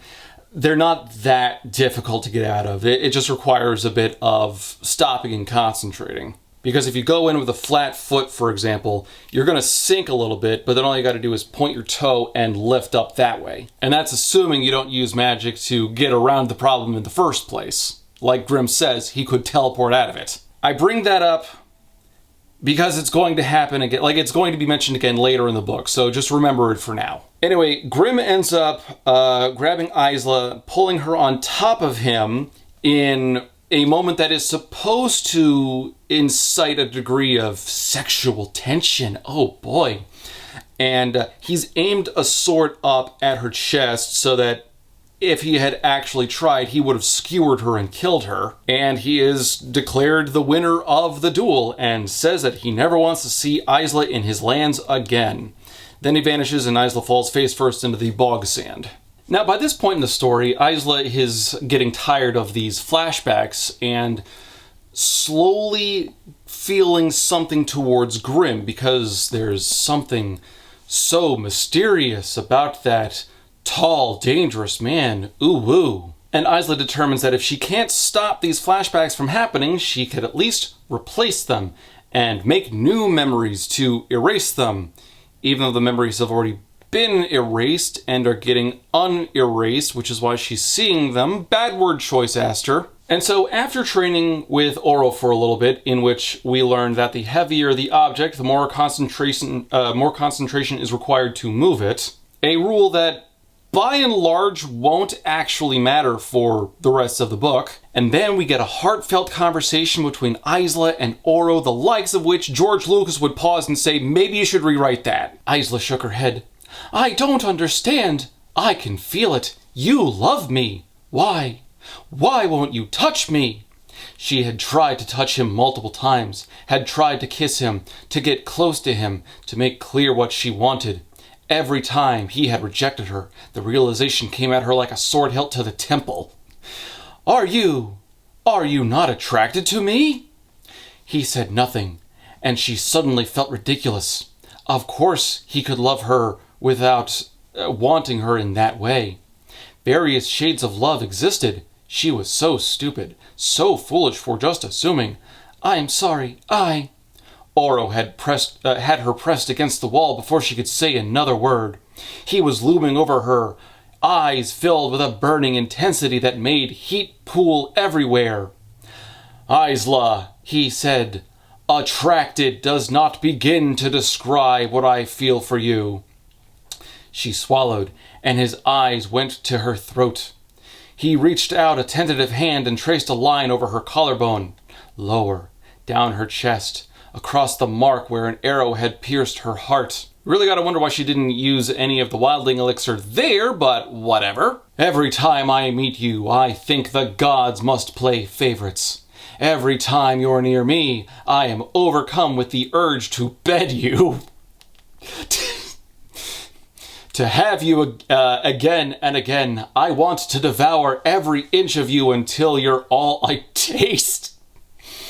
Until you are shaking with pleasure in my arms. That is what I want. And then they went ass to mouth. No, they actually don't do anything because, the reason given is Oro can sense that Isla is struggling and wants to sleep with him, but for the wrong reasons. I mean, the real reason is because if they sleep together now, Aster's not going to be able to drag it out in the pre-described way that she's really supposed to write this book. You know, you gotta tease the audience a little bit and drag them along for a few more chapters before you can give them something satisfying. But Oro comes up with another suggestion. Instead of sex, just have Isla move into his room while he moves out of his room. And apparently that's enough, and it works, because the memories stop coming after Isla moves in and is able to sleep through the night. Also, not crazy that the returning memories are not being treated like just magic that's undoing itself. Rather, this is more like a traumatic response.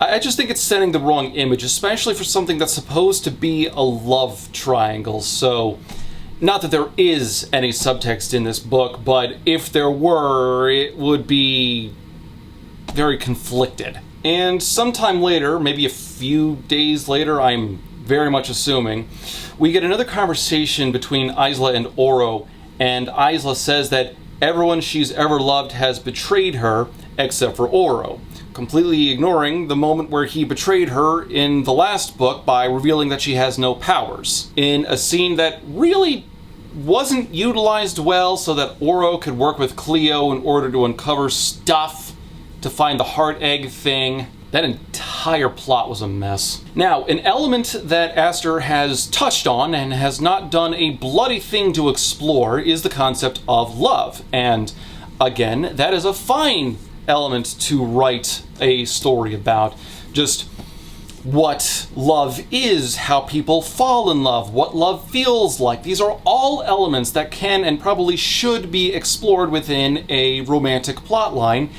And so far we have gotten functionally none of that. And despite that, Isla still says that she loves Oro. Why does she love Oro? What draws her to him? The plot needs them to be in love. That is honestly the most I've got. But Aster does eventually get an opportunity to try to describe something between these two as Isla and Oro share their first kiss. And this is about as paint by numbers as you can get. His lips were hot as flames. Their first kiss was soft, loving. Their second was not. He pulled back to look at her for just a moment, then seemed to forget they were in front of Lynx, who made a sound of distaste. In a quick moment, he lifted her to his height by the waist, turned and pressed her against the closest tree, and kissed her desperately. He parted her lips, and she could taste him. He was summer and heat and fire, and when he bit into her bottom lip, she groaned into his mouth. She couldn't get enough of this. Her heart felt like it might burst inside her. Her chest tightened as she felt his warm, muscled body pressed against hers. His grip kept her firmly against the tree, but his thumb swept under her shirt, making circles against her lower stomach. Fire flowed through her veins at his every touch. She lowered her head and brushed her lips against his neck and kissed against his pulse. It quickened. His hands suddenly curled beneath her, and she locked her legs behind his back. Want bloomed deep within her. His eyes were rooted to hers, flashing with intensity. She reached for his shirt. Lynx growled in warning. Now, the chief problem that we've got here is that we have a lot of poetic words that sound nice, like how Oro tasted like summer and heat and fire. Those sound nice, and I do believe that those would fit Oro's character if he really had a character. The problem is, we are this far into the second book, and we still don't really have any idea who Oro is, or much in the way of who Isla is. The summer and heat and fire is attributed more to Oro being a sunling than who he is as a person. These two have next to no actual chemistry. It's kind of appalling. Like, these two are making out in this scene because it's time for that within the overall template of the romantic subplot of this book. Really no other reason other than that. In the next chapter, Isla talks to Oro and has two ideas that she wants to talk to him about. The first one being something called Copia. First, I want to celebrate Copia here on Lightlark. She imagined Oro had heard of it when wildlings lived on the island. It was a day of celebrating abundance and creation. Isla had only ever seen the celebrations from far away as a figurehead, but even with her people in a weakened state, she remembered flowers and hair, trees growing fruits, music and dancing. Not to the full extent, of course, but just with a dinner, here in the castle grounds. She shrugged. It seems like a good way to introduce the people here to the idea of wildlings potentially coming back, and to showcase my powers in public, show the rebels that I'm not afraid of them. Now, this is actually a very good idea. Bringing in a holiday is another great way to introduce culture for the readers, because you get so many things with the idea of a holiday. You get history, you get celebration, you get sometimes food, and this is something that is desperately needed in this world because we can barely describe what any of these realms are. The problem, of course, comes down to twofold. Not just the fact that Copia doesn't make any sense in context for the world, but also the way that Aster described it here was kind of bloated. Oro is described as having probably known what Copia was, and yet Isla still described it in the prose, so the entire thing was just a lackluster attempt to fill in the reader. It would have been so much more engaging if this had been a conversation, because Oro could be like, oh yeah, that's the festival of celebration and abundance or whatever it was, I've already forgotten. And because it's been so long since he's been present for a Copia celebration, Isla could fill him in. Oh no, it's actually a little more than that. It's where we do all of these activities. And you can actually play with the reader's imagination that way. But the real problem comes down to the mention of fruits on trees. You're telling me that the group that needed to be guided on how to farm things again still had trees producing fruits, apparently that easily? Were they not able to conjure fruits beforehand to eat? Did they just luck into fruit happening? Were they not able to forage any of it? What is going on here? And shortly after this, the second thing that Isla wanted to talk about was giving the wildlings a place to live if they wanted to move to Lightlark. And they've got the entirety of Wild Isle. All they gotta do is breathe some life into it, which they do ridiculously easily. Using her power, Oro made an oak, another. Isla turned to a mummified tree and ran her fingers up its peeling bark. At once, it exploded in color and leaves. She went around, painting Wild Isle in vibrant hues, shades of green, and red, and purple, and blue, and brown. Flowers everywhere, in every shape. Trees, huddled together like gossips, their branches scraping in the wind. Now, this is disappointing because Isla just started learning how to use magic, and at this point has become so proficient in it that she can just conjure a significant chunk of the Wild Isle in fresh new trees and flowers. Part of the joy of establishing a magic system is getting the reader to understand the magic system as it grows with the protagonist or any characters. As a scene occurs, as a new power develops, the reader should instinctively say, oh, well, that makes sense because this is an extension of this previous power, or it's a new way to use this previous power, or something to that effect. You should not, as the reader, say, oh, I guess the protagonist can just do that now. We don't see any growth out of Isla. She's just able to do things miraculously. She was struggling so much in one scene to learn how to grow things, and then an undefined amount of time later, she's able to not only bloom flowers and trees from the ground, she is in fact resurrecting dead trees. And this entire time we have hints of Oro grabbing Isla's power, and it's supposed to be like this cute little intimate experience. And this is just how the magic works. with love. I still don't understand it. I still don't think Aster understands it. The mechanics of how this is supposed to work makes no sense. It also feels a little invasive for Aura to be reaching into Isla's power like this. Keep this in mind for later. It comes up again, and it's not treated the same way as this. So in preparation for Copia, we actually get 2 moments that I will give Aster a degree of credit for creatively. The first is that Isla went to Leto for a new dress, Leto being the one Starling tailor guy. Leto assisted her in designing a new dress with flowers and stems, basically locking everything in place instead of using like stitching. And it's a clever idea, honestly. Using magic in this way does work, because the baseline understanding you would have for Wildling magic is just using like nature and flowers and trees and vines and stuff for, I don't know, just making flowers and trees and vines and stuff. But expanding that and tying them into clothes is clever. Honestly, it's not a bad move, and I do wish that we got more things like this.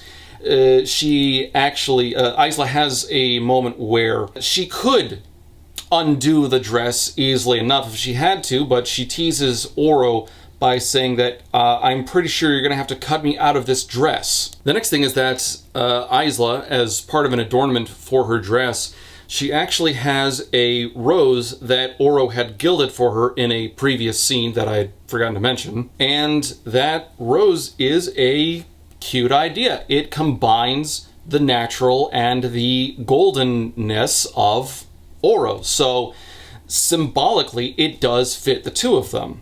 It's a very basic image, but it's an image nonetheless. And then we get the actual celebration of Copia, and one of the moments that stands out is Isla uses a rare seed that she'd gotten from the Newland and uses that to create a fruit-bearing tree. It is a tree that has not grown on Lightlark in centuries, and the fruit is called Enchanted because of its sweetness. Now, the tree, of course, doesn't have a name, and we don't get a description of the actual fruit itself, so the whole thing falls flat. It fits within the vibe of Copia, but not to the point where I can say that this moment is actually good. And then suddenly the party is attacked. Everything in the garden is turned to ash. Remember this. The tree that Isla just planted wilts, the branch is dehydrated, and the whole thing just became a pile of dead leaves. This will be important for later, but not in the way that Aster wants it to be. No screams, though mouths were open. No cries, though tears slid down Isla's cheeks. She shot out her hand, but no power came out. It was as if everything within her had been extinguished. No. A blink, and everything returned to how it was. Isla remembered Grimm's demonstration of power at the Centennial. An illusion. This was an illusion. Then his voice was in her head. It was in all of their heads. Consider this a warning, it said. A glimpse at the future. You have 1 month to vacate the island. In 30 days, I am coming to destroy it. So Grimm has offered a challenge to everyone, and on page 144, this right now is effectively the inciting incident for the rest of the plot. This is where things really start to fall apart. Now think about everything we have talked about so far. Everything in the last 3 or so hours has been just set up for this point in the story. And you will see how quickly Aster abandons this notion. If I've got to divide this book into acts, this is the end of Act 1. This book doesn't really have a proper 3-act structure, so it's kind of hard to quantify in that regard. It's, oh man. Like, if you thought this book was a mess beforehand, we're getting to the mess. This was the easy stuff so far. Abandon all hope, ye who enter here. In the next chapter, Isla is flying with Ciel and Avelle. Remember those two? And we get this line, before she would have been afraid of the height. Now she didn't have room for such a simple fear. Yeah, acrophobia is not exactly a simple fear. It's kind of a universal one. I get what Aster is trying to say with this by, like, comparing the idea of falling from a great height with the idea of losing everyone and everything on Lightlark, but you can do that without sounding pretentious. You could call this a lesser fear. That could work. You really gotta think through some of your lines like this. Anyway, they land in the Moonling Isle right in front of Cleo's castle steps with some guards who have sloshing water pouches on their hips. Water ready to wield into weapons, so another airbender reference there from Katara. Now, one of the things that Grimm said as part of his warning message was, you can flee to your Newlands or you can join me in a new future. And Cleo has been kind of reluctant to really join with anyone else in Lightlark, so I guess Isla thought she had to meet with Cleo in order to act diplomatically. Why she went when there's animosity between the two of them instead of someone like Azul. Like, Azul seems the most diplomatic out of all of the leaders. I don't know why he's not the one doing this. And this is where we get a bit of information about how the Moonlings are doing, as well as Isla's attempt to act diplomatically towards Cleo. We could work together, Isla said. That made the Moonling stop in her tracks. She turned around, the hem of her white dress hissing along the iced-over stone. Isla took her chance. Wildlings and Moonlings are more similar than you might like to imagine, she said. You have frozen infertile lands. We have started to learn how to grow crops again. We could help you, so you don't have to rely on fishing. You can vary your diets. Lately, Moonlings weren't seen in the markets. They had almost completely cut themselves off from the other realms. And Isla also offers to utilize the Wildling elixir to help bolster the Moonlings' healing abilities, which kind of seems like a slap in the face, and an unnecessary one at that, since the Moonlings have like a greater pool for all of this. But the limited supply of Wildling elixir never actually becomes a factor in the story, so I guess that's a moot point. Anyway, so Isla offers to help the Moonlings with farming, which is an interesting idea, considering that the Wildlings learned how to grow crops about 5 minutes ago. Now, I'm also kind of perplexed by the reliance on fishing and the reclusion from the markets, because one of the things that Aster had included in Lightlark was that the Moonling economy had been ruined by the curses, since the Moonlings can't sail safely during the full moon, and they're not able to properly trade because of it.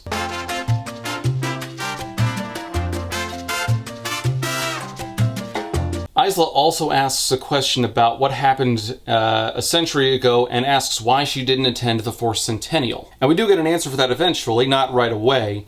In the meantime, Cleo just says that she will consider working with the Wildlings and then just leaves. The other rulers have a meeting the next day, and Cleo actually shows up, so she had apparently decided to stay, which really doesn't come off as much of a payoff because the agreement to stay happened a page ago, so there's really not a lot of tension there. You gotta be able to actually rely on some degree of time for suspense to set in. And pretty much out of nowhere, Oro asks if the Oracle is awake, and Cleo says, I visited the moment I returned to the Isle and she refused to thaw. I am really confused on how the oracles are supposed to work in this universe. We were told that they had been forcibly frozen in order to prevent their powers being used by anybody else, but now apparently they can control whether or not they thaw? Does that mean that they're constantly aware of what's happening outside of the glacier they're stuck in? What's to stop Oro and maybe even a whole group of Sunlings from walking up and saying, fuck your nap time, and then melting the ice anyway? Also, side note, but how much of a waste of time was the Centennial? Anyway, within the same chapter that the question was raised, we get another conversation between Isla and Cleo about why Cleo didn't attend the 4th Centennial. And it was because her son died. Yes, she had an heir when she wasn't supposed to. I think what Aster is trying to play at is that Cleo is really dutiful to her realm, and she's willing to do what's right for the realm outside of anyone else's concerns, and if that means having an heir to prevent everybody dying in case she dies, then damn the torpedoes. Even though by the prophecy that they're all relying on, that kind of negates the rulers from being able to use the prophecy and end the curses. Although that was never actually an important part of anything, was it? But yes, the curse killed Cleo's son, and she was so depressed over it, she didn't even bother showing up for the 4th centennial. And she attended the 5th centennial, the books, the events in Lightlark, so that no one else would be taken by the curses. And because of him, she is helping Isla. And even though the Oracle reportedly failed to thaw, Cleo says that the Oracle has a message for Isla.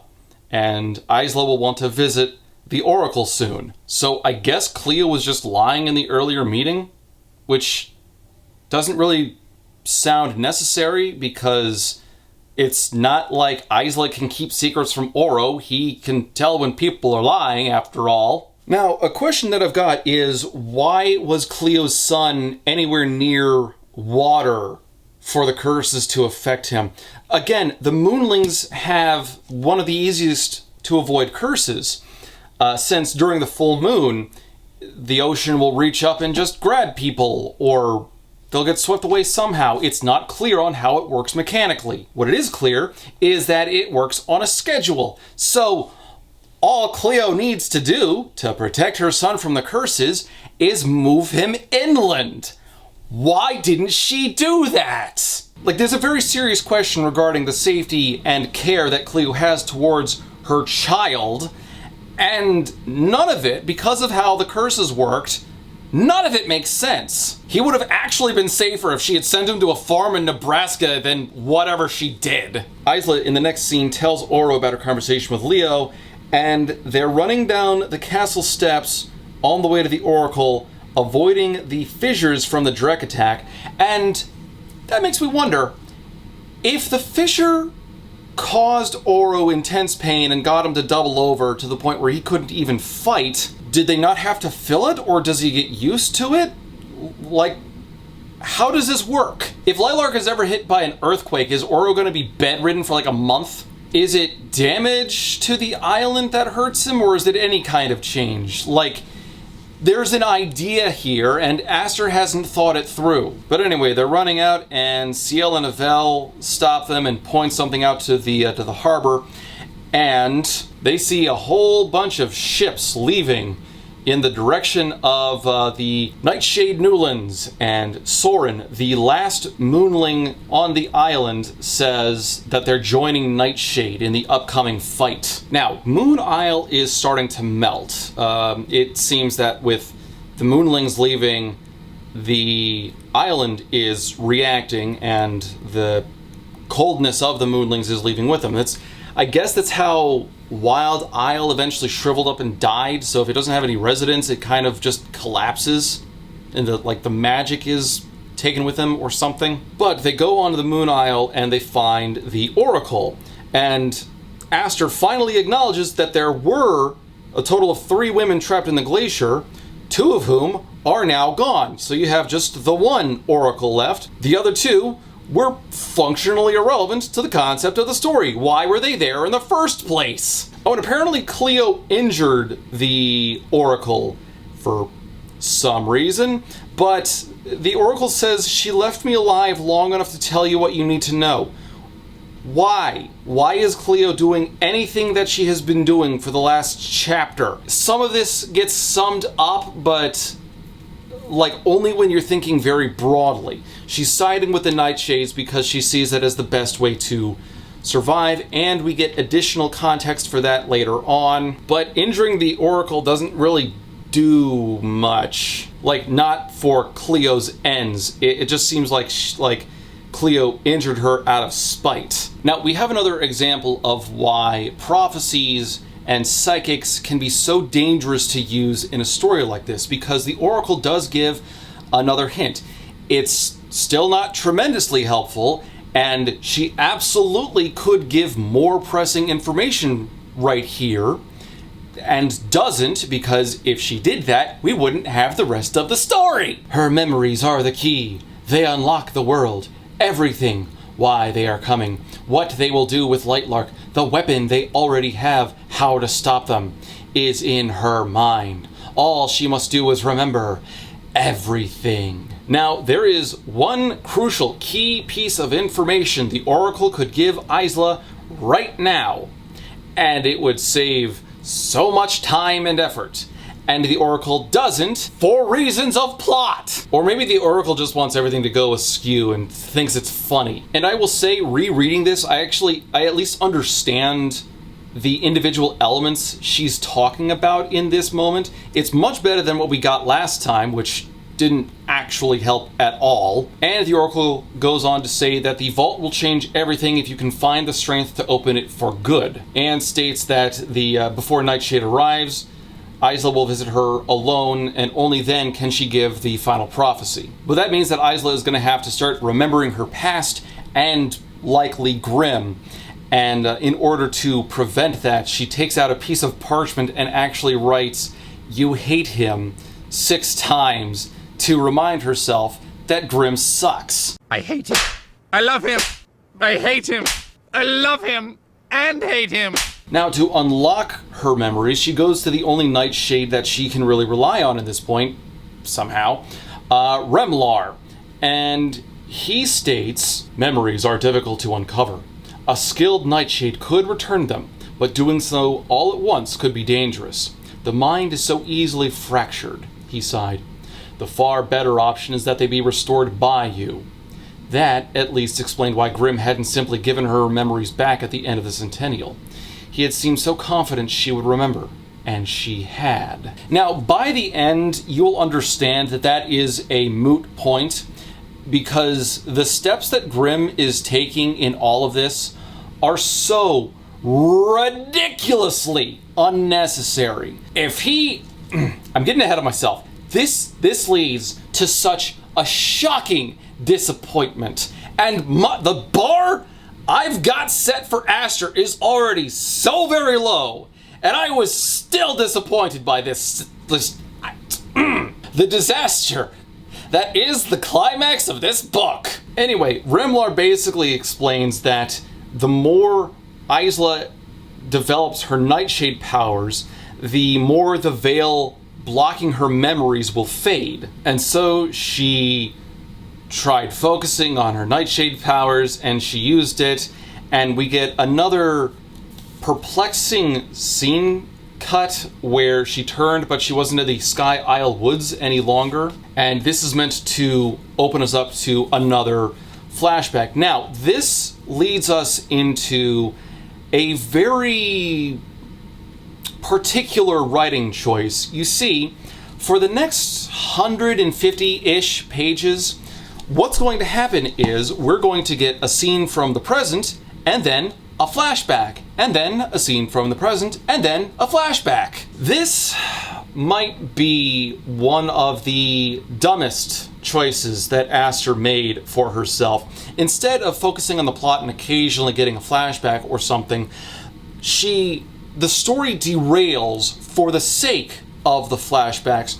As we'll see going on, the flashback scenes are the only ones that Aster put any real focus or attention into. The present scenes feel more like an afterthought than anything else. It's like she got bored writing the main plot line and grew more interested in writing the flashbacks and the romance between Isla and Grimm. And it's fine to have a particular section or a scene or a dynamic within your book that you just prefer, and you maybe happen to put a little more attention into those moments, but it feels like Aster got bored with the main story and wanted to substitute it by writing a different story in the middle of her book. To give you an idea what this feels like, take the original trilogy from Star Wars, only between every scene, you have a flashback detailing a scene from Anakin Skywalker's perspective. Your father was seduced by the dark side of the Force.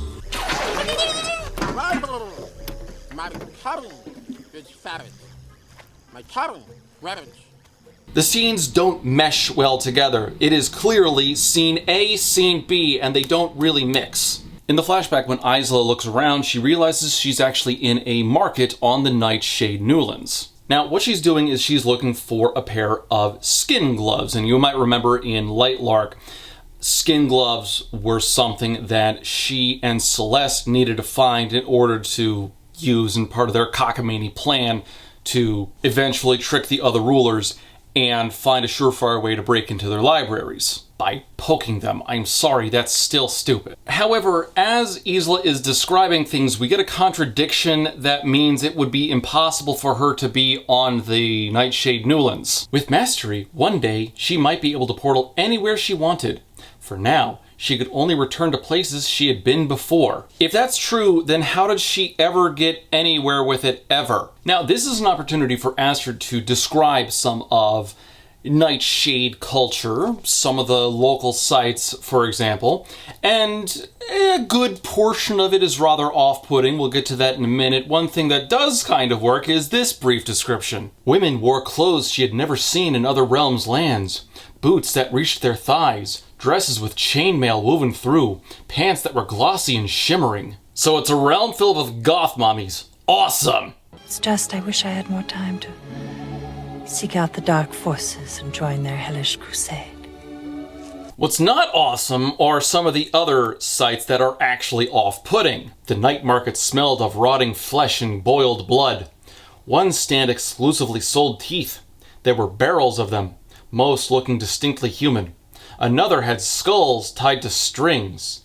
Some were small as fingernails, others as large as boulders. Now, there's a degree at which I have to question why is any of this being sold aside from just the gory image this portrays. You can't just have a grim image if there's no logic to it. There's another channel, Caitlin Doty, who covers all sorts of morbid factoids about this sort of stuff.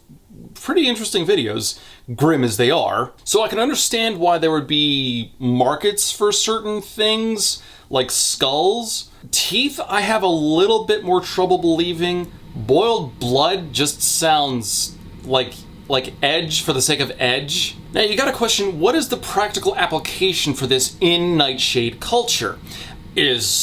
Are teeth and boiled blood just part of some sort of a spell reagent? Is it something for potion making? Is it decorative?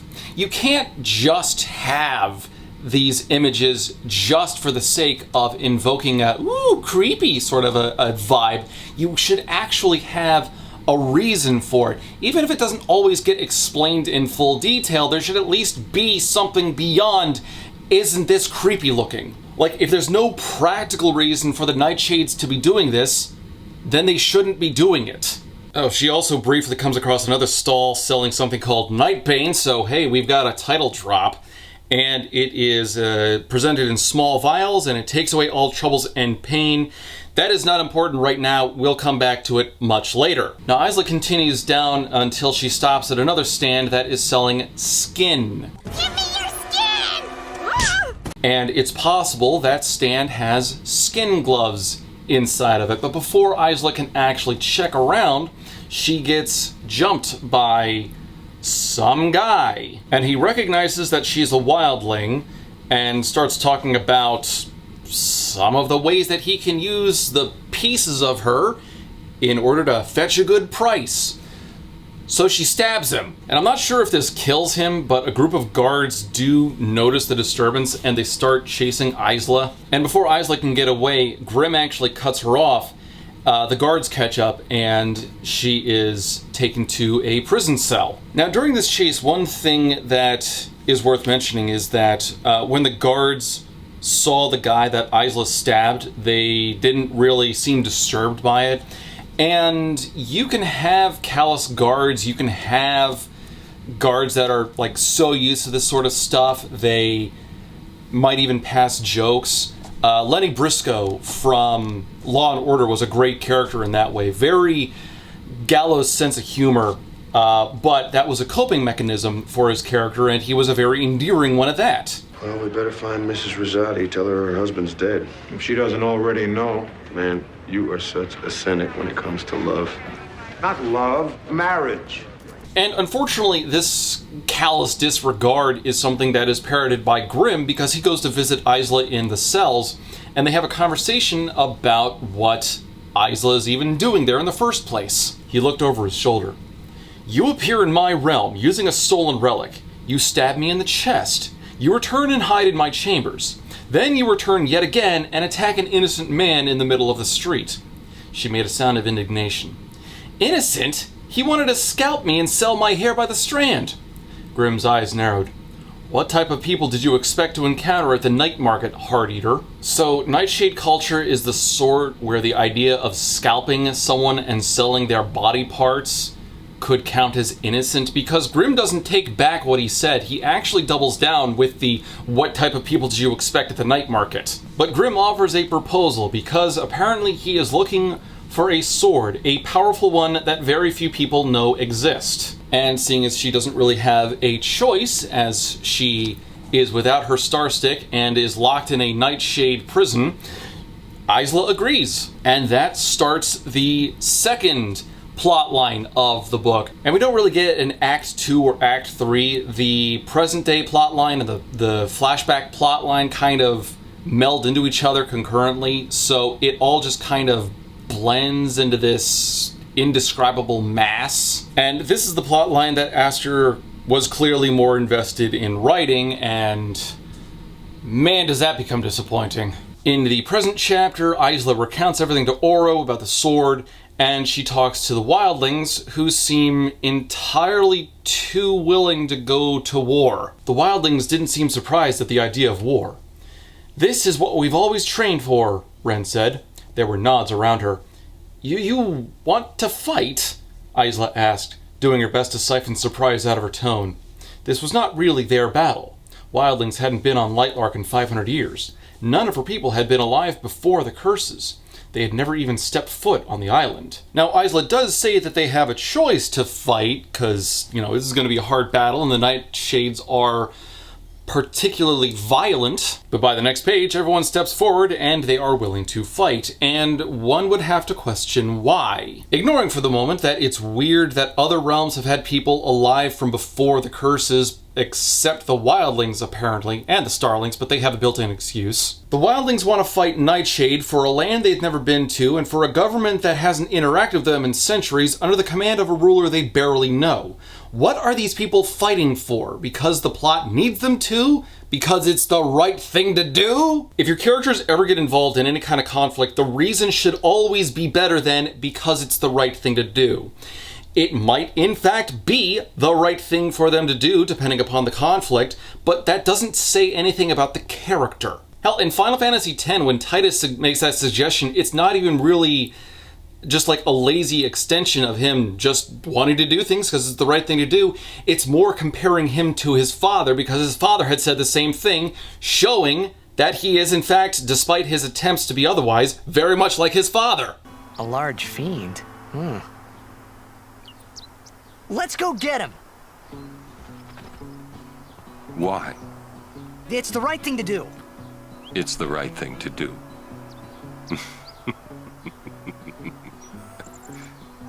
What'd I say now? Jecht said that a lot too. And every time he said it, it meant trouble for Braska and me. Now, because the Moonlings have left to join the Nightshade, the forces of Lightlark are largely without healers, so the Wildlings are going to have to step up and produce more elixirs. Now, unfortunately, they only have one patch of the flower they need left, so they're going to need to find more. And my question at that point is, why can't you replicate it? Because apparently you can just do that with everything else. Isla, with Oro's help, just regrew a portion of the Wild Isle in an afternoon. Now, despite this one small patch of the flower left, I cannot remember if they ever find more, but it won't matter for the rest of the book, because it's never like they're suddenly out of elixir or flowers. Isla tries to open up the vault in the place of mirrors again, and she has a brief vision reminding her of the image she saw when she first opened the vault, and she recognized that there were screams, specifically howls from the Drek. So, in the vision she saw of the future, Grim does have Drex under his control. And unfortunately, their skin is nearly impenetrable despite the fact that Oro was able to kill dozens in a single attack. You figure you get enough Sunlings together and they can probably just kill the entirety of them in one go, but that's apparently not good enough. They need to find a very special type of ore. Oro sighed. Ever since the first Drek attack, I've had my best team looking for a special type of ore. It was mined a millennia ago and requires Sunling and Starling power to turn it into metal. When weapons were made from it, it's said that they could pierce even the thickest hides. Have any of those weapons survived? He shook his head. If they did, none of us know where they are. We've already checked the castle's reserves. And this is what leads into the conversation about Oro revealing some of his other friends, which is kind of weird that Isla hasn't met them before this point, but I guess they weren't important before now.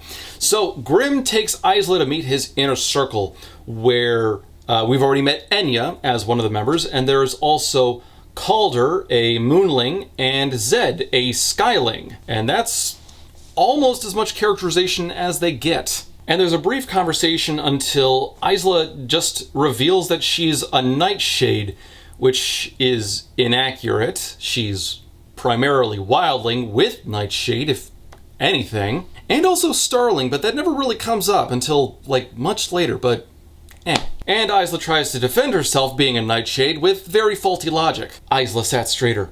It is what I am. I can't control it more than you can control your dark blue hair. Except you can control the color of your hair. In fact, that's exactly what Isla did in Lightlark when she was sneaking onto other islands to inspect their libraries. What the hell? Now, part of the preparation they're doing is Enya has been doing a lot of work with the Sunling army. They might be a bit rusty since it's been a while since they've had to fight in a war, and Zed asks if they need weapons. After all, since they're spending so much time trying to find this mysterious ore to turn into weapons, it might make sense to try to arm the army. But Enya indicates that it won't be necessary. Do they need weapons? Zed asked. No, Enya said. All can wield. It's better they're not weighed down by swords or armor. Now, I don't know what kind of an army Aster's really trying to build with this. It sounds largely like this is just a caster army, which is kind of unfortunate because that really limits your tactics and certain strategies you could use, but whatever for now, we'll get to that much later. Think of your standard RPG where you've got certain soldiers with very heavy armor, you know, your tanks, your paladins, characters like that, and then you've got your typically lighter armored mages. They might have, depending upon your source, something like just very simple cloth armor, maybe heavy cloth armor, maybe leather, but there's typically some degree of armor as opposed to apparently nothing. They're not being given bows for range or knives just in case, no shields, not even heavy cloth. Look, this is something that they even did in Avatar. The Fire Nation were like a significant portion of them were made up of firebenders, and they still wore armor. It was just practical to have, especially considering how dangerous the Nightshades are being built up. They're supposed to be extremely murderous, maybe kind of psychotic. I'm not sure I'd want them to even risk getting close to me. Put me behind chainmail at the very least. But instead, it looks like Aster just wants to have one type of character on the field for the Sunlings. There will be more with other realms, but I'm getting ahead of myself. Like, tactically, this is extremely stupid. The rest of the inner circle keeps talking about what everyone can really bring to the table, and Isla says that the Wildlings are constructing healing elixirs, and they're doing their best to make more of it. The Starlings have also volunteered to fight, but they see their best contribution as creating a shield around parts of the mainland. And Zed says that this is smart, and I'm confused. Now, I'm not sure what the Starlings are really supposed to be shielding, because there's a lot of coastline to try to protect, and Grim can teleport people. So I don't know what Isla thinks she's describing. Like, cast shields to do what? On a small scale, maybe you could use it to funnel people into certain areas after they've been teleported onto the island. Maybe there's something you can do with that. That's not what we get, but whatever for now. Also, with the discussion about how the Starlings have been misused before, I can't help but wonder if this is supposed to be a play on Operation Human Shield. Battalion 5, raise your hands. You will be the all-important first attack wave, which we will call Operation Human Shield. Hey, wait a minute! And let's not forget that every single Starling alive is under the age of 26 and have no actual combat experience. I mean, sure, they've got telekinesis, which would be useful in combat, but they're being taken away from that for the sake of creating some ill-defined shield? Yeah, you could have all the shielding around the coastline that you wanted, but Grimm could just teleport people in, so it'd be like Operation Market Garden, but with magic instead of gliders. But if you thought that was stupid, Isla's next contribution for what the Wildlings can do when the fighting actually starts is even dumber. We need to find out why he's coming to destroy Lightlark in the first place, Zed said. She agreed with him. All she had to do was remember. Until we figure that out, Wildling can work with the island's topography, she said. We can cover the mainland in barbs or thorns or poisonous plants, so they are forced to appear exactly where we want them. She remembered a grain of something helpful from her memories. Bog sand, even. It traps anyone that steps in it. So the chapter is doing something right in that it's outlining some of the basics that the other realms can contribute to the war effort, which is vital considering how ill-defined everything is. The problem is that the contributions that Isla has offered are immediately discounted if you've read the prior book. She talks about using barbs or thorns or poisonous plants in order to funnel Nightshade forces and get them to go in certain places that they want to, which at first might sound like a good idea. You can actually cut off certain routes and make their pathways more predictable. Until you remember one of the initial displays of power that Grimm had on page 218 of Lightlark, in which he shot out that ink power thing while he was showing off for Isla, and as quickly as it had struck, the darkness dissolved. Isla took an unsteady breath. In the places night had touched, life had been ripped away. The grass set charred and matted. Trees were reduced to hulls that decayed into ash right in front of her eyes. This is a power that is able to turn trees into ash. What good would barbs and thorns do at that point? And we don't even know for sure if this is a power that Grimm has exclusively. If he's the only one who can do this, maybe there's some room at which you can argue, but everything has been so poorly set out that we don't know for a fact that this is not a common Nightshade ability.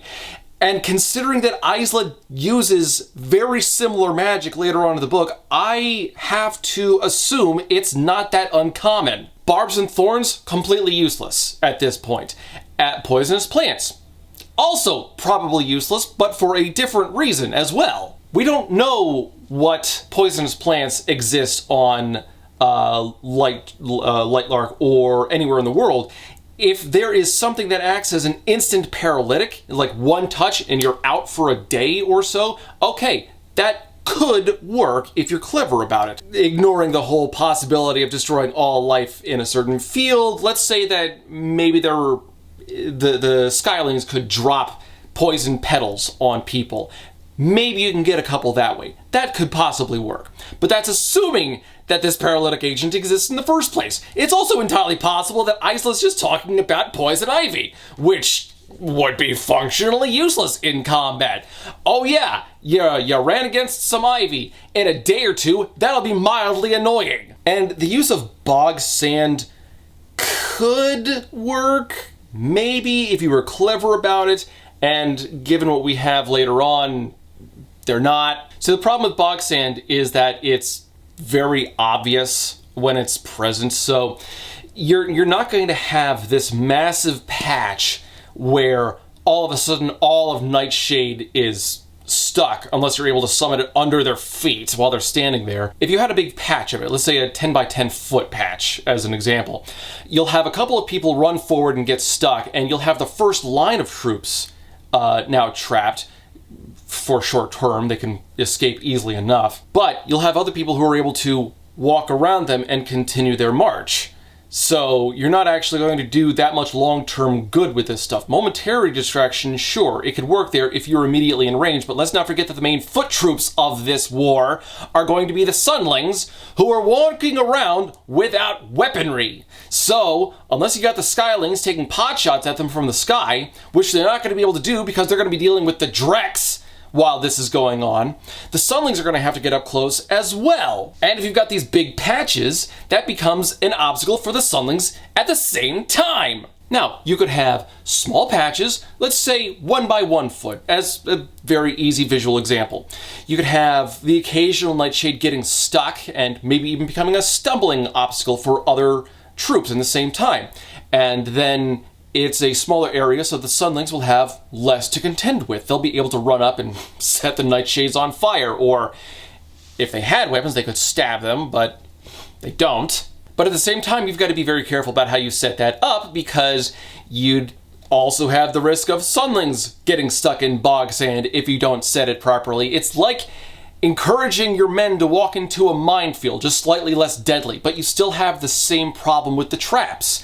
If the troops on your side don't know where all the traps are, they could just as easily fall victim to them. The contributions of the Wildlings is so pathetic that it's like if you had a 5-year-old who wanted to stand up against Thanos during Endgame, and his contribution was putting his toy trucks in the way. I'm also not sure how Isla is talking about creating bog sand. I don't think that they can really conjure it. Like, maybe they can churn the dirt in such a way that it becomes like sticky mud or something, but it sounds like they're supplanting it. Isla also has a moment where she's not sure if she should tell the others in the inner sanctum here, you know, the War Council, if she should share her visions and memories with them. Maybe she shouldn't share or trust them with her knowledge of Grimm and her history with him, because the only thing they're trying to do is defend the island and everyone on it. It's not like you need to share vital intel with them or anything. And the Skyling contribution would be aerial protection. Since they can fly again, they can just soar through the sky with bows and arrows, and they would be the principal force taking out the Drex, which would be excellent. Which is why it's kind of funny when the next scene opens up with Azul saying that his people want to leave Lightlark. "The island will fall," Oro said, his voice rising. "You understand that would be the end of your people. 1 generation, maybe 2, and then the power you draw from would dry up." Ignoring for the fact that a generation almost certainly can't work the way that it does in our world, so I'm not sure what a length of time a generation reasonably is. This also becomes another moment of supposed tension, and Aster does handle this a little better because the Skylings are only talking about voting to leave. They haven't voted to leave yet, so there is a bit of suspense that she kind of half-heartedly plays with. We'll get to more of that later. But losing the Skylings would be a pretty bad blow, so they're going to need to do something to supplement their ranks. And Isla suggests they find another group of warriors, one they haven't even considered using up to this point. A thought occurred to Isla. Oro's eyes met hers as she said, "Then what if we turn to our enemies?" "Which enemies?" Enya asked. "The Vinderland," the violent group they had encountered on their search for the heart of Lightlark. "Absolutely not," Oro said. "We're desperate, Oro," she said. We just likely lost another realm." "We're not that desperate," he said through his teeth. "We need more warriors. They are warriors." Ah, yes, the band of powerless cannibal weirdos living on one side of Moon Isle. You know, Isla says that they're warriors, but this is definitely a very muted idea, considering that not only did she and Oro easily dispatch 2 groups of them once Oro was just by himself because Isla had been shot in the heart, but Isla, in the first bout, almost smiled during their encounter, suggesting that the Vinderlands are really not that intense to begin with. I mean, going up against Oro with his magic, that's one thing, but Isla, who did not have access to her powers in the last book, was able to best large groups of them. Also, what's the motivation for the Vinderlands helping them in the first place when the Vinderlands are the only nation on the planet who would be completely unaffected by the destruction of Lightlark? If Lightlark blows up, then theoretically Oro dies. If Oro dies, the flow of magic from Lightlark to him is cut off, and the magic doesn't flow to any other realm. So eventually, all magic users either die or lose their access to magic. This would not affect the Vinderlands at all. At worst, they would need to find a new place to live. And Aster does try to weasel her way out of that problem, but we will get to that later. In the next scene, Remar is training with Isla some more to use her Nightshade powers. And this raises a question in me. How come when presented with the idea of losing their air force in the Skylings, Isla never considered bringing in Remar or his people since they have wings and can presumably fly? She doesn't think of them, but she does think of the cannibal Vikings that have tried to kill her twice. And while practicing, Isla is able to drain the life out of a tree and then spread it back on the ground, creating dozens of tiny trees. Saplings, really. And before she blacks out, Remar says that you are the only person living who is able to turn death into life. And then Isla blacks out again, and we get another flashback. Brief interruption. There we go. She's purring. She's happy for the moment. You know, Ori has actually gotten a lot more adventurous since the last episode I posted. She likes to hop around a lot more. She's not really startled by loud or sudden noises anymore. So I think she's getting very comfortable with her new surroundings. And also she has turned into an absolute cuddlebug. And we have plenty of times where she just has to come in and interrupt me and sit in my lap. Her brother, however, has taken up a strange new hobby. We have these dog toys, like these little oinking pig things, and Umbra has decided that they are hilarious new cat toys, and so he'll drag them all over the house. Like almost every day for the last week, for example, I'll wake up and head into the bathroom, and there's a pig on the floor. We do not know why he does that. It's hilarious. He just, and he'll drag more than one. We've got like 3 of them in different colors, and so we'll have the blue one in the bathroom, the yellow one in the bedroom, and we don't know where the red one is. It's usually downstairs. So he's becoming quite rambunctious. So in this flashback, Isla and Grimm start to work together to find this mystical sword that Grimm wants. And Aster addresses a pretty obvious potential plot hole. What happens if Tara and Poppy realize that Isla is not in her room? Because remember, in the last book, she would occasionally get pulled out for training at random times. Wait, she said, if my guardians come in and see I'm gone, they usually granted her privacy after training, but it wasn't night yet. They could very well check in on her while she was away. I'm going to set an illusion in your room. An illusion that they can interact with? What if they pop in and they actually do want to take her for training, or ask her a question, or give her food or water, or something? To start their mission, Grimm teleports himself and Isla to an isolated section of the Nightshade Newlands. They are somewhere near the ocean, close by, and they have a big cliff face in front of them. The cliff face is made up of lustrous black rocks, which are all very sharp and apparently slippery from recent rainfall. Now, they are here to find someone called the Blacksmith, and Grimm could teleport them both to the top of the cliff, but he doesn't, for a reason that will be explained in a moment and will be severely disappointing. We'll have to climb the rest of the way to his forge, Grimm said, before stepping in front of her toward the next wall of dark rocks. He didn't offer an explanation. Could he not use his abilities close by? Did he not want the blacksmith to sense them coming? Now they start to climb, and the rocks are very sharp and very slippery, but that's okay because Isla is wearing special shoes made with a special bark at the bottom that had a good grip. That's not really how bark works. Generally speaking, bark gets soft when it is wet, and you don't want to treat soft surfaces with soft surfaces. You want something to increase friction, so this doesn't work. On top of that, why would she have these shoes in the first place? How did she know, like, did she know she was gonna go climbing for this? I don't think so.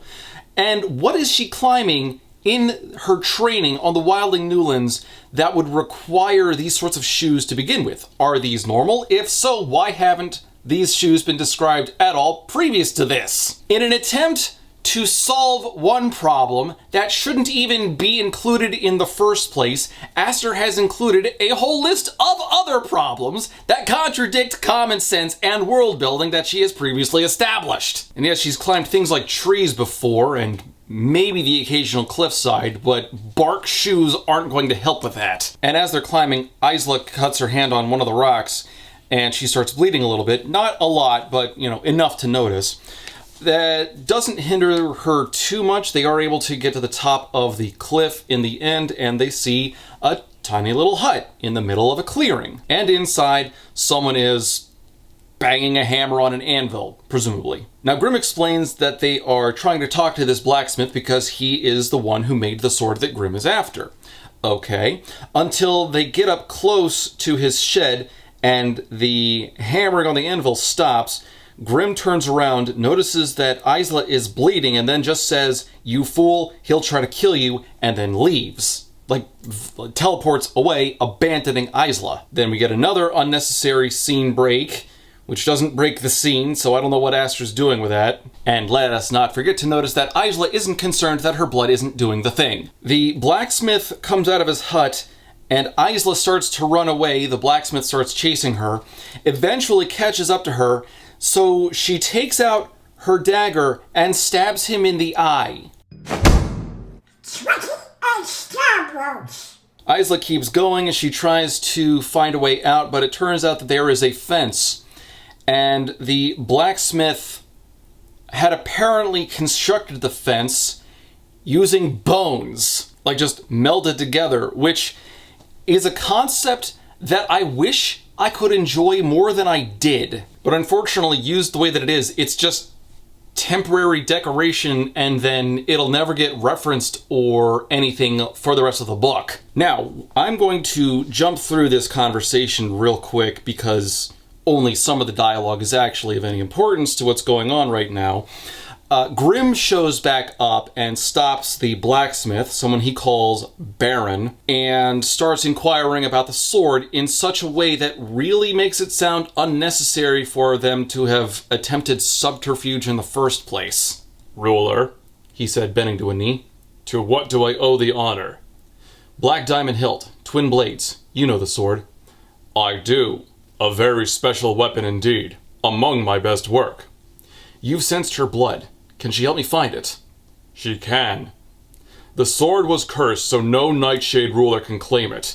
If the sword so much as senses his ability, it will disappear." The description that we get about a black diamond hilt and twin blades probably does not conjure the image that Aster is going for. We get another description of it later on, and whatever you're thinking right now is probably wrong. Don't worry, I was also wrong. But the reason that Grimm had Isla climb that stupid cliff is so the blacksmith could sense her blood. Something that could have easily been done if Grimm had just asked her to prick a finger or something, and we wouldn't have gotten all of the extra nonsense that we didn't actually need, like the thing with the shoes. And that's assuming that she needs to bleed in the first place for the blacksmith to be able to sense her blood at all. Maybe he can sense it while it's still inside of her. Now, why does he need to sense her blood specifically?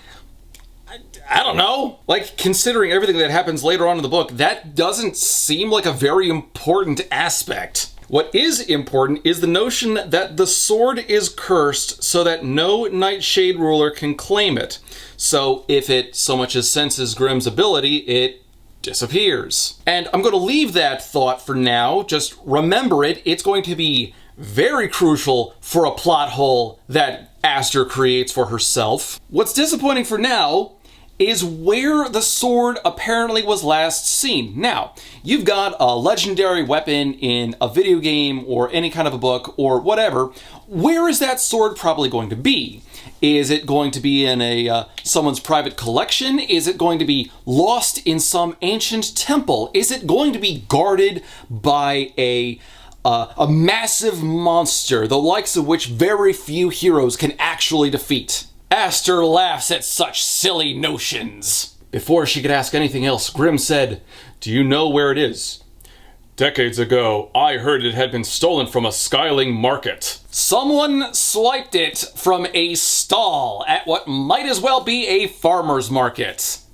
"Are you kidding me? You could have had this stolen from anywhere.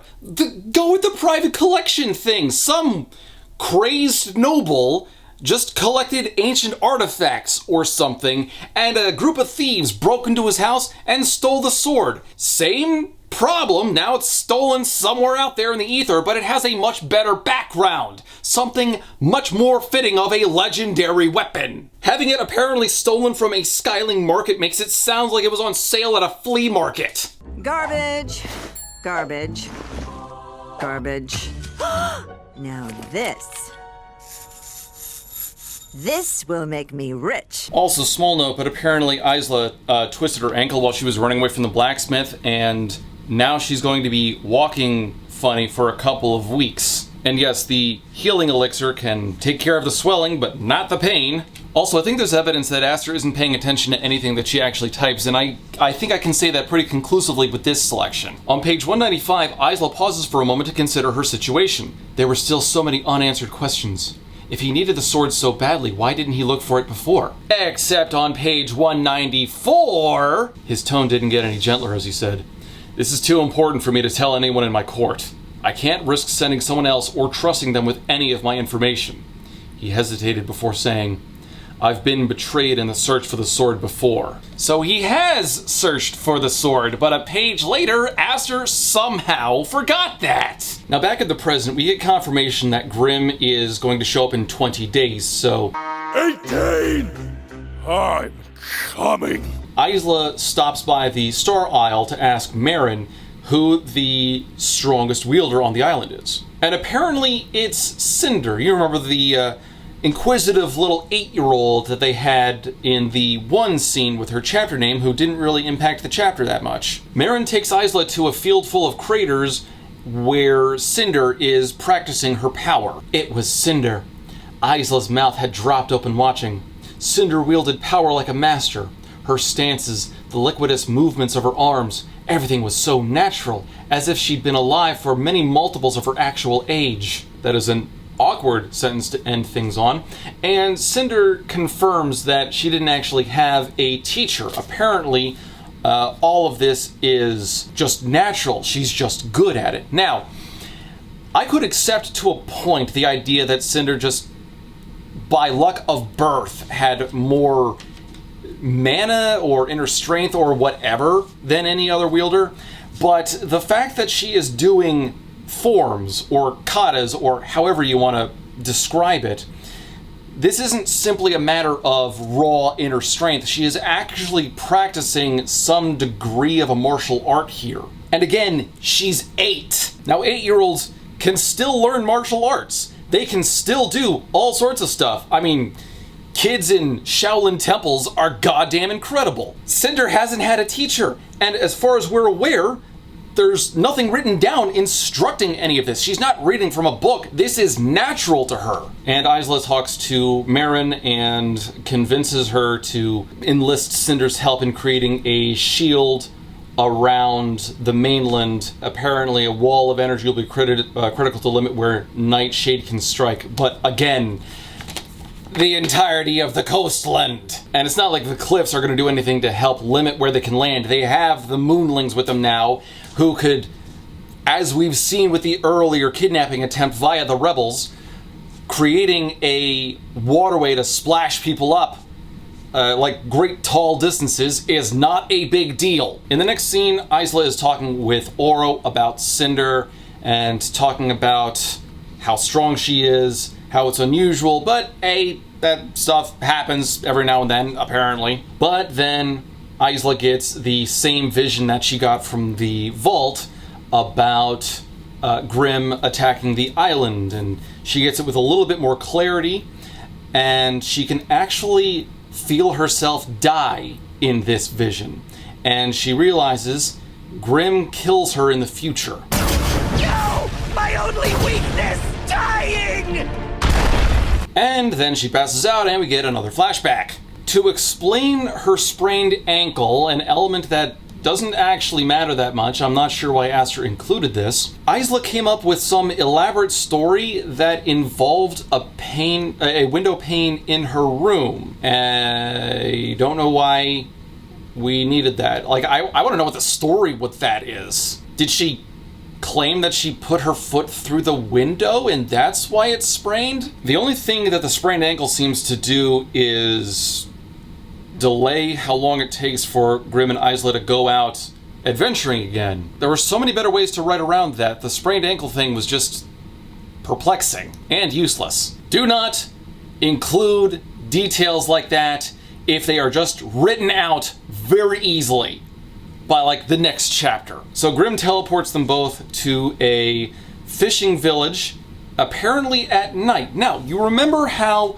the Nightshades have that curse about how they can't be out during the night, and this is of course while the curses are still active, so this should be quite fatal to Grimm. Not even Oro could stand out in the light without bursting into flames. And ignoring for the moment how stupid a concept that is, because how do you even quantify darkness? Like, if a Nightshade kid plays hide and seek by hiding in a dark closet, is that fatal? Oh, but it's okay. Aster can't have a very obvious contradiction in place for a scene that she wants to write. She wants this to be at night for reasons you'll see in a moment, so she gives herself a really stupid out. Isla tensed. Panic gripped her chest.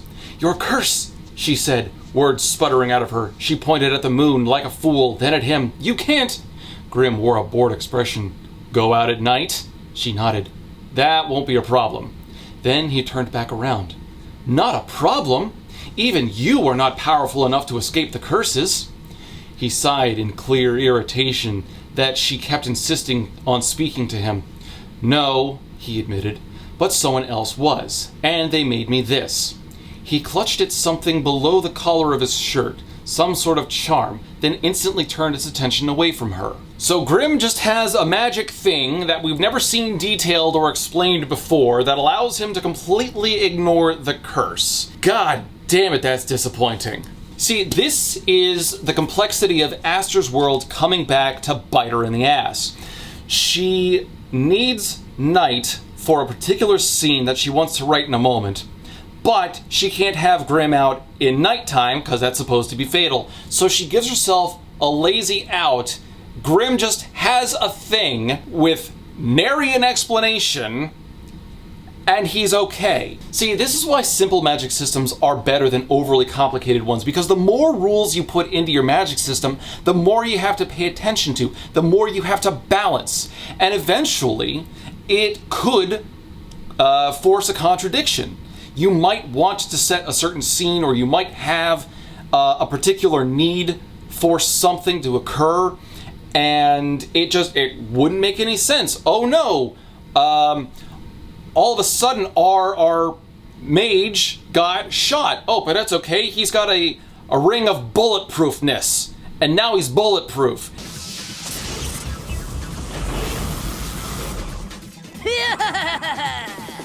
Hey kid, that knocks you down. Nuh-uh. Yeah, I got you. Nuh-uh, because my cloak is made of a titanium alloy that shields me from heat. Now they're headed towards a very particular building in this fishing town. It is home to a group of thieves, and apparently it is the same group of thieves that stole the sword from the Starling market in the first place.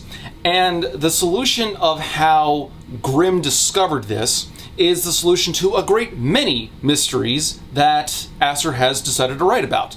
The proper answer is, And Grimm insists that they're just there to look for the sword. If they don't find it, they get information. Now, we don't get a really good description of the building, just that it's a tall structure with long and rectangular windows, all covered with thick fabric. Your guess of what it actually looks like or how many floors there are is as good as mine. Now, it would make a lot of sense for them to stick together in the event that something went wrong, or one of them found the sword and just needed to tell the other so they could leave, which does make me wonder what is the escape plan here supposed to be, because if the sword disappears, if it senses Grimm's power, then like, what are they gonna do? Sail back? And I'm just gonna make this known now. It's talking about if Grimm uses his power, not if he's just standing in close proximity to the sword. But because Aster wants to have a fight scene where Grimm just doesn't one-shot everybody instantly because he should be able to, he takes the top floors and Isla searches the bottom floors. So, of course, she gets jumped. One of the thieves somehow sneaks up on Isla and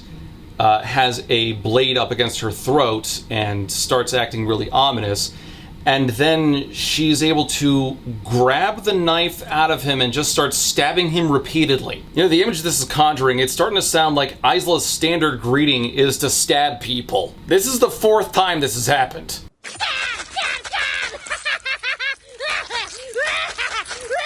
We also get a really bad description here because on one page, Isla reached for her blade, and we're given no indication on what sort of a blade that is, but on the next page, it's confirmed that it's a sword.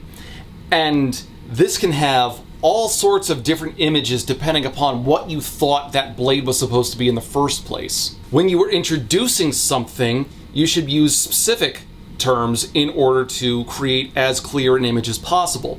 After that, you can refer to a broadsword as a sword or a blade or an edged weapon or a whatever might be appropriate. More thieves join the first one, and there's a bit more of a fight. Isla gets bested, and it looks like she's in trouble until Grimm shows up and just one-shots pretty much almost everybody. During the fight, at one point, Isla actually grabs a guy, like bum rushes him and pushes him through a window. Remember, it's night outside, so he screams for half a second before his entire body melted into ash, and then she inhaled some of it. That's not important, it doesn't come back up, it's just kind of funny.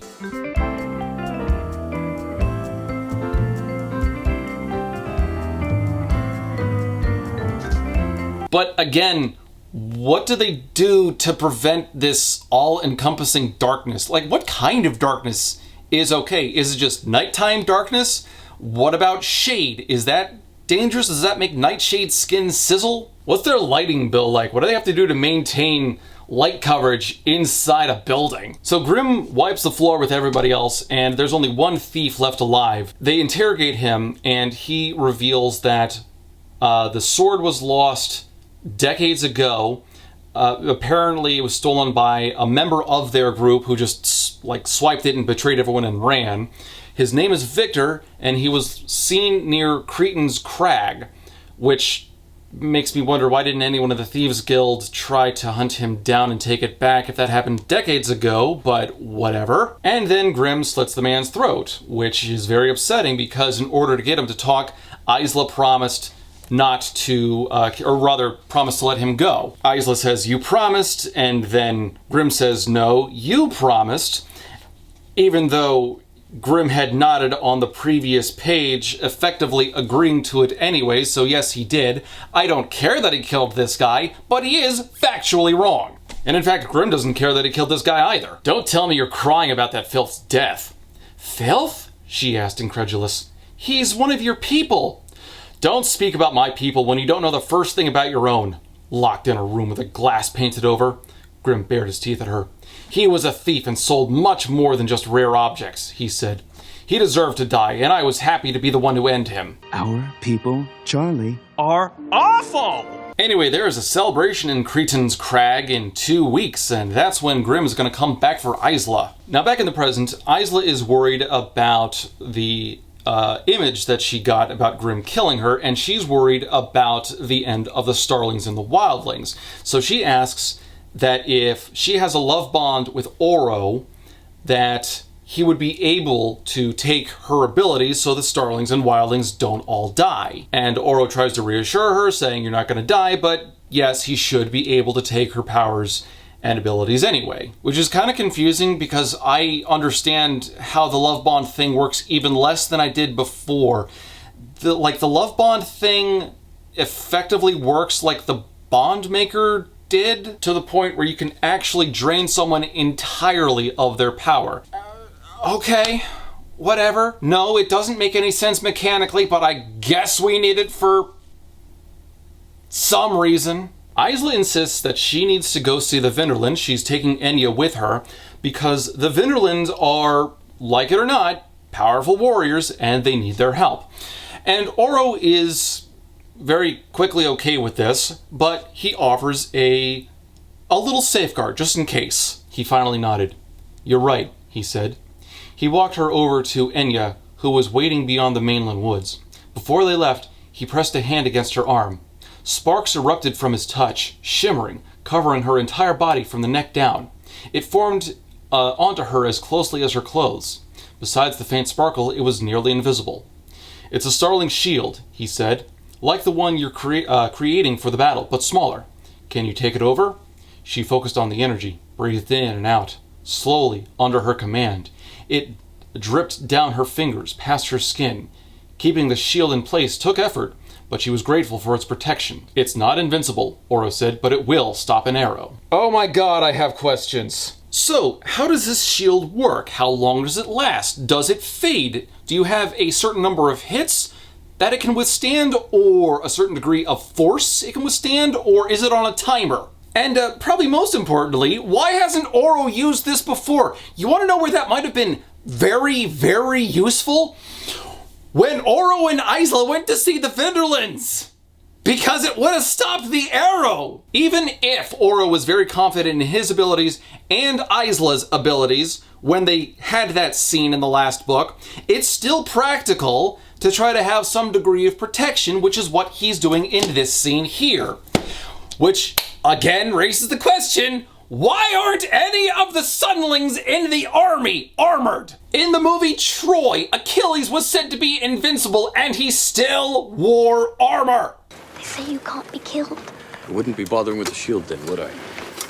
So Enya and Isla make their way into Vinland territory deep in Moon Isle, where they are fighting against a snowstorm, which makes the whole thing more of a challenge. And I've got to question how that even works, because since the Moonlings left, the ice and snow started to melt, and that was like at least 10 days prior to this. So what's causing the snowstorm? I will accept a degree of snow and ice at a certain altitude, but this is pushing it. The Isle should otherwise be a swamp. Now, if you've been paying attention to the dialogue in these books, you understand how talented Aster is at crafting dialogue, which is why it makes total sense for Isla to just start a conversation out of nowhere with Enya and ask, "Are you afraid?" And because of some ill-defined thing with the Oracle, Enya apparently knows when precisely she will die. So does that mean that the oracles can work with specifics? They don't have to give half-assed, badly detailed prophecies in order to convey information? Or is Enya just being overconfident and stupid? I honestly do not know what the right answer is. And as soon as Enya is done explaining her side of things, a legion of the Vinderland gang shows up wearing metal helmets with massive tusks, fur around their necks, and intricate armor, and they're holding swords and axes longer than their limbs. First off, credit to Aster for putting a smidge more detail in her descriptions than usual, but the way that everything is described, the utilization of the Vinderland name, and the fact that there are axes longer than, I guess, Isla's limbs, it makes me wonder if these guys were inspired by Vinland's saga.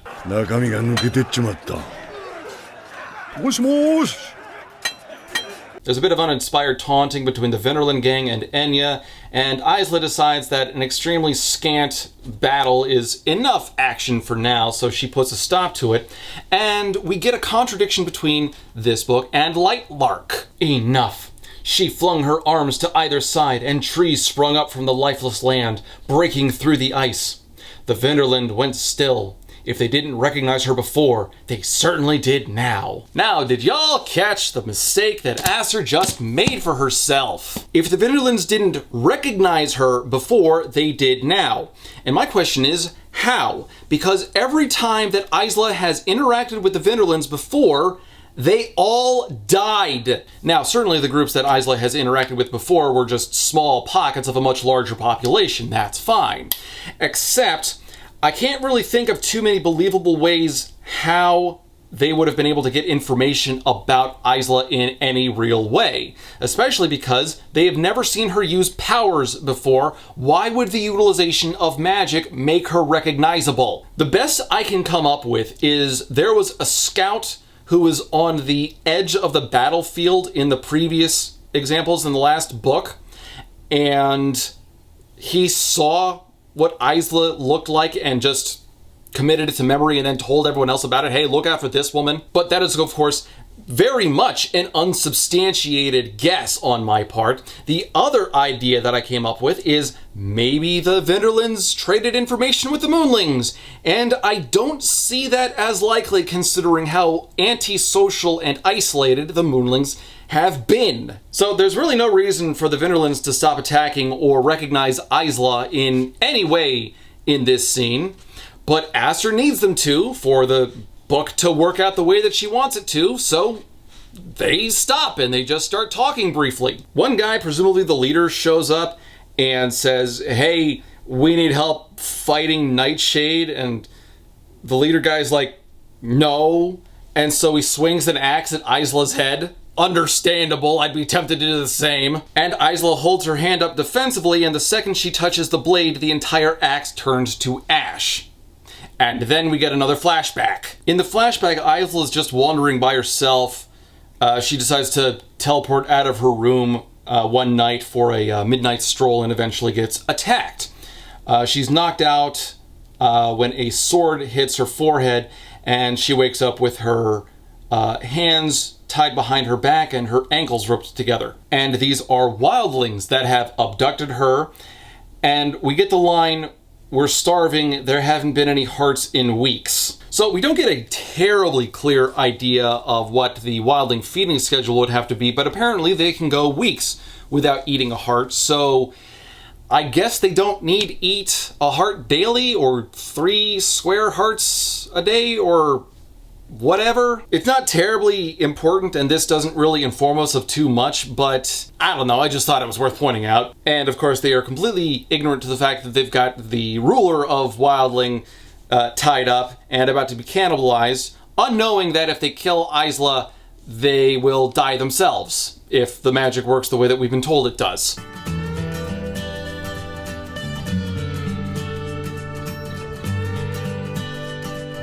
Now they do start to cut into Isla when she's able to grab the star stick and uses that to teleport to Grim. And she teleports to Grim and not Celeste, basically her sister at this point, remember? But no, this is supposed to be a romantic story between her and Grim. So Celeste isn't important in the canonical timeline at this point. Just ignore that. It would make so much more sense for Isla to go to her for comfort, and not the continent where they literally boil blood in a marketplace that sells teeth. But anyway, Grim undoes the restraints and even offers to kill the wildlings that had attacked her. Such a charmer. In order to help her, Grim gives Isla a mug of hot chocolate, saying that it's got sugar, it'll help keep you conscious. And Isla asks if he's got anything else for the pain. You know, maybe like that Nightbane stuff that she heard about in the marketplace that one time. Grim went still in a voice that chilled the room. He said, "You will never know Nightbane." "Why not?" she asked. Why did he get so upset about it? "It's a drug." "What does it do?" He frowned. "It makes you the happiest you've ever been and takes away all suffering." She blinked. "I want it." He then gave her a scathing look. "It kills you slowly, methodically, efficiently, until you die with a smile on your mouth. With continued use, Nightbane is a death sentence and everyone who takes it knows it." Do keep that in mind for later. But Nightbane's not important right now. You know what is important? Grimm's edgy crybaby backstory. Isla moved, and pain ripped down her middle. Alcohol. Do you have alcohol? She had never tried it, but it was rumored to help with pain. In a moment, a bottle was in her hands, and she drank a large swig. She immediately choked. Her throat burned. It was as if the liquid was eating through it. It turned out alcohol tasted exactly like it smelled. Why don't you have anything but alcohol in your room for pain? Pain is useful, he said quietly. He didn't elaborate. It doesn't feel very useful now, she mumbled. Grimm looked down at her. It seemed to surprise them both when he said, When I was 7, my training consisted of being cut and skinned until there was barely any flesh left on my back. I am very impressive and intense. Isla's jaw went slack. Her training could be painful, but to do that to a child, that is barbaric. He only lifted a shoulder. It was a custom here for a very long time, meant to toughen the body and mind at the height of its growth. At 7? Really? The place I trained as a warrior, we were punished for the smallest of infractions. In public. Shadows can turn into the sharpest, thinnest blades. That's humiliating. It wasn't. It was a chance to prove we didn't react to pain. Standing there, being cut, and not moving a muscle in your face, it was seen as strength. His eyes weren't on her, and when he said, my father would come and watch, it was an honor to show him that I had no reaction to the pain. Never forget that feeling of agony, for it is what binds you to Luminary Moog, to all of us. And this sort of treatment has since been discontinued, but it's like, that's so laughably stupid. I mean, ignoring the obvious psychological scars that would leave, but not physical ones, as Isla notices. So evidently, there was a moonling healer nearby to help them out. And when Isla points that out, Grimm just says that she should leave. Now, over the next couple of pages, we do get a basic conversation between Isla and Grimm. It's simple. It's the sort of thing you would write as like a first-time writing project, but we had a similar scene between Isla and Oro, so now we've got to have one for Isla and Grimm. Got to make sure that love triangle builds from something. And Grimm helps Isla portal back to her place and makes sure that she gets to sleep. And then the flashback ends and Isla is staring down the Vinderland gang again. So the Vinderland whose axe just got melted takes a step back and asks, what are you?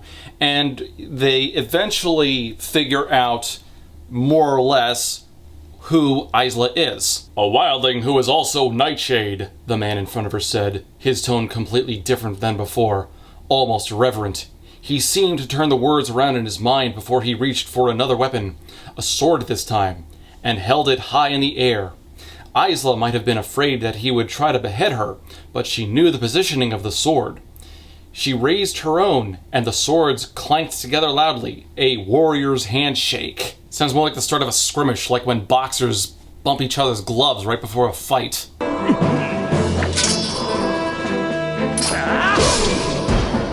And Milty Axeboy says his name is Sigrid, and he apologizes for his earlier indiscretion. Apologies, he says, looking like he truly meant it. I should have known. You survived an arrow to the heart. We have stories about people like you. Those who stand on the line between life and death. Oro literally incinerated everyone who was present when Isla got shot in the heart. How does he know about this? How did you know about the parts you weren't there for? And he says that they have stories about people who stand on the line between life and death, and ignoring that that's a really vague interpretation of what Isla's doing. But it'd be great if we got some sort of an example, or maybe a folktale from the Vinderland gang about this. So far, the only thing we know about their history is that they are former wildlings who renounced their wildling ways and gave up the powers and were therefore immune from the curses. Now, there could be some shared history between the Vinderland gang and the wildlings, but if there's anything there that would suggest some sort of a standing on the line between life and death thing, it's not in this book. And Sigrid explains that a significant portion of the Vinderland gang is actually sick. Their gang is hundreds of people strong, but for the last few decades, there has been a sickness that has spread. And we get this line here that I forgot about that says that the Moonlings would never treat the Vinderlands because the Vinderlands were known for their viciousness and appetite for human flesh. Which means the only way they could have known about Isla's getting shot in the heart and surviving thing is if they had some sort of a scout that somehow survived the fights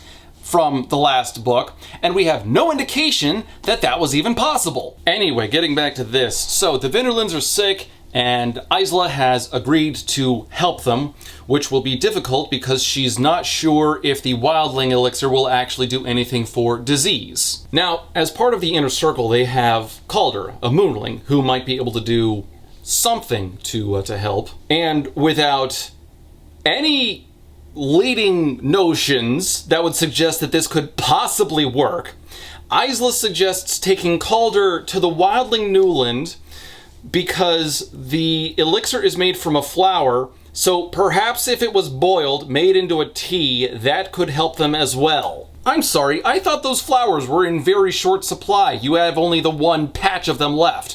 Why are we risking a very limited supply to make a tea in a way that might not work as far as you can tell? But anyway, Calder starts working on that, and Isla is like, oh boy, we have a plan, and then she goes to bed and passes out into another memory. So next flashback, this is the next night after Grim helped Isla heal up from getting stabbed by her own people, and he decided to help her learn how to use the Star Stick because she sucks at it. The first thing you should know is your device is unreliable, he said. I did not pour much power into it. Around other portaling ability, it won't always work. That explained why it had failed during their first meeting. Portaling power is all about visualization. That is why you believe you can't go anywhere you haven't already been. It's weird that it doesn't work around other portaling abilities, and that doesn't even seem like it's something that makes mechanical sense. It feels more like just a thing that Aster needs in order for the plot to work out the way that she wants it to. The Star Stick just breaks at convenient times sometimes. The first time we saw it break down was when Isla visited the Nightshade Newlands for the first time, and she wasn't even really near Grim when it stopped working.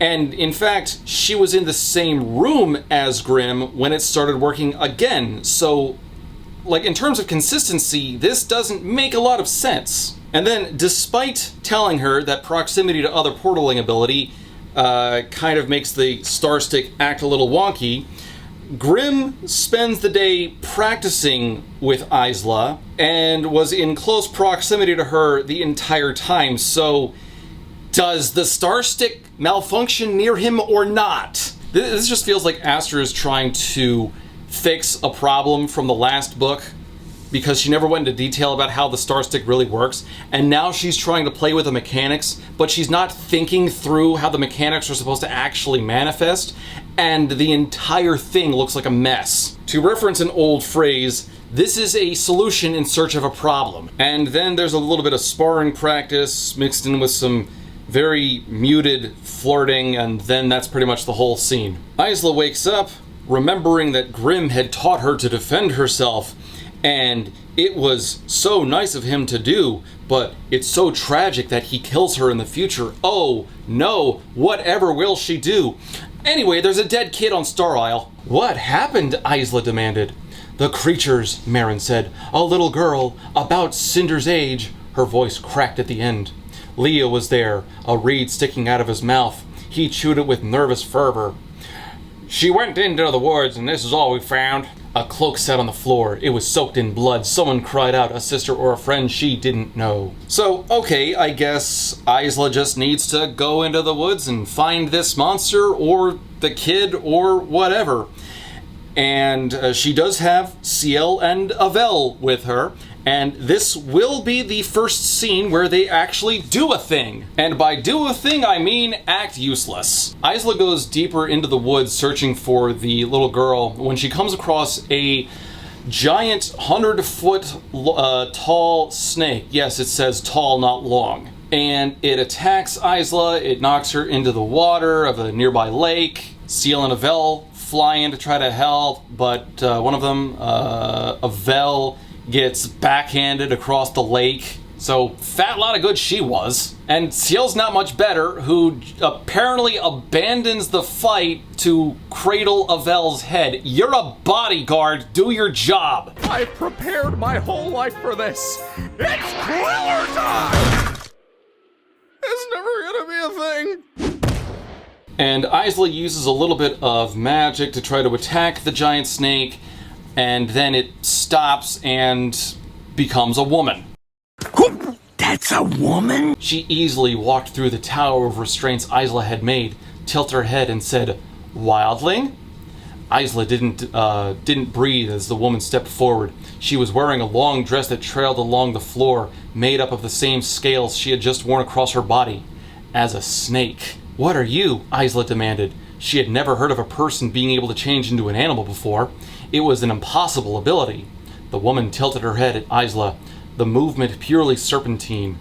"You don't recognize your own people? How many more lost civilizations are secretly wildlings? What the hell happened to this realm? And how does this fit into the world building at all? If Isla dies, does the snake woman die? Is the snake woman, like, at one point, was she ever held to the curses? So how many other isles in Lightlark are inhabited by wildling squatters? Do we have a band of man-eating plants on the Sunling Isle who just, like, photosynthesize during the day and eat people at night? Oh god, don't tell me that's the case, otherwise Isla would try to recruit them too.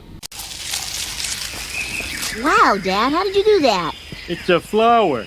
Somehow the snake woman knows that Isla is the ruler of Wildling, despite not mentioning it. Now, it could be that the degree of power that Isla displayed was greater than what the average wildling could do, except the snake woman herself is also doing exactly that right now, with the whole transformation into a 100-foot tall snake thing. And I would say that I like how flippant the snake woman is, except she's kind of an idiot.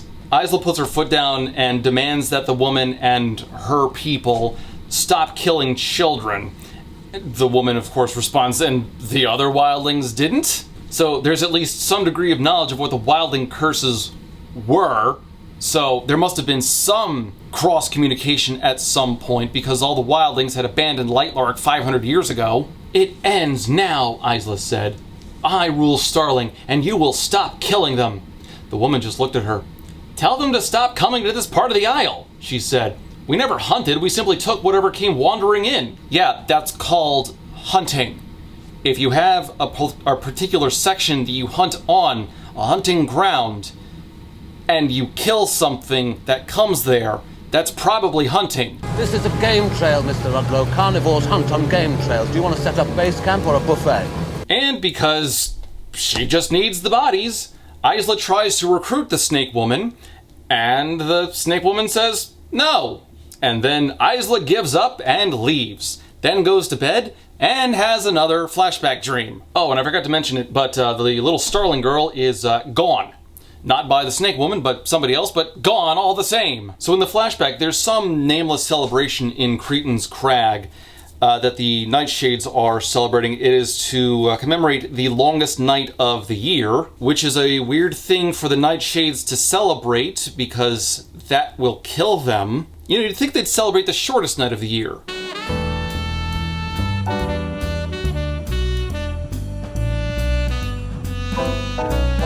Anyway, there's something very interesting to play with. There are times where you can give an image and it's very context dependent. One of my favorite examples of that is from one of the Next Generation Star Trek movies where they're on the holodeck on a pirate ship.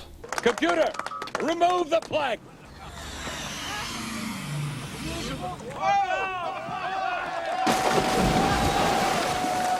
I must confess, I am uncertain as to why someone falling into freezing water is amusing. Live in the moment. Do something unexpected. Get it? Got it.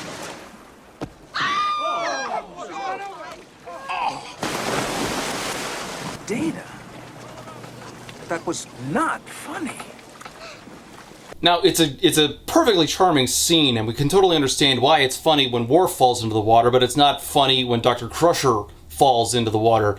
And that's what makes the scene funny. I raise that because one of the things to consider is the fact that this Nightshade celebration is an act of debauchery. Some people walked through the streets nearly naked, covered only in scantily used body paint. There were designs painted across their chests, their legs, their stomachs. Others lined the sides of the road, shouting. They all had blades on their belts and drinks in their hands. And as Grimm explains, most people do choose to wear little clothing, yes. At least at celebrations like this. Some just wear paint. So Kenneth, did you know we've got a crazy woman squatting down in the subdeck? What? If she touches anything, I'll kill her. Oh, and the only thing she wears from her waist up is tattoos. Oh, maybe I should go down and welcome her aboard. I want all of you listening to this right now, take a moment to consider the image that is in your mind. You got people that are just wandering the streets, some barely wearing any clothes, some only wearing body paint. Now, how many of you are picturing that scene at night? Remember, these are the Nightshades. Everything has to be during the day. So, you go from a more Mardi Gras setup with a degree of debauchery, some exposure, as it were, to a bunch of people wandering around in their underwear, probably around noon or early afternoon. Do you see why these two images are very different and give very different contexts? You got debauchery during the night, you got sex fiends during the day. Anyway, they're trying to find this one thief guy whose name I've already forgotten. Their only clue about him is that he's some guy with a snake, and Grimm comes back with the exact information they need after not a minute later. Despite this impressively vague hint, they managed to find this guy after asking one barmaid. Now, they have to get the information about the sword out of this guy. Grimm suggests that Isla use her temptress wildling powers to get the information out of him. Obviously, she can't do that at this point. She doesn't really have powers yet. Sort of. And Isla instead suggests just torturing the information out of him. But Grimm has a logistical problem with this. Can't you just torture the information out of him? She asked. Suddenly, that option sounded a lot more appealing. Grimm looked amused. Of course I can, Heart-Eater. But one of the most infamous thieves, one of the only people who knows about the sword turning up dead in such a violent fashion, it would be suspicious. No one said anything about killing him, just torturing him. Those are not the same thing. And besides, his connection to the sword can't be that famous if Grimm didn't know about it beforehand. Why else go to the last scene in that fishing town with the other thieves in that one hut? Like, if this guy shows up dead, it's probably just an average Tuesday. Everything we've seen of the Nightshades thus far suggests that they are a pretty callous, brutal group. And why does it have to be death in a violent fashion? Just, like, cut his throat or something. Sure, that's brutal, but it's not particularly stand-outish. Now, if Grimm were to impale him 1,000 times with shadows and leave him dead in the street or something, that's overly violent. That will be more of a signature, but no one's suggesting that. No, instead what happened is Aster wrote herself into a corner and really wanted to have a scene where Isla just acted like a temptress. So the plan is seduce the guy, get him to a private place, get him drunk, and hope that you can get some degree of information out of him. And hey, what do you know? That's exactly what works. Now, Isla is able to coax some information out of this guy, and he does give some key details. For example, "That sword ruined my life," he said. "It's nearly killed anyone who's tried to use it. I suppose none of us were powerful enough for it." But that doesn't answer the question of where is it? "A thief stole it from me. Ironic, isn't it? Some call her the best thief in all the realms." "What's her name?" "No one knows." "Where can I find her?" He lifted a shoulder. So I'll say it now, we never meet this thief. She's never given a name. She is just a convenient plot device, which I guess is her doing her job right. Well, if you're a famous smuggler, you're not doing it right. And despite that, this guy knows where the thief's favorite hiding place is, and he says it's someplace called the Caves of Aridia on Nightshade. Still feels like she's doing something wrong if she has a favorite dumping spot. And then the scene closes with a bit more flirtation between Isla and Grimm, as she is dressed rather scantily. She is convinced that Grimm is convinced that she has temptress powers, because she asks, "Tell me, non-powerful Nightshade, was I able to tempt you? Did I make you fall hopelessly in love with me?" To which Grimm pins her against the wall, presses himself up against her, and says, "No," he said against her parted lips, "you are not something special to me. You are not something I want to love." He reached up to her lips and smeared her red lipstick with his thumb. "You are something I want to ruin." Then he ducked his head to her throat and bit her. And it's not like a vampiric thing, it's like a sexy thing. And then he opens up a portal behind her and shoves her through with her star stick. You know, I like in certain adventure stories where you gotta go from place to place, following clues, searching for an ancient artifact or something. Laura Croft, Nathan Drake, Robert Langdon have all done these adventure stories, usually very well, where you're just like, you're either on the track of some kind of a MacGuffin, or you're following the clues, trying to stop something or whatever. It can be really interesting, really engaging when you run to a new place and try to pick up new clues, gather some details about the surrounding area, like especially if you have real-world history to tie into it. It just makes it that much richer. And granted, this is set in a different world, so you can't set up the real-world application, but so far, the quest has been exceptionally dull. It's just been, here was a sword, and then it got stolen, and then it got stolen, and then it got stolen again. Aster's not even doing anything different with it, like it wasn't lost in a landslide, or it wasn't, it didn't, like, get recovered from the bottom of the ocean after it was being transported on a boat. No, it's just a series of thefts, one right after the other. There was nothing different between these steps. Like, this could have been a great way to explore the world and different locations, trying to track this mystical sword down, and instead, Aster has turned it into an elongated fetch quest. No. She's turned it into the same fetch quest, repeated several times. So Isla's getting pretty tired of the memories with Grimm, because it feels like a betrayal. She's supposed to be with Oro, and she keeps remembering all of these drastic, dangerous encounters with Grimm. She can't fall for him. She's supposed to hate him, remember? Now, get a load of this. Isla wants to try to get rid of the necklace that she still has around, you know, the family jewels that Grimm gave her. But everything she has tried previously has failed, so she tries again. She touched a hand to the necklace, which she could only feel an anger built inside. So she grabs one of her blades, positions it precariously against the necklace, and tries to cut it free. But the blade didn't even make a mark. She should still be able to feel it around her, but if it's invisible, if she can only feel it, how does she know whether or not it left a mark? And yes, you can nick something like a necklace, and you'd be able to feel a bit of damage that way, so that might be what Aster is trying to describe, but she's using a visual indicator, didn't make a mark, when what she should have done is gone with a tactile indicator. She couldn't feel a difference. If you're going to apply particular senses to a situation, don't forget what sense you're using. Anyway, we have 13 days before Grimm comes by and just blows up the island. There's still some tension about whether or not the Skylings are actually going to stick around, because they still haven't given their vote.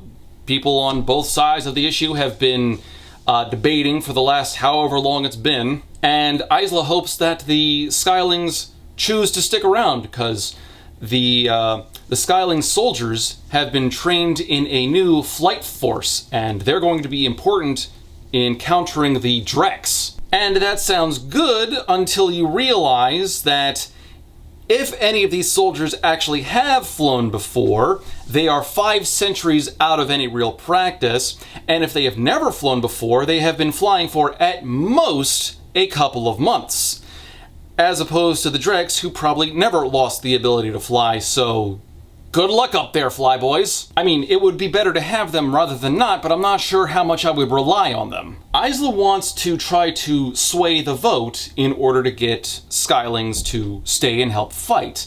So she needs something to offer, and then she gives this line. They didn't value much, but they did value something above all else. And she's referring to their utilization of democracy, despite how little sense it actually makes in this world with the way their magic system is built. Except the Skylings were the party people. You're telling me that they don't value much? I mean, if the Nightshades are hedonists, the Skylings are sensualists. So they definitely do appreciate life until the plot needs them to not, and they vote to kill themselves. But really, the way that this is phrased, it sounds like an unironic take from somebody in the Helldivers universe. We are incredibly expendable.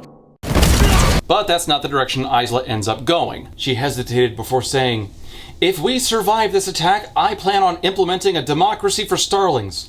Murmurs. Zed shot her a look. She straightened her spine and continued, I will hold a vote. And if someone else is more capable of being ruler, I will step down. And again, this doesn't really work well with the magic system they have in place. Sure, democracy would probably be a better system than whatever the hell they currently have. Kind of like an isolationist monarchy where the nobility does their own thing and the peasantry does their own thing and no one actually communicates. You know, now that I think about it, all the way that the governments, like all of the governments in these realms, none of them really do any governing. Kind of a disappointment. But anyway, rather than try to find some sort of a way to actually get things to mesh, Aster just goes with regular democracy as opposed to creating something of an advisory council or maybe a parliamentary system where the citizens could vote, you know, some degree of representative government in place. You see, that way you get some of the benefits of democracy and still try to find a way to mesh the magic system in place. Like, from everything we get in these books, it sounds like Aster has a very elementary understanding of politics. But we don't have to wait long to see how the Skylings voted. It turns out that Isla's suggestion for democracy for the Starlings was kind of a waste of time because the Skylings vote to leave. We lost Azul, Oro said. Enya gasped. The Skylings voted not to allow him to fight. His eyes found Isla. Part of the flight force made their own choice, though. If you pledge to make Starling into a democracy, they will stay. How many? Enya asked.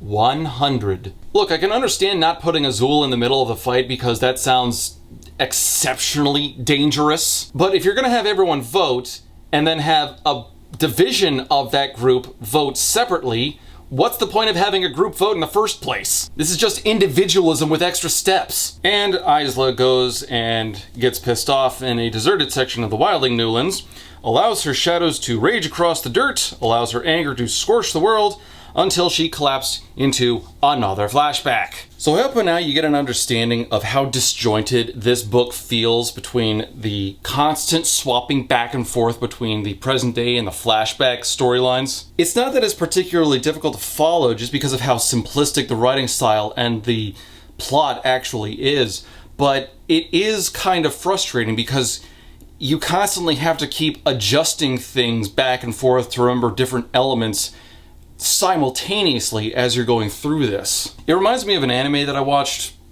way the hell back when that did something similar and was also quite flawed, but not nearly as bad as this. It was called Tensho Tenge. Now, in that story, you had the protagonist, whose name I don't care enough to actually look up. Who the hell am I kidding? Yes, I do.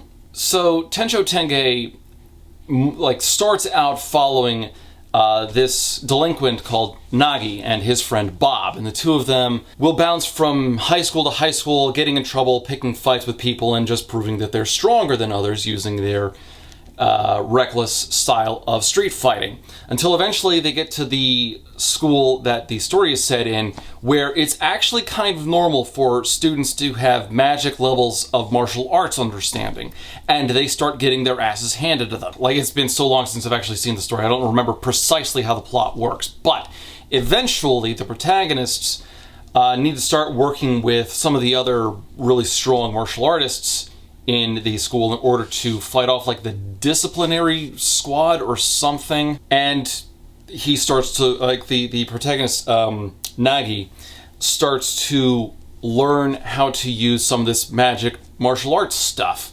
And you do get the occasional cool fight scene or cool element within a fight, but as soon as you start to get used to the storyline and the characters and the magic system and everything, the story just does this really jarring shift and starts following the backstory of the central villain. And you get his tragic backstory for several episodes in a row, to the point where he's kind of taking over central focus of the story. And then eventually it goes back to Nagi and his friends, and then it goes back to the antagonist again, and it just feels really disconnected, despite the fact that we're seeing a lot of the same characters in the same location. God, I think I watched that back in college. But anyway, the thing that ultimately led that series down was how bad the story structure was. There were some cool elements there. Like I said, there were some decent fight scenes. One of the characters gets stabbed in the legs to the point where he can barely even stand up, and rather than just give up the fight, he waits until his opponent has his back turned to him, punches the car he's leaning against so hard that he rockets forward, and then socks the other guy right in the face. And like, that's stupid, but that's like turbo masculine macho stupid, which makes it cool.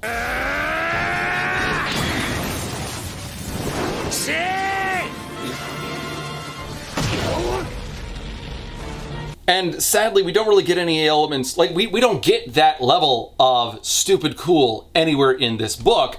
We just get confounding because the magic systems don't mesh and the world building's an absolute disaster and the characters are flat as pancakes. Like, a lot of the reason why Astra wrote this book the way that she did is because it sounds like she loves the enemies to lovers trope. A cursory glance at her YouTube channel proves that.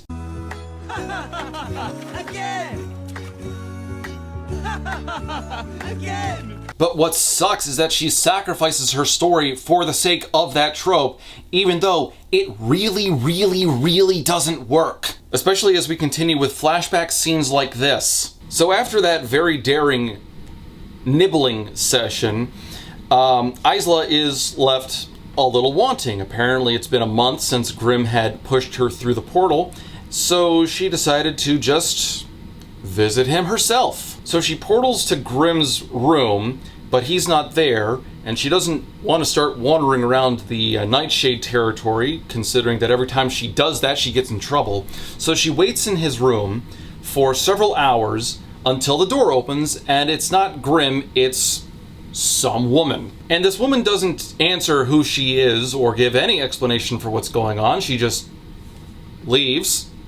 And so Isla gives into jealousy. And so in response, fueled by her frustration, Isla decides to go find the sword by herself.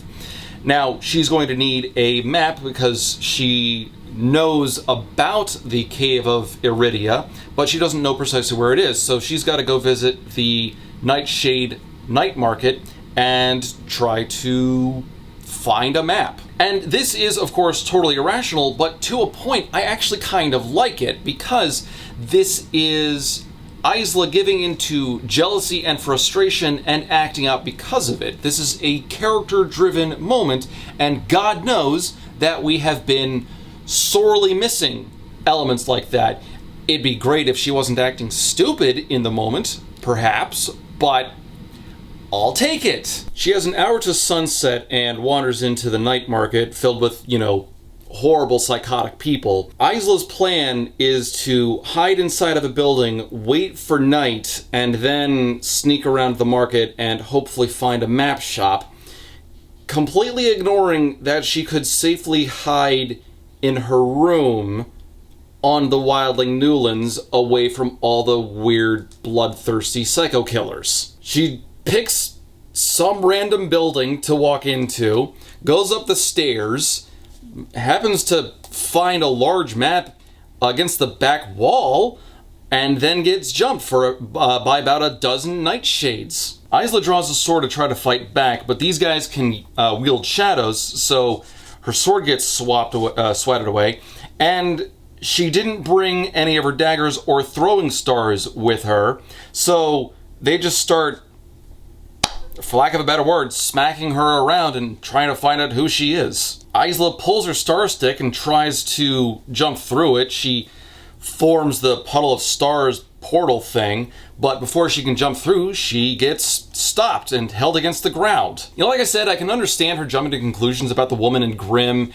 and doing something reckless, like running off to find the sword by herself.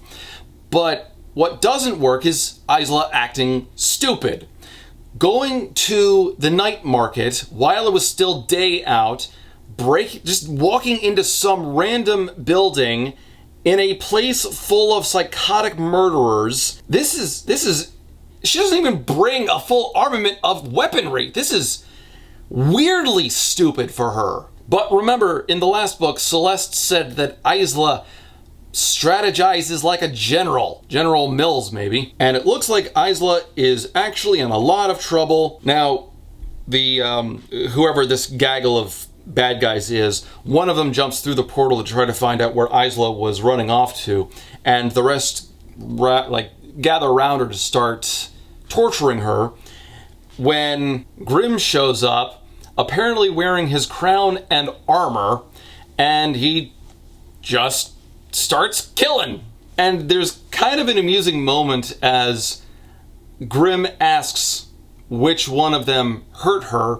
She's too shocked to respond, and so he says, "Fine, all of them." There was a chorus of cracks as all of their necks were broken in tandem. I mean, it was a very grim image, but not quite as horrifying as I think Aster was going for. Oh, and through all this, Isla's blood doesn't do the thing, and she doesn't consider the thing. Which is a shame, because in this moment, they're asking who she is, and stabbing someone to see how their blood reacts could have actually been an interesting way to identify somebody. And so her blood not doing anything would have been like this weird, mysterious element that her captors wouldn't understand. But I think Aster forgot about the magic blood thing herself, which is why she never alludes to it at all. And it's such a shame, because it would have been a really clever use of the blood thing.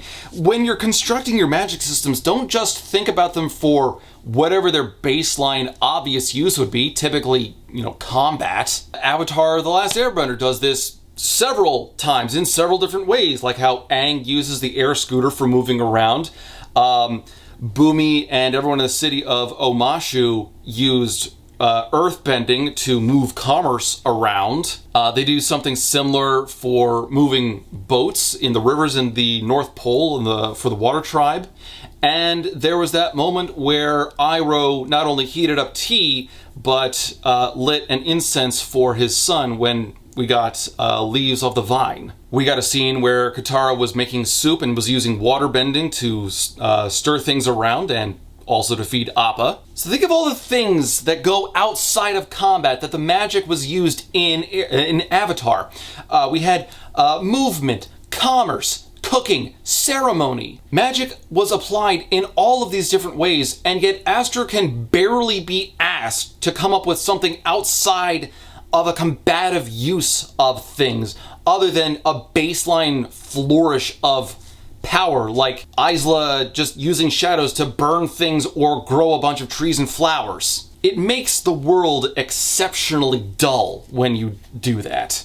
In order to help her heal up, Grimm gives Isla some Moonling healing bandages, which gives Isla the idea that the Moonlings may be helping Nightshade. For what purpose? We will find out eventually, just hold on to that thought for now. And they get to talking. It turns out that the woman who had stepped into, or had opened the door into Grimm's bedroom wasn't like a lover or anything. It was just Grimm's general, and they were discussing strategy over something. Oh, and get this. So, I had forgotten to mention this. Isla never actually told Grimm about the sword being in the caves of Aridia, so he couldn't have moved on without her, so her concerns at the start of this flashback were very unwarranted. Oh, and also there's some sort of a monster guarding the cave, and she's not sure what kind, and Grimm, of course, doesn't know. So that'll be something for them to discover at a later date. And then the flashback ends and we go back to the present. So y'all remember the ore that they had to find in order to make those special weapons to stop the Drek? Well, it turns out that they dug a little deeper in the Forgotten Mines and found some. And Zed was leading things up and tried to extract some of the ore, but he's having difficulty for stupid reasons. Because he tried moving it using air, but the ores are almost impossible to move for some reason. Why not try to get some free with a pickaxe and then pick it up with a shovel and put it into a wheelbarrow or a minecart? But no, because Isla can control rock, for some reason, she's just perfect to move the ore herself. But they come across the ore, it is buried deep within the wall, which makes me wonder how was Zed trying to use air to move it at all in the first place. But I guess that doesn't matter. Isla is able to extract it, and so now they've got something to make weaponry out of. But that's not the only thing Isla has to concern herself with. The Vinderlands are still sick, and she needs an expert healer. And because Oro's buddy Calder is busy with off-screen itis, Isla has to go find Soren, the only moonling from Cleo's court who was left behind for some reason. Soren agrees to help the Vinderlands and actually shows Isla how to steep the Wildling flower for tea without losing its healing properties. And it's this introduction here, this use of Soren that kind of disappoints me, because there is so little character here. Isla asks him, what side are you on, ours or Nightshade's? And he just says, I assumed it would be obvious by my presence here on Lightlark. And then Isla continues onward as if he's totally trustworthy at this point. And the dialogue is like this so damn often.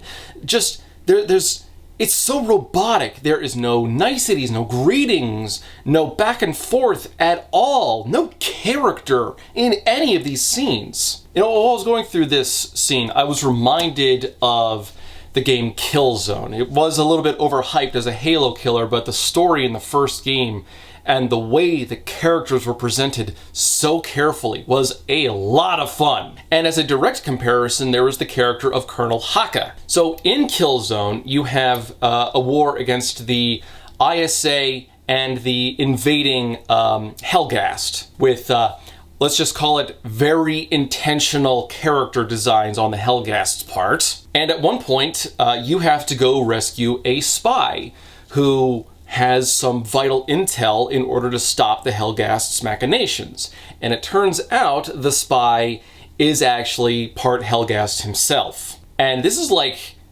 chapter 5 of the game, if I remember correctly, out of like 12 or 14 chapters. So you're pretty enmeshed in the whole the Helghast are the bad guys aspect of the story at this point. So to have one actually fighting on your side is a little concerning, especially when you go up to meet Haka and he introduces himself like this. Well, it's him all right. We've got the right guy. You Helghast? Half Helghast, half human. I don't want to fucking imagine how that works. And you know who we are? I imagine you're here to take me away. Your name's Heka. Yes. Whose side are you on, Heka? My side. Shit. We'll see what side he's on when I've got this baby shoved up his papa's.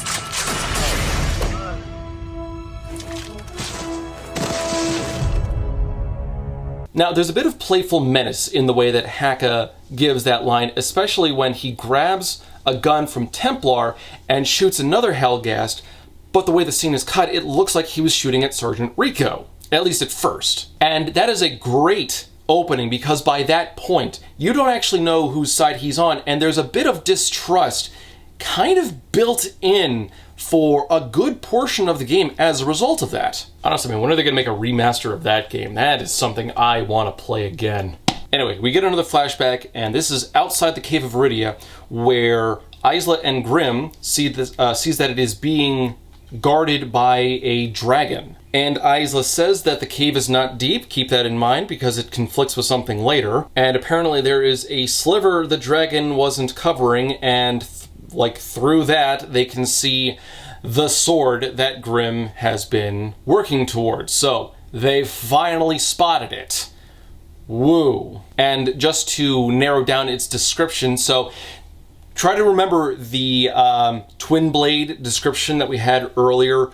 What did you think it looked like? Because this gives, I would argue, a differing image. Just behind the dragon, the sword was sitting on top of a pile of other relics. It was made of 2 pieces of metal, braided together like lovers, until they formed a single joined tip. So, when it was described as a twin blade, I thought it was supposed to look like one of these, but instead, I guess it looks like one of those. Not a very clear concept there. Also, the dragon being here really makes the ghost girl from the last book look like an even more disappointing choice. Dragons were always an option, why didn't you use one?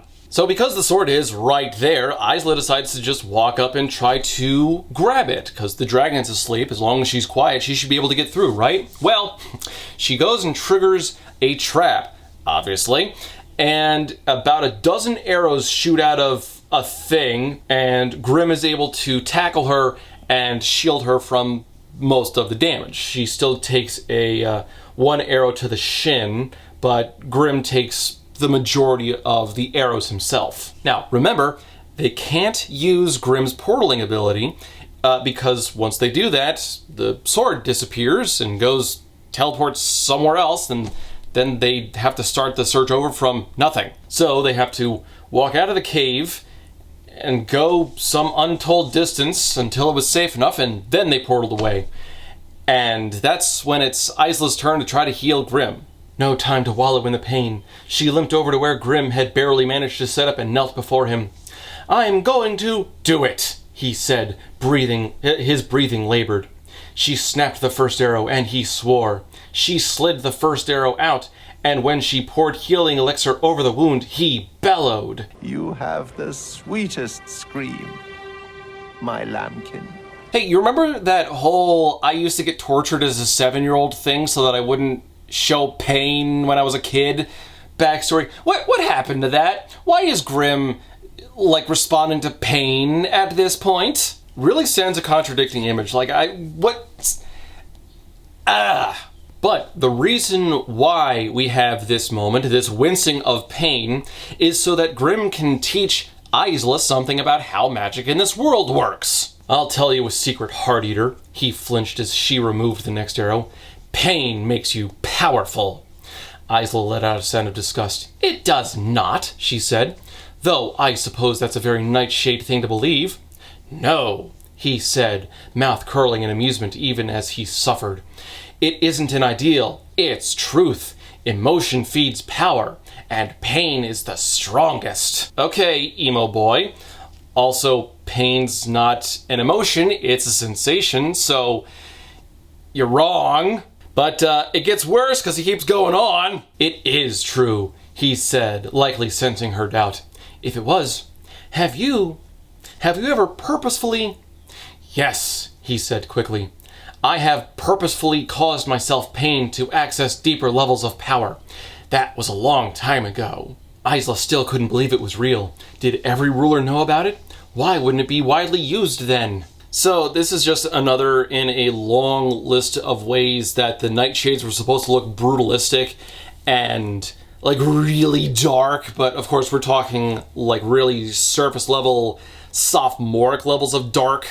Just speaking as a guy, Grimm gives such a wannabe tough guy persona that you know, he'll go around, he'll talk a big game. Oh yeah, well, I beat up like 10 guys in one fight. My nickname in high school was Blackout because I just get so pissed off I'd black out and beat up everybody. But then you go and you clip him once in the jaw and it just drops instantly. Grim's just out here whipping himself, thinking it'll make himself stronger, and oh my god, he just comes off as such a drama queen as a result. But keep this in mind, we will be coming back to it. The conversation moves on, and Isla asks about what the mechanism in the cave that stopped them was, if there is, you know, what kind of way there would be to get around it. And Grim's a bit fatalistic in regards to this trap. What happened? She asked. The arrows had come from nowhere. I didn't see anyone or even where they were coming from. It wasn't a person. It was a weapon. A mechanism designed to go off against intruders. I've seen it before. Where? My own castle. Isla turned to look at him. His eyes were still closed and the crown of his head was still leaned against the wall. You believe the thief stole it from your castle? Grim shrugged a shoulder. If she did, she really is the best. I take it there aren't any ways around it. He shook his head. Infallible, unfortunately. Oh my god, you mean the mechanism that must have been a mechanism was actually a mechanism? Wow! Audience participation time. We've got a thing that magically shoots arrows at people. So, try to plan on what the counter to that will end up being. Are they gonna bring in a big old tower shield? Are they gonna find a way to disable the triggering mechanism? Are they going to find a way to dispel the magic? Oh my god, are you going to be disappointed when you see the answer? Back in the present, Isla reflects on the lesson that she had remembered learning with Grim about pain being power. Power was metal in her mouth, in her nostrils, down her throat, in her stomach. Oh, wait, that's blood. And just to reinforce it, we have a bit here with Isla saying Grim claimed pain was the strongest emotion. It's not an emotion, it's a sensation. Stop it! In fact, Isla uses pain in order to cover the mainland in the barbs and poisonous plants that she had discussed using earlier. And we don't really get an idea of what that really looks like because the topography of this island has been so poorly described that I just imagine one massive open field. So I don't know how you're gonna section things off that way or make proper corridors so that you can still actually fight in the middle of them, but whatever. And because she'd used pain to amplify her power, she had been able to do in one night what would probably have taken her 9 days. Now, what did she do to actually hurt herself? I don't know. It's implied that she did something to hurt herself because she just needed more power and used more ability. So logically, she must have done something to hurt herself because on the next page, blood dripped down the front of her dress. And she is bleeding from the eyes, nose, and the sides of her mouth and her ears. And apparently power tasted like blood. But her injuries themselves don't really matter because she's got some Wildling elixir. So she put a drop on her injury and watched the skin grow back. Now, here is my challenge to any fan of this book. What injury? What did she do to actually hurt herself? Because the only indication of a wound that we have is the blood that's pouring from the holes on her head. Again, Aster is very bad when it comes to descriptive passages. Now, over the next couple of days, the next thing that Isla has to concern herself with is portaling civilians to the Newlands so that they'll be out of the way of combat. And she even recognized some of them, which I would hope she would, because she's been living among them for a couple of months. Now, amidst all of the evacuations, we get a scene that has to lead to something eventually, but for this book is functionally useless. Isla finally goes and visits Aurora's old room while she's evacuating people to the Starling Newlands. And of course the room is empty, no one's lived there for a while because, you know, Aurora's dead. And we get a curious description that would have actually been a clever setup in Lightlark if Aster had actually planned any of this. A collection of orbs sat on a shelf. They were some of Celeste's most prized possessions. Each held something mysterious. Celeste had claimed they had been passed down through generations and she didn't know what each contained. So you got all these orbs that hold stuff, No idea what they are, but apparently they are of great importance. This could have been something that Aster played with in the previous book, hinted at that maybe this could lead to something revolutionary or extreme. But no, I'm convinced that she's just flying by the seat of her pants as she's outlining book by book. When you're outlining a series, these little connective tissues between books can be so absolutely worth it. Jim Butcher does this, oh my god, dozens of times between the books in the Dresden Files. There are so many instances where he'll be like, in book 7, he runs into Guy from book 3. It's like, oh yeah, I remember Guy from book 3. He did this thingy, and then it leads to this adventure, or this plot point, or this revelation, or whatever. You don't need to rely on that 100%. Sometimes you can just happen upon a happy coincidence and just make that work. But if you really want to make your series feel connected, you've actually got to find ways to bridge small connections between the books, and not just through characters or plot. If you can get these small moments where A leads to B leads to C between books, you just make the whole thing feel that much more lived in and that much more connected. So Isla just lashes out, uses her powers on the orbs and smashes a good portion of them.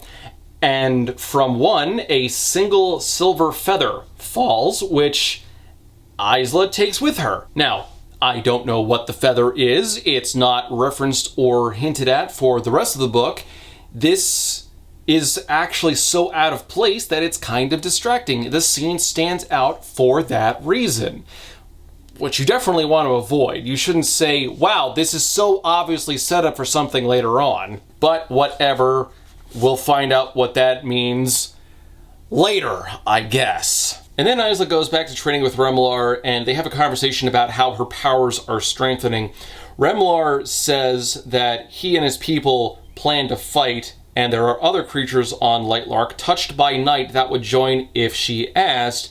And Isla counters saying that they wouldn't. I have asked, and she's thinking about the one serpent woman who, on Star Isle that apparently eats kids, and how she refused to help out. So, was the snake woman touched by night? I thought she was a wildling. What's going on? And Remar tries to indicate that the reason so many night-touched ancient creatures would offer to assist her is because Isla herself is something of an anomaly. Remar nodded. It has been thousands of years since a single person wielded both Nightshade and Wildling power. You cannot begin to understand what that means. It reminded her of the reverence with which the Vinderlin had treated her. Tell me what it means, she almost begged. You don't need me to tell you, he said. You will see yourself. He motioned around him. The creatures as old as me on the island will join you. They will immediately understand what you are. And what is that? She asked. He looked at her, and she saw a gleam in his eye. Hope. You got a stupid S on your chest, in case we could forget who you are. It's my people's symbol for hope. Hope starts with an H, stupid. Remar says that there hadn't been a person born with both Nightshade and Wildling powers in thousands of years, so this isn't unprecedented. There have been multi-powered people born before. Have there been other combinations? How does this work? Why did this used to work, but it hasn't for recently enough that humanity has forgotten about it? Worse, this feels like nothing happened before the events of the book unless Aster needs something to have happened.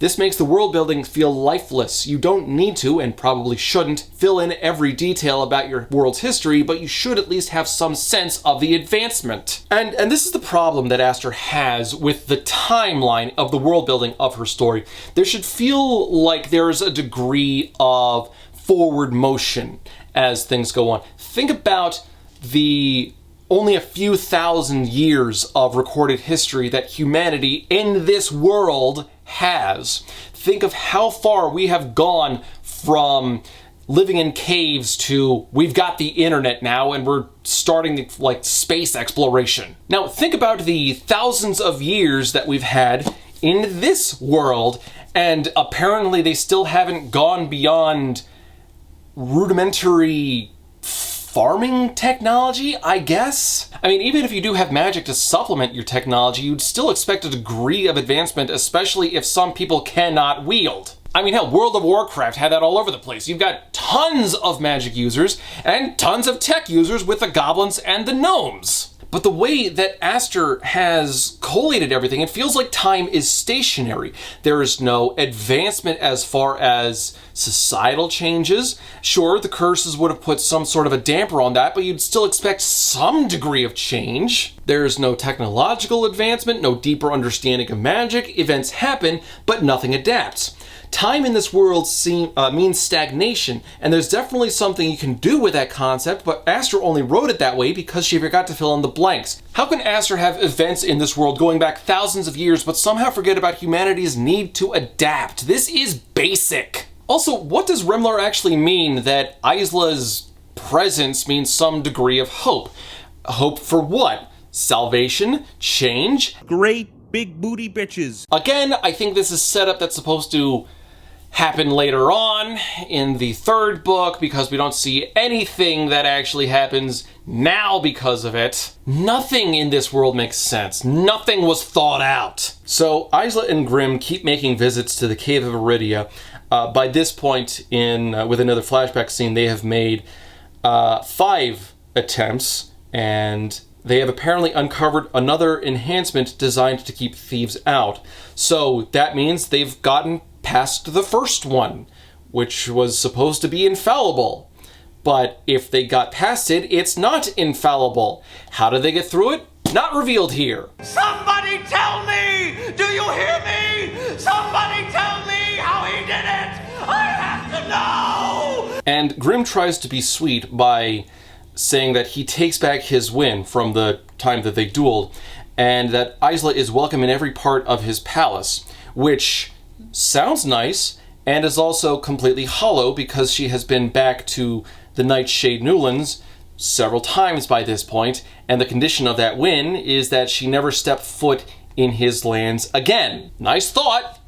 Totally meaningless in the moment. In fact, this scene takes place in Grimm's bedroom, so she was already in violation of that condition, so shut up. Now, with all of the other battle prep going on, one thing that Isla really wants to ensure is the safety of her new bonded Lynx, so she wants to have armor crafted for him. Okay, good idea. That's practical. And we might be able to see some sort of an interesting design, perhaps depicting a cultural aspect of the Wildlings, or maybe a metallurgical construct of the Starlings. These are things that could be played with and considered during the construction of such armor, except we don't get to see the armor made at all because Lynx used to belong to Isla's mother and already has armor. Now, this of course prompts the question, why does Lynx have armor in the first place? Because the Wildlings weren't at war for the last several hundred years because everyone was too busy dealing with the curses. Who could Lynx have been fighting with? Great question. I don't know. And given the way that she outlines her stories, I don't think Aster knows either. Ren nodded. The light in her expression suddenly dimmed. He fought bravely with your mother. Fought who? She asked, bewildered. The Wildling smiled. It's quite a story. I would be happy to tell it to you.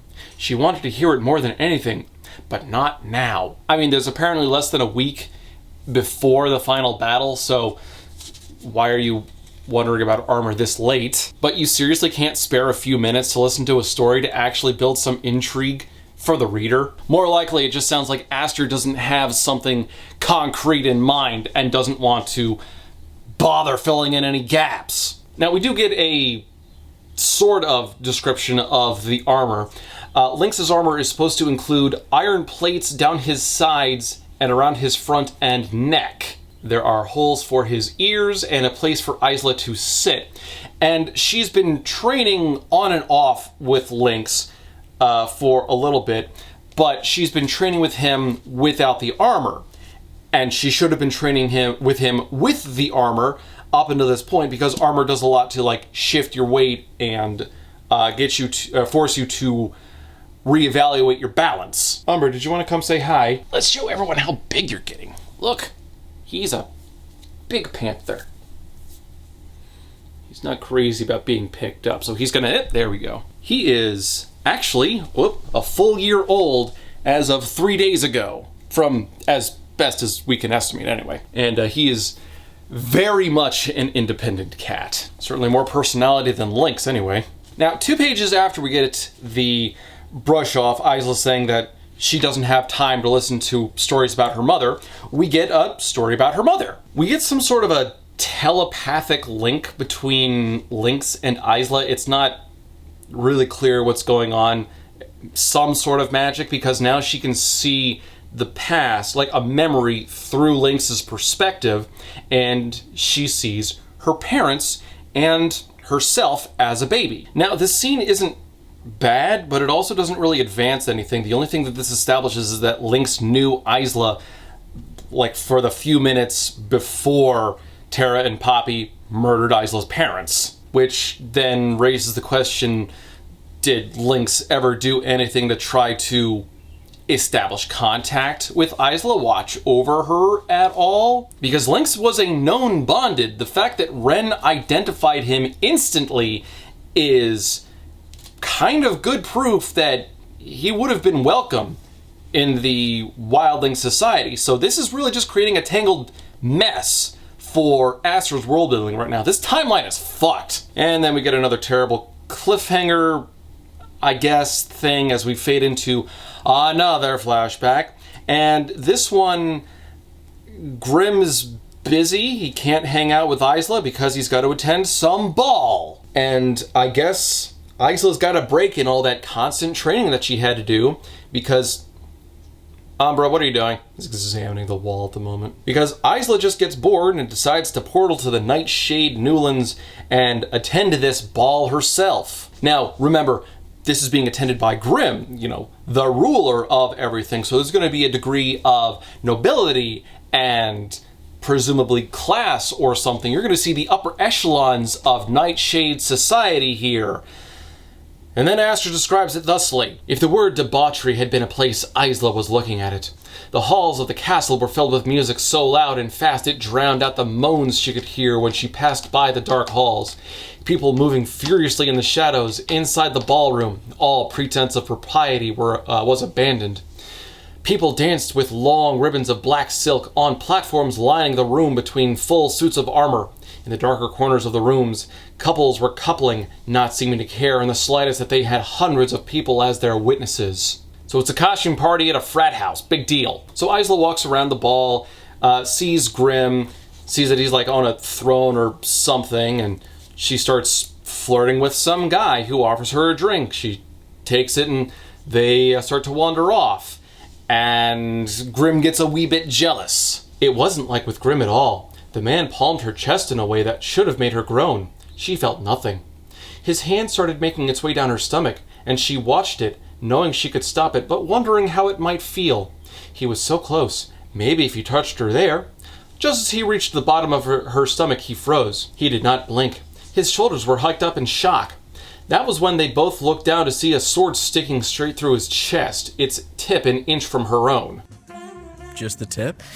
You know, this actually made me laugh the first time. Like, Grimm was so blatantly jealous of this random guy that he just stabbed him in the chest. And then Grimm goes on to say that he's not dead because he's going to bring him to the brink of death 1,000 times before I finally allow him the mercy of dying. And this isn't a jealousy thing. It's because the guy had actually poisoned Isla's drink with magical roofie or something. And rather than being a horrifying moment, a realization of how close Isla had come to getting attacked like that, the situation is meant as sort of a romantic, sensual thing. Grimm gives her an antidote so she's not going to pass out or anything, and he then starts rambling about how good he is. You can hate me, Heart Eater, and still want me in your bed. She laughed in his face. In your dreams, demon. All of the best ones, he agreed. His eyes seared through her as he looked her slowly up and down. We do such depraved things in my dreams. Isla closed her mouth, or opened her mouth, closed it. Grimm leaned closer, so they shared breath. When you finally do beg me to touch you, and you will, you won't want anyone else to touch you ever again, Heart Eater. His voice was a dark whisper against her ear. Late at night, you will think of me touching you, with my hands, my mouth. Isla's chest went tight at his words, his proximity. Her insides puddled. She was hot everywhere. And you will dream of me too.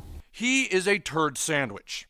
Unfortunately, the image that Aster is trying to play with here doesn't work in the context she set up for herself, considering that. Gotta watch my words here, YouTube monetization and all that. And you don't always have to have one of those close calls situations or scenes be like this terrifying, traumatic revelation. You can play with it all sorts of ways, but you should at least address it with a degree of severity, which Aster does not. Like, the way that this is so casually handled, it sounds more like an annoying prank than a potential serious violation.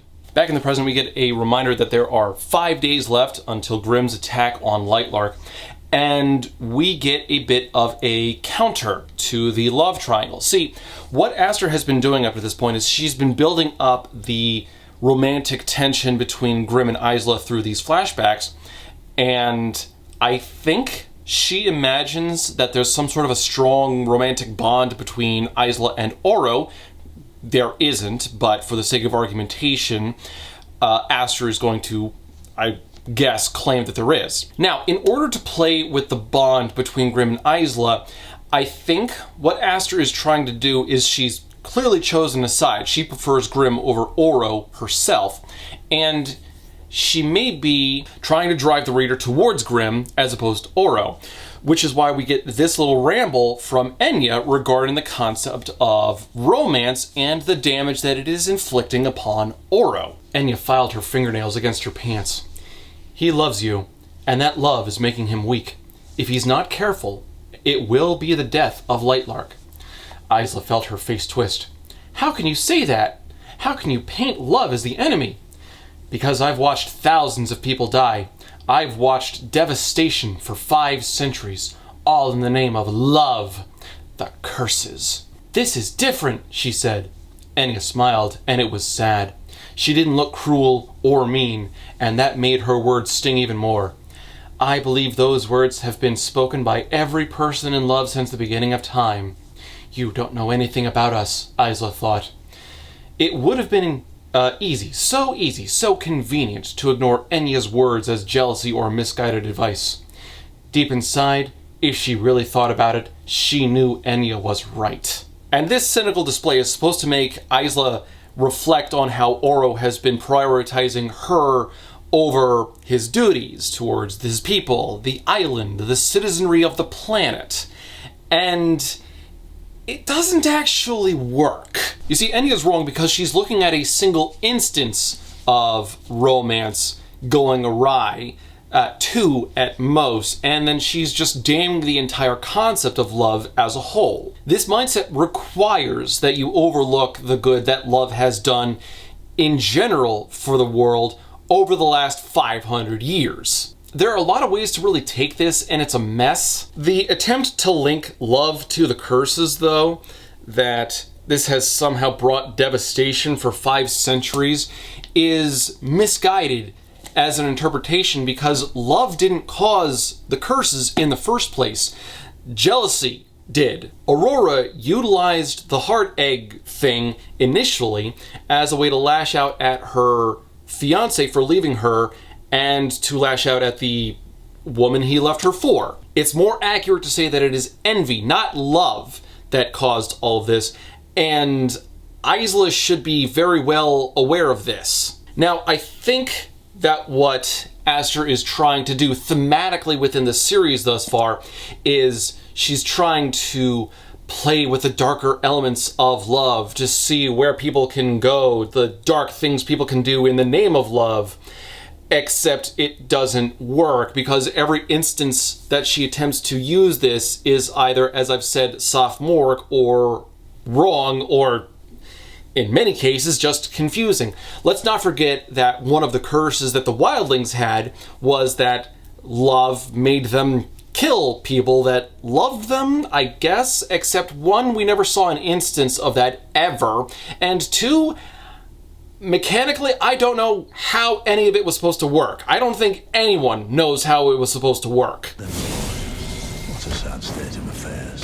I commend your spirit. Now, it could be that Aster was trying to play around with the idea that love is some dangerous thing, which would tie in with the Wildling curse, except, I'm gonna be honest, I don't think Aster's clever enough for that. But this is something that Isla just carries around for the remaining chunk of the book, wondering if her attachment, or if Oro's attachment to her is in fact overriding his duties to his people, and that could be such a bad thing, oh no. But anyway, Isla is almost done removing all the citizens from Lightlark to the various Newlands when she's walking across the Star Isle Bridge when she gets the idea that she's being followed.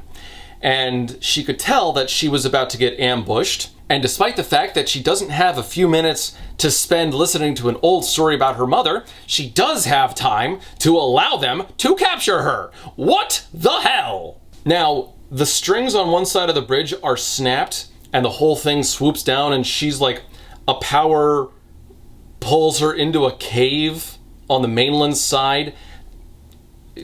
That's all the description you really get. So Isla looks up and sees a dozen red masks looking back at her, so yes, these are supposed to be the rebels. And it's so stupidly easy. This is, oh my god, this is so stupid. So you remember how Aster loves twists and will dedicate significant portions of the book to these big surprising twists, even though they don't actually work in any capacity with what she's set up? Well, Isla responds to all of these rebels by creating a series of stalagmites, I guess, that pushes the rebels up against the ceiling. Not fatally, they're stuck, but they're not dead yet. And one of the rebels begs her to listen, and she takes a mask off, and it's actually Marin, the Starling representative, sort of, that had been working with Isla the whole time. Marin's a rebel? What for? What's going on? What's the motivation? Why hasn't she talked to Isla about any of this beforehand? Why would she want to hurt Isla? Well, it turns out she doesn't. And because of that one point, their entire goddamn scheme is fucking stupid. We get another unnecessary scene break as Marin starts to explain what her whole plot was, and oh my god. Marin asks if Isla agrees with the current system of rule, and Isla says no, it's why she's trying to bring democracy to the Star Isle. And Marin asks, why do you think that was tied in the first place? And of course, Isla doesn't know, and we'll get to my myriad of questions in a moment after this. The king's ancestors had a nightshade create a series of curses called Nexus, designed to keep people weak. Everyone, except for his line, was cursed to only be born with a single ability, and people were cursed to be tied to their rulers, so power could never be overthrown. Nexus was meant to keep us all weak, subservient, loyal.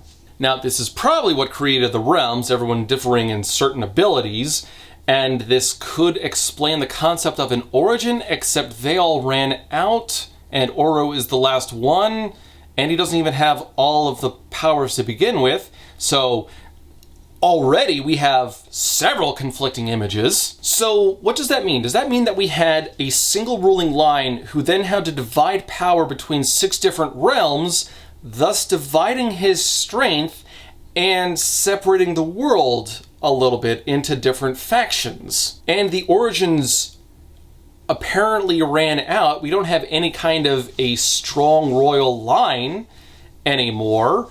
Oro's brother, I think, was an origin as well, so there was at least some familial link, but not anymore. So what's going on with that? Why would you actually have a royal line that was weakened so much that there's only a single one left? And why doesn't he have all realms abilities? This is already getting way more convoluted than it has to be, and I think what Aster's trying to do is she's trying to explore a political angle in the world building, but doesn't have the first clue about how to actually analyze it or present anything. This is just getting confusing. Now, of course, even though Isla has a history of just taking everything she's told at face value and instantly believing everybody, even though she's apparently surrounded by liars and can't trust anyone, Isla asks, "Okay, Marin, what's your proof of any of this?" History was buried. It took centuries for our group to finally gather this information. It started during the curses. You six were the stars of the Centennial, but we regular islanders also worked to break them.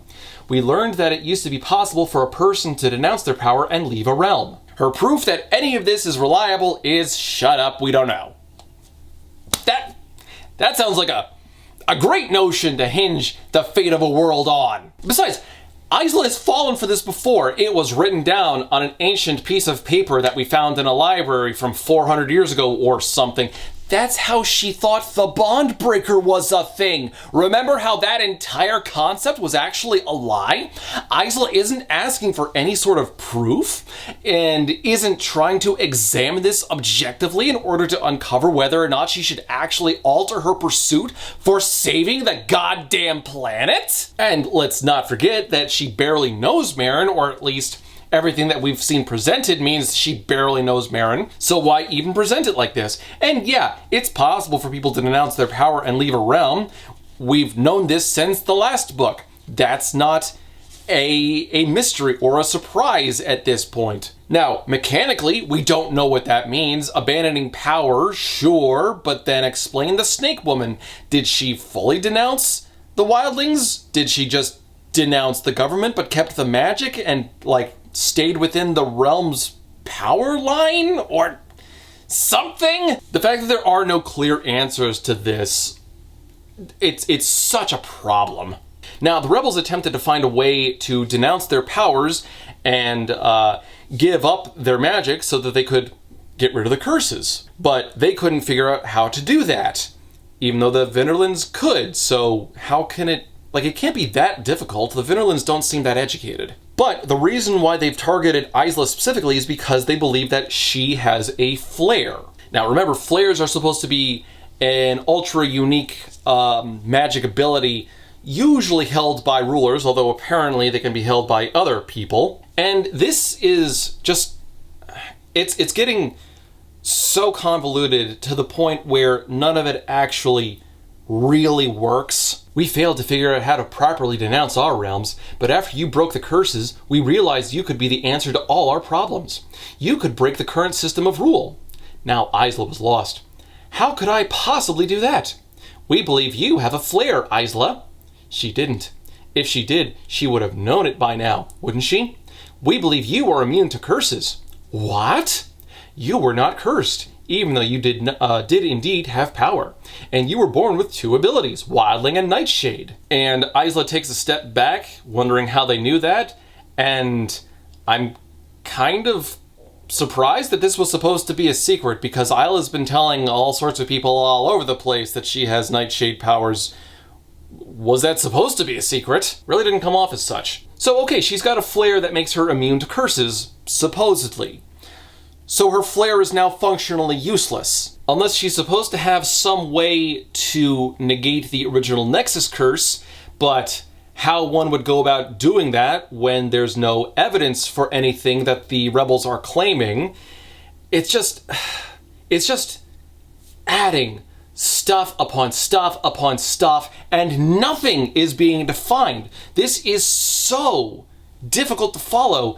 And I don't think Aster's fully appreciated the fact that she has not laid out the mechanisms for any of this.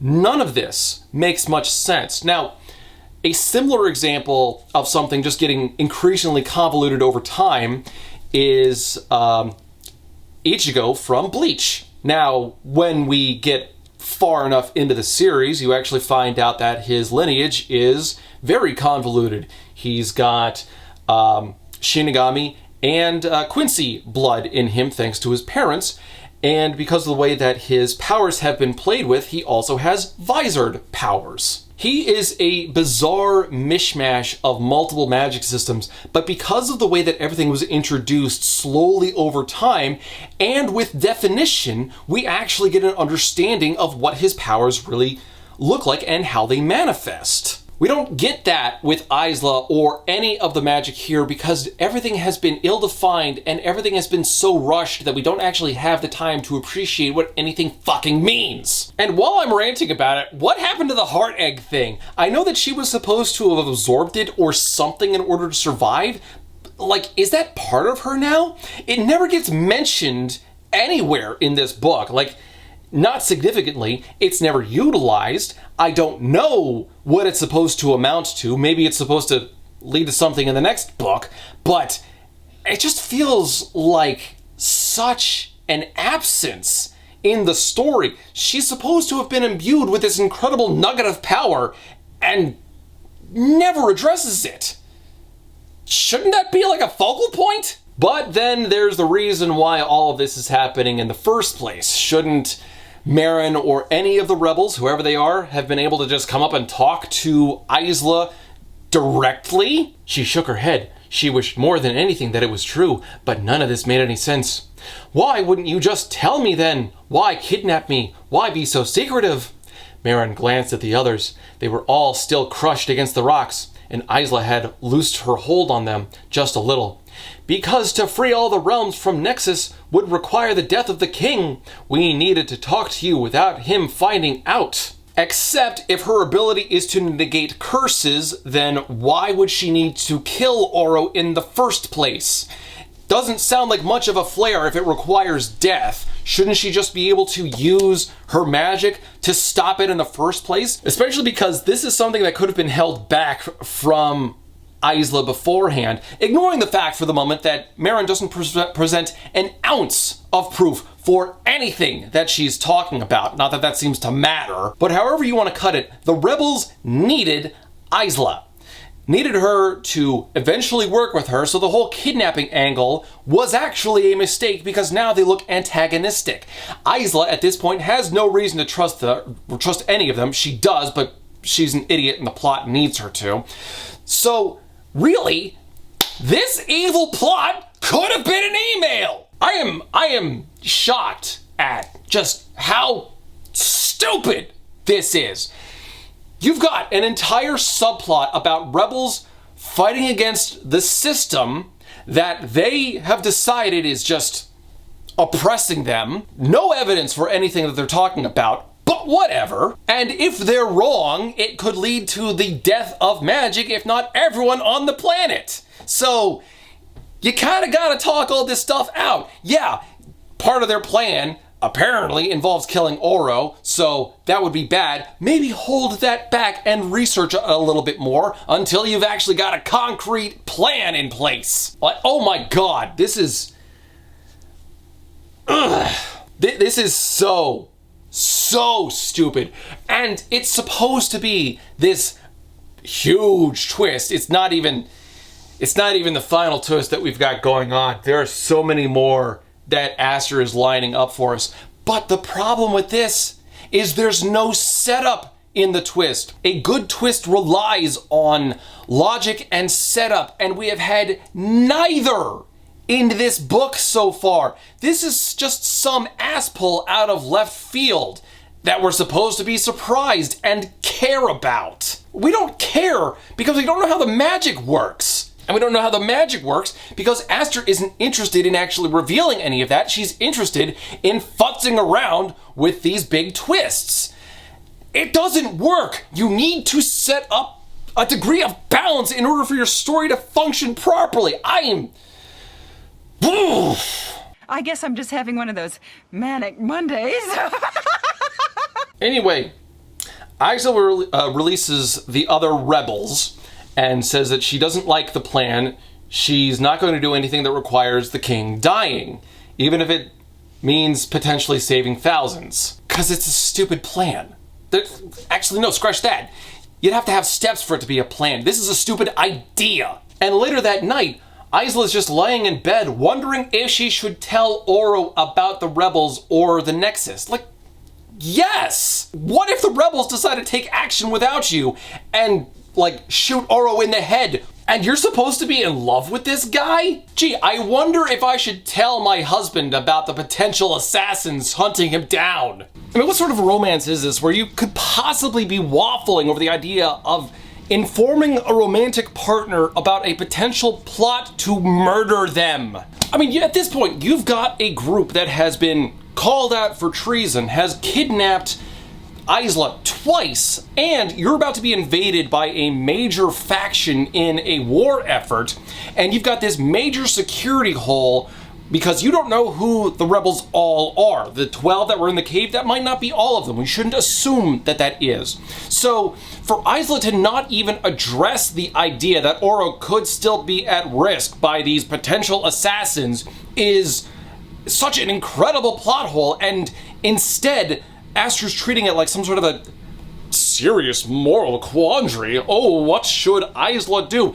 Talk to your stupid boyfriend! So, another flashback. This time, Grim is, he shows up to Isla's bedroom in the middle of the night, wounded. Apparently, something got very close to killing him, and he has a very strange wound. The wounds were eating through his skin and bone, ruinous and sinuous. It was as if the darkness was still feasting even now. So Isla starts applying the Wildling elixir to him, trying to help cure him as Grim passes out. But before he loses consciousness, he says Isla instead of Heart Eater or any other name that he could have given her. And this is supposed to be significant because he had apparently sworn to never call her by her first name. Now, I don't want to say that that has never happened, but it's so insignificant of a concept that I can't recall it ever happening even with all of my notes. And there have been so many of these flashbacks up to this point that I don't want to have to go back and search for it. See, this is why you want to expand your conversation, your dialogue with characters, because that makes conversations more memorable instead of the just expository or whatever the plot needs you to say to advance the plot lines. If characters have real conversations, the conversations actually become more memorable. There are so many examples of this baseline writing trick that I'm sure there are plenty of conversations you're thinking about right now from your favorite game, movie, show, book, whatever. The next day, Grim wakes up and actually starts explaining what had happened. You see, he had been attacked by Drex. And he actually explains a little bit about what Drex actually are. Drex used to be people millennia ago. My ancestor, Cronin, cursed his warriors to become unbeatable beasts. He had the blacksmith make him a sword imbued with his power, so his later generations could control the Drek army. Also, so they could make new ones. After his death, one of his descendants predicted the Drex would lead to the end of the world, so she cursed the sword to be unusable by a Nightshade ruler. And they have since been banished and have been causing problems for Nightshade and Lightlark, but not to the point where anyone on Lightlark remembers them, I guess. And Isla assumes that this is why Grim wants the sword, because then he'll be able to control the Drex and stop them from attacking Nightshades. But this is confusing. Like, limiting the swords so that Nightshade rulers can't make more Drex, okay, I could understand that because Drex are apparently monstrous and attack random people without warning. But making it so that they can't control the Drex and therefore can't stop Drek attacks, why would you put this sort of a curse on the blade in the first place without extinguishing the Drek threat entirely? Drek, what the hell? Also, making it so it can't be used by a Nightshade ruler, but it supposedly could be used by any other ruler? That just sounds like it would backfire entirely. It would be like if you took the US nuclear arsenal and then locked it out so that the US president couldn't use it, but the Russian president could. That's just not a good idea. And then this, of course, brings up the idea of the sword's origin within the flashbacks. How, if it was that powerful, did it wind up in a skyling market? Something like that should have been locked up in the deepest, strongest vault Nightshade had to offer. This is somehow both overthought and underthought at the same time. The fact that the magic system is so unbalanced that it doesn't exist as an independent element is also really annoying. The magic isn't this simple yet robust concept. Magic just does whatever Aster needs it to in the moment. Bending, as another counter, is a relatively simple concept, but with a multitude of uses and depth behind it. Wielding is just a mess. And then Isla just jumps topics and asks Grimm about his mother, and he explains that rulers don't take wives. They don't even bed the same woman twice, or at least they're not supposed to. Because, a precaution, he said simply. Love makes our power vulnerable. It is a weakness. She just stared at him. You don't actually believe that, do you? I do. If I love someone, they have access to my ability. It's a liability. My ancestors never cared to take the risk. Now, I don't know why we're getting this idea here explained the way that it is, because this can't be something that Isla has forgotten about, because it was a prominent note in the first book. The idea that love makes you weak, as ill-defined as that was something that was prominently mentioned in the last book. This is a foundational rule about the world that Isla is supposed to be aware about. 4 more days until Grimm attacks. Isla goes around and starts trying to recruit more night creatures. The Serpent Woman rejects her again, but a couple of other underdwellers join. I don't know who or what any of them are, because all of this is just being breezed through. This entire chapter is 3 pages long. It's just Aster trying to get this out of the way as quickly as possible, and again, like so often else, there's no artistry in the moment. It's just a quick list detailing a few things that Aster wasn't interested in exploring or detailing. It's boring to read through. Another flashback. More time has been implied to have gone by, and Grimm and Isla have managed to get through almost every single obstacle in the Cave of Aridia, minus the dragon itself. But the way that Aster introduces this whole thing, it feels like a non sequitur. Grimm had made her an illusion of the cave. They had gotten past every single obstacle until the last, the dragon itself. Its tail now sat between them and the sword, too spiked to climb, and impossible to get through without power. If they couldn't get past the dragon, they would need to lure it out. They were thinking of ways to do that when Grimm suddenly said, I want to show you something. And then they go off and do something.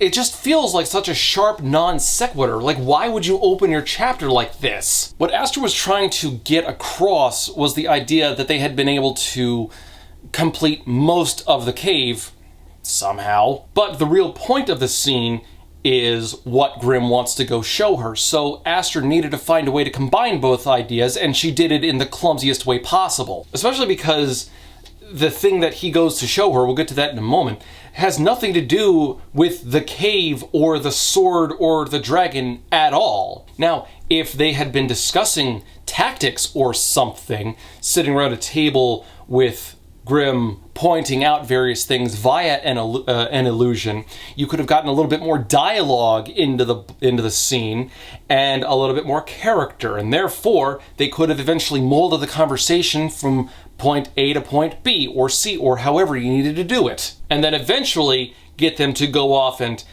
take a break while Grimm shows Isla this other thing. Set up the way that this is, it's almost like a bad cutaway gag from Family Guy. But Grimm teleports them both, and they wind inside of a field of flowers that looks like melted night, deep purple with 5 sharp petals. I guess they look like stars.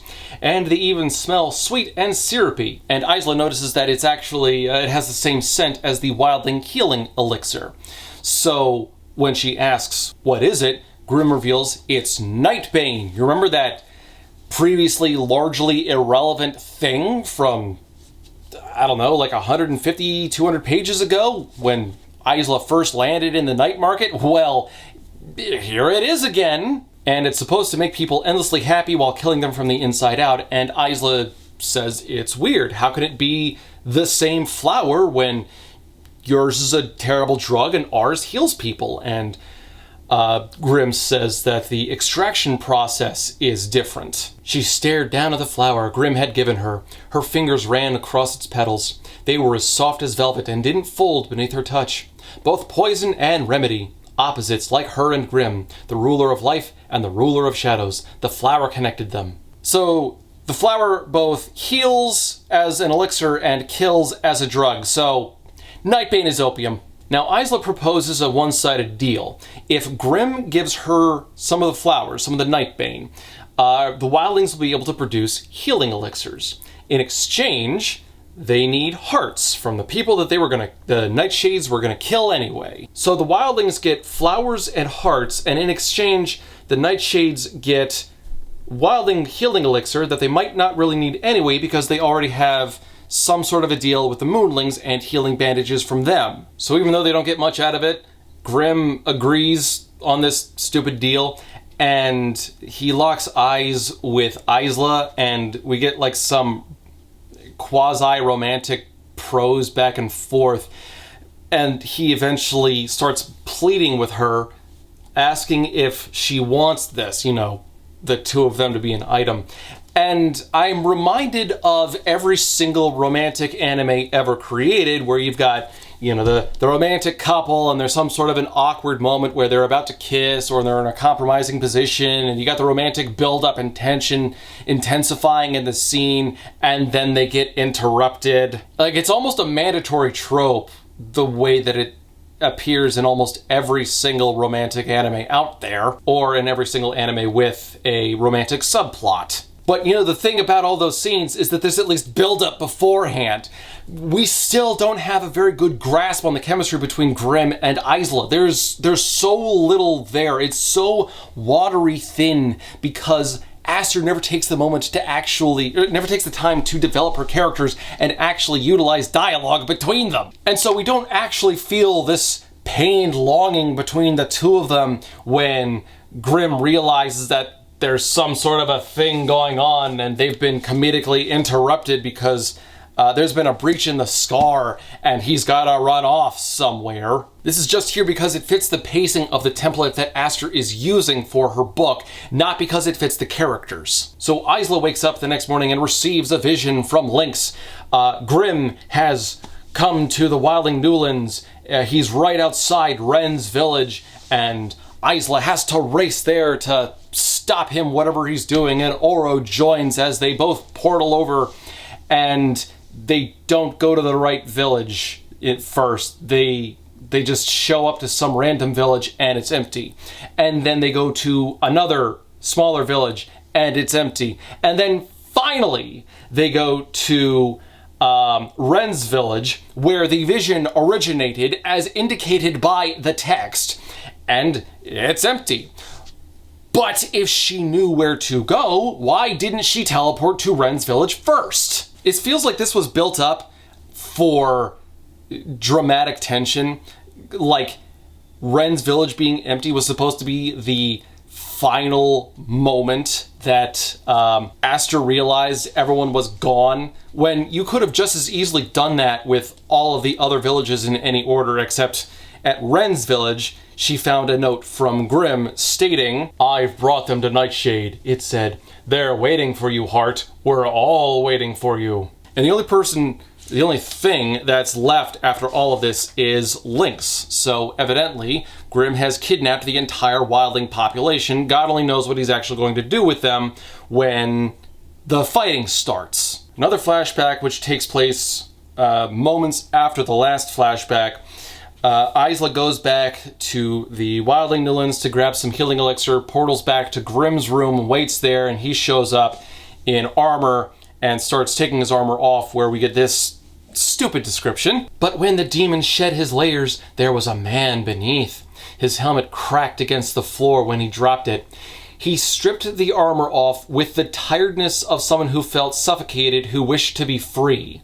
And then we get about a page and a half of these two just staring at each other, and what we're supposed to be feeling is some degree of longing because, oh, is this the moment where they finally confess their feelings, or go to the next base or something. But of course it falls flat because these two have the personalities of cardboard cutouts. The entire section is written as tastelessly as a teenage writer's first attempt at personalized fan fiction. And then the big studly hero was standing there and the girl with the big giant boobs was making kissy faces at me, I mean him. And this does eventually lead to the first sex scene between Isla and Grimm, and you've got some tepid back and forth dialogue between these two. It's written with all of the spectacle of your standard PG-13 makeout session. And Aster is never really direct in what she really mentions, which is like, there's a talent that goes into that, and actually being able to get the idea across isn't bad. You still get an idea of what's happening, but you don't get any of that in-depth flavor that you would really want out of a proper erotic scene like that. So the moment is kind of abrupt and unfulfilling. Okay, look, so this moment is supposed to be like this big, triumphant, yes, they've finally figured out their feelings for each other sort of a situation, when really it's not that weighty. We don't feel like there was a real choice here, because it's not like Isla is trying to romance Oro at the same time as Grimm, not in the timeline anyway. Like, this is a singular relationship at this point, so it feels like, it doesn't even feel scandalous or anything. It's just kind of like, well, I guess that happened. Now, if I were to use anything else as a positive example of this done right, I would say Fruits Basket, because you have Yuki and Kyo as the men in the love triangle, and then you have Toru. And a big reason why Fruits Basket works as well as it does is because we really get to explore the characters like Yuki, Kyo, and Toru. They're put into all sorts of different situations, and we get to understand not just who they are through these relatable moments, like various events at school or home life or whatever, but also on a more important level, we understand the inner struggles of all of the characters, the various abuses and traumas that Yuki and Kyo had to experience as children, as well as how Toru became the unstoppable beacon of light that she really is. And because we see those three interacting as much as they do, and because Toru is such a positive influence on both Yuki and Kyo's life, it becomes a real contest to see which of the two boys she ends up going towards. And I'm not going to spoil it for anyone who hasn't seen it. It is a really good show, and it has one of the cutest endings to a romance I have ever seen. But because Yuki and Kyo work through their struggles with Toru supporting them, with friends and family supporting them, and with the both of them really making conscious efforts to improve who they are and to outgrow their past trauma, it really feels like a genuine triumph when Toru finally picks one of them and confesses her feelings. Like, you want to jump out of your chair saying, yes, finally! And depending upon where you lie in the whole love triangle thing, it's either a magnificent triumph or a mild disappointment, but hopefully still a pretty good feeling. And we don't get that in the scene with Grimm and Isla. It doesn't feel like this big triumphant moment. It feels like an inevitability. We have so little character between these two. Like, even though we've gotten moments of what could be called drama, there's no depth to the drama. Like, Grimm used to get cut as a child, which, okay, that sucks. What does that do for him as a character? How does that now impact his life currently? How does he struggle internally because of that? Nothing of that is indicated. Like, how does Isla interpret the weight of rulership or the need to represent her realm at the upcoming centennial? What kind of an emotional weight is that for her? No idea. She never displays it. And because we don't have that moment, or frankly, any kind of internalized inspection between either of these characters. There's no real sense of accomplishment here. These aren't star-crossed lovers desperately struggling to wind up together. This is just cardboard cutout A and cardboard cutout B. Anyway, back with the present. Isla wants to confront Grimm, and remember, she's still got the family jewels around her neck, so she gives that a yank, and Grimm comes, not letting that joke die. And to be clear, she does this without Oro around, so no chance at backup. And Isla confronts him about what happened to the Wildlings. To which Grimm just responds, "They chose to come with me." Every single Wildling chose to go with Grimm. How? Did not a single civilian ask, could this be a trap? Grimm was the big threat for the last month for these people.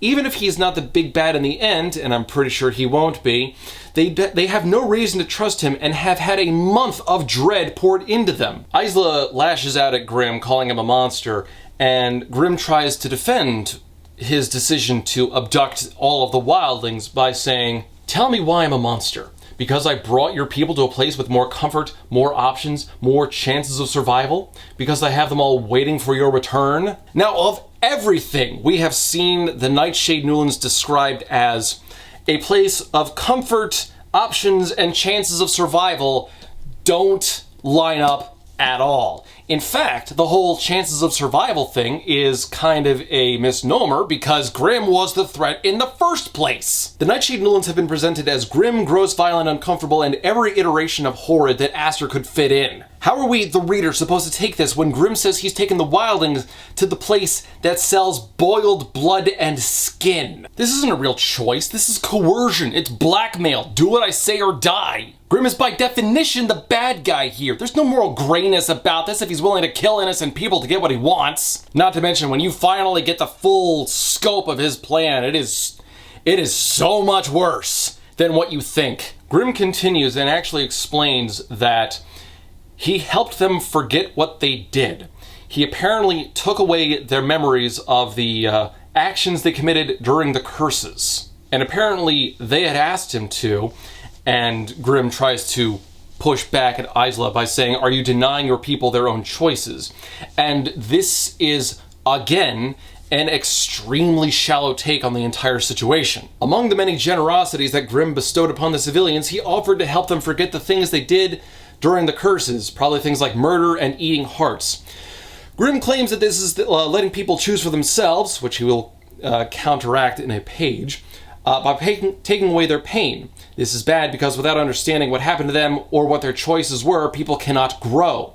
People who forget the past are doomed to repeat it after all. Besides, did Grimm just take away their memories or did he implant new ones? Are there 500-year-long gaps in some people's memories now? Again, Aster introduces an idea but does nothing to substantiate it and doesn't think through what the idea really looks like below the surface. And Isla pushes back, pointing out that Grimm is the one who is coming to Lightlark to kill everyone on the island. He will murder thousands of innocents just to accomplish this. And Grimm pushes back.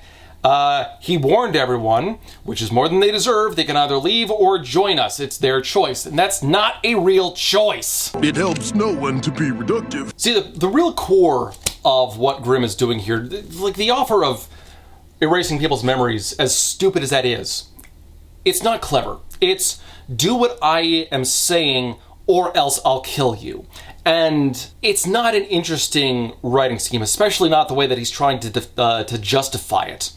And a good example of this done properly is in one of my favorite video games, Final Fantasy IX. In Final Fantasy IX, you have the Black Mages. Black Mages are made using mist and are basically, they're born as mindless killing machines where they just follow a particular directive to the letter, without any real thought.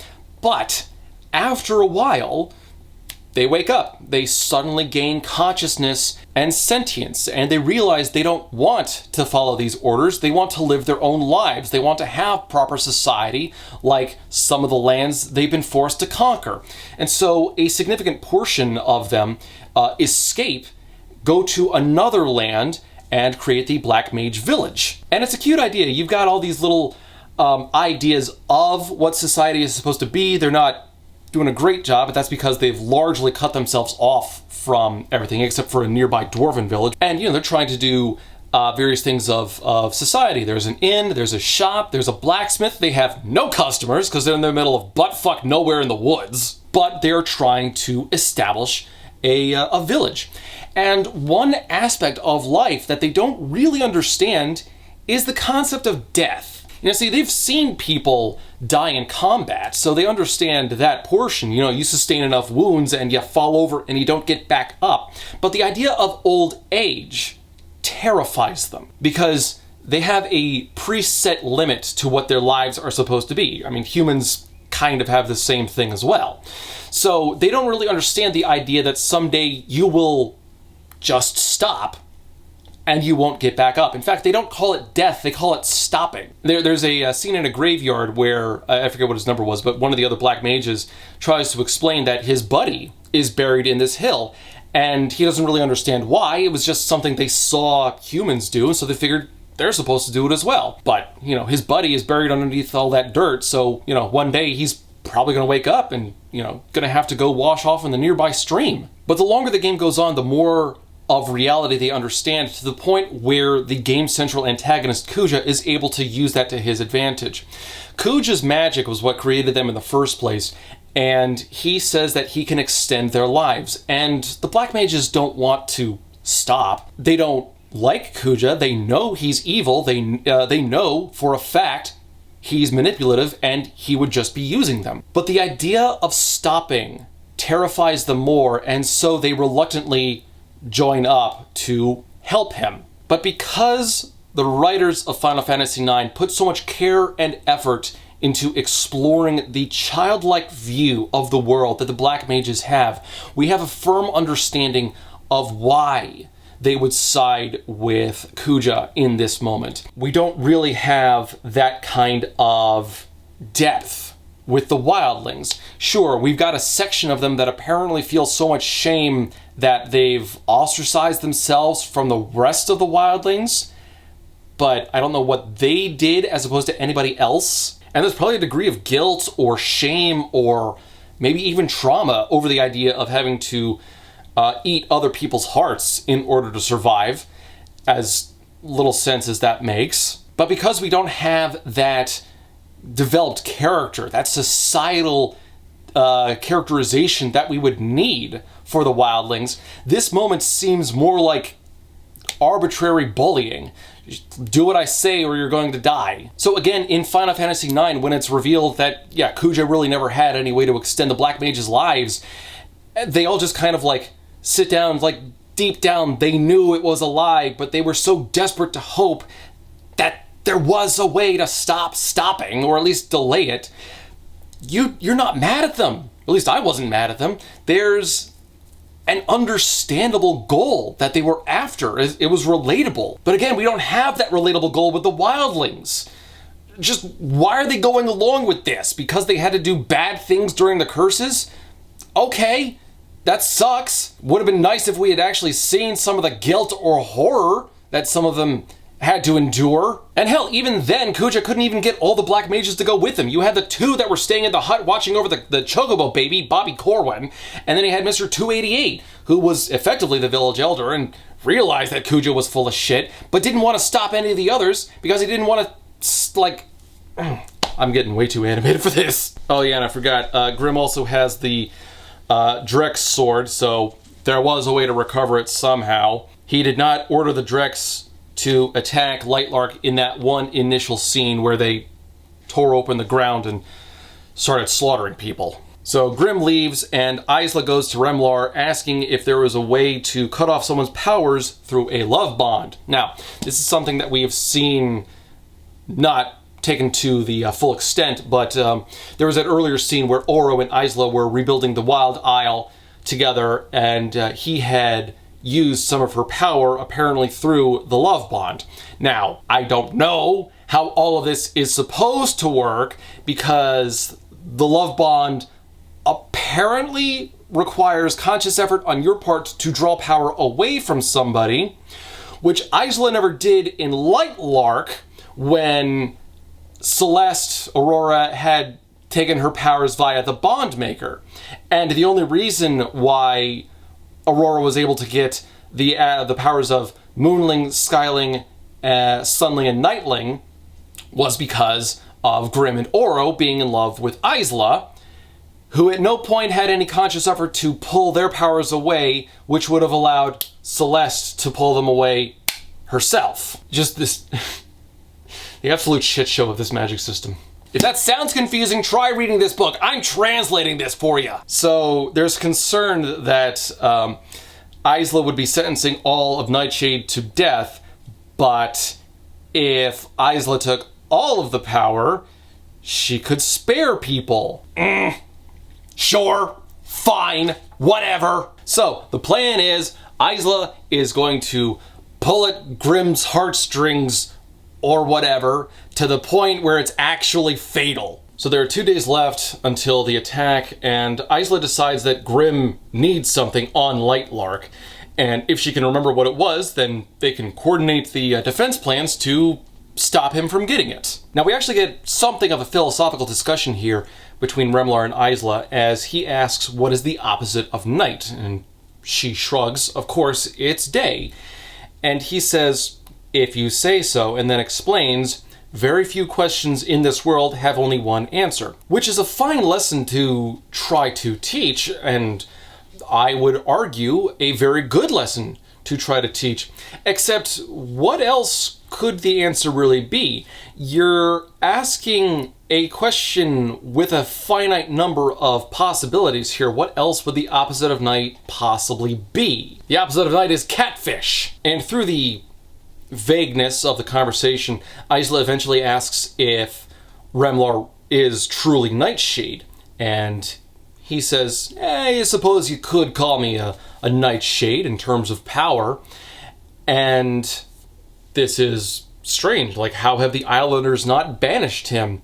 Even though they kind of have. Like, not off of Lightlark, but he lives secluded in a cave with a hive of his own people, so that kind of sounds like banishment. But no, it's apparently because they fear him too much. They fear me too much, he said. Why? Because my knowledge surpasses theirs. I have survived when kings have risen and fallen and died. I have remained. We, the ancient creatures, remain, and some of us remember. And the thing he remembers is home, which does get explained, sort of. Just messily, keep that in mind for now. And there's another backstory as Grimm and Isla go to the, the Skyling Newlands this time, for the launch of orbs, which is really just launching hot air balloons. So they both get dressed up, Isla wearing a tiny sky blue strapless dress and Grimm wearing all black. So according to the monochrome everything of this world, he should stand out and should be identified as a Nightshade pretty damn quick. He's not, of course. Why set up the rule if you're never going to use it? And they go to the Skyling Newlands at in the evening at sunset with balloons high up in the air, and it's so pretty.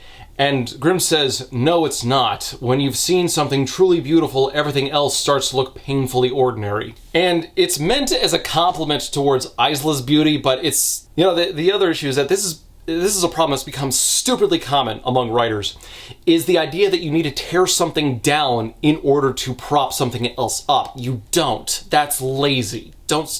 Avoid doing that as much as you reasonably can. Instead, what Grimm should have said is something akin to, it's nice, but I prefer the sights the Wildlings can provide. See, because at that point, you're still admitting, yeah, it's a pretty display. I've seen better. And there's a bunch of stilted dialogue between these two. They eventually go up in a hot air balloon and decide the mood's hitting them just right. So Isla requests that he portal her to her room, and Grimm pushes her over the edge of the hot air balloon. They're up in the sky at this point, mind you. He portals her before she can even scream, and then portals himself. And there's a bit of some tension, sexual tension right there in the following scene. And I can only imagine what the operator on the ground must be thinking when he brings the balloon back down and the basket's empty. He's like, oh my god, we probably have 2 dead people somewhere in the field here. But then we get something truly different as the chapter ends, and then we get another flashback chapter. Ooh, we're doing something different, going flashback to flashback now. I guess she couldn't think of any filler to put in for 3 pages for a present day whatever. So in this next flashback scene, this is where they go after the sword, and it's the moment. This is the time. And they've got a plan for all the other traps, and they're certain that there are no other traps, I guess. So this is it. Now, how are you picturing the cave? Just think for a moment. How do you think that this cave is? Because we know we've got the dragon. You can see the sword from the mouth of the cave, but there are about a dozen traps from the mouth of the cave to where the sword actually is. So think about what that whole setup must be like, and throw it out the window, because I have no idea myself. All Isla had to do was make sure she made it through the trials and to the sword without dying. She crept silently toward the entrance of the cave. The dragon was curled, asleep. She waited at the edge for Grim to wake it. There was a noise outside. The dragon opened an eye and roared. A massive leg peeked out first. She didn't even look at Grim or what he was doing. She focused on the thin sliver of opening the dragon offered. Another leg. Then the dragon shot out of the cave like a strike of lightning. To understand what these traps are, Isla and Grim have gone through this cave numerous times, to the point where they have mapped out every single trap and how to counter it Ocean's 11 style. Now, with all that in mind, how did the dragon not wake up when all of those traps were triggered? What sort of noise did Grim make outside the cave that would have woken it up? How deep is the cave supposed to be at this moment? Think about this.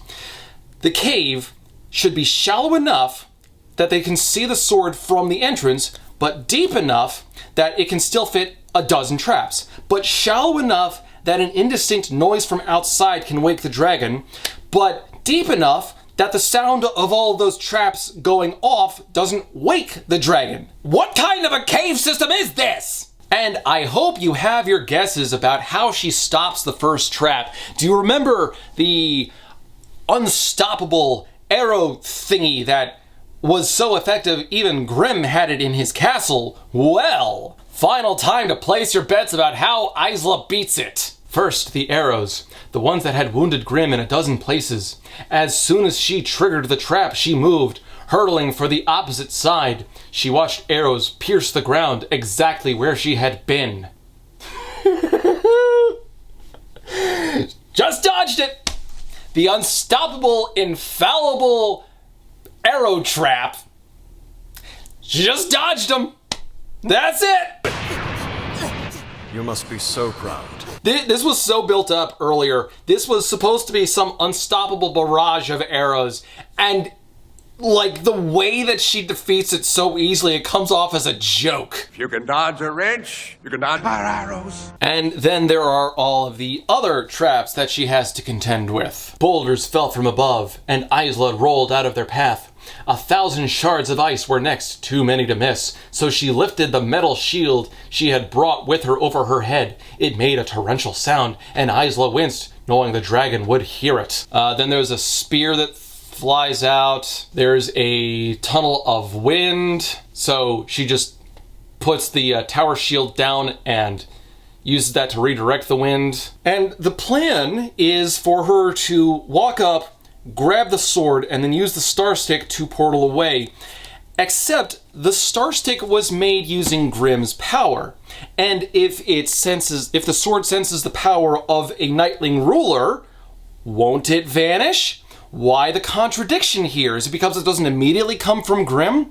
Well, then why give us that spiel about him pouring his power into the star stick? It feels like such an obvious setup, and it's not one. It's just confusing. Like, does the polarity of the magic change if it's in the star stick and not Grim? We're just told if it senses his power. The star stick is his power. Why the opposite now?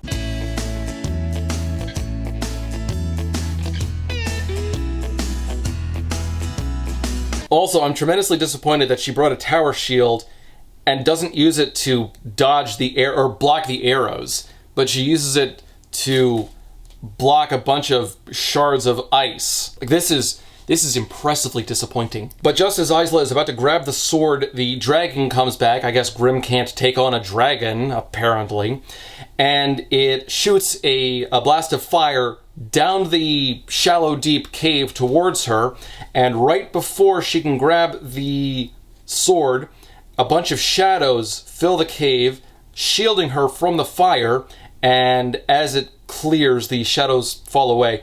Isla sees that the sword vanishes, and I guess she used the star stick to escape, and then Grimm meets her back in her room. Isla scolds Grimm for using his powers and making the sword disappear, because now they went through all that work for nothing, and Grimm just shrugs and says that his priorities have changed.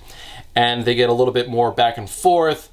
Eventually, they confirm that they're still going to help each other during the Centennial. We get this bit where they're trying to be playful with each other. Oh, it's going to be fun pretending not to know each other. And Grimm starts listing off some of Isla's quirks. Oh, it's going to be fun pretending I don't know you love chocolate, or touching your hair, or do you blush when I look at you for more than a few seconds? Isla gives her own assessment with a curious little tidbit thrown in. Isla's voice was thick with emotion when she said, "And it'll be fun pretending like I don't know the shadows at your feet puddle when you're happy, or that for some reason you've had healers remove every one of your scars except for the one I gave you." Now, you really gotta wonder, why did he keep that scar, and why did he keep that scar for so long? Because he has had who knows how many countless scars beforehand, and access to Moonling healing abilities in order to remove his other scars. So why keep that one stab wound in the chest from the first time they met? It wasn't like he was immediately infatuated with her. He hated her for a while, to the point where he banished her from his realm, remember? When a normal guy gets stabbed by a woman, they do not think, wow, the girl who stabbed him was kind of cute, I hope I can get her number. No, they actually think,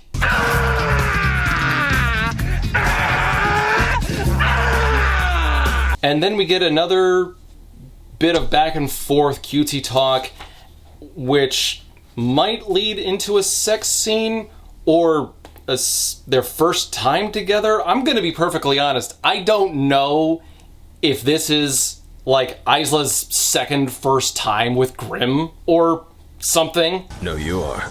Already. Again.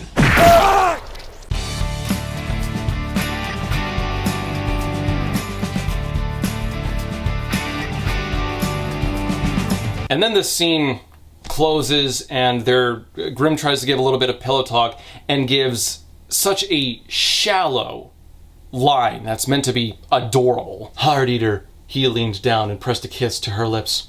You are both curse, he whispered against her skin, lips traveling down her neck to the center of her chest, and cure. So in that way, Isla is two contradicting elements.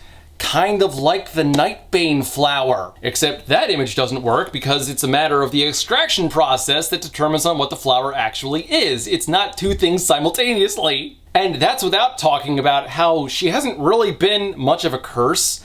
I mean, the idea that she's lifting him out of his shallow, tepid, whiny boy phase is one thing, but curse in that he can't get her off his mind, I think. Again, very sophomoric, surface level imagery here. And apparently a couple of days later, still in the flashback, Isla goes to Grimm's room. She had gone back to the cave of Aridia, I guess to see if there's any sign of the sword, just in case. And she actually found something for him. So they portal back to the cave, where she had leashed a dragon, Grimm said, staring down at the little bundle of black scales. Heart Eater, he said, you didn't. Isla knelt next to the little dragon. She had found it wandering alone near the cave. I think he was abandoned by his mother, she said, because he's small, or injured. I'm not sure yet. The dragon was small enough that she could hold him in her arms. His black scales glimmered like a collection of dark gems. His head was rounded. She hadn't seen him spread his wings yet. Think of him as a pet.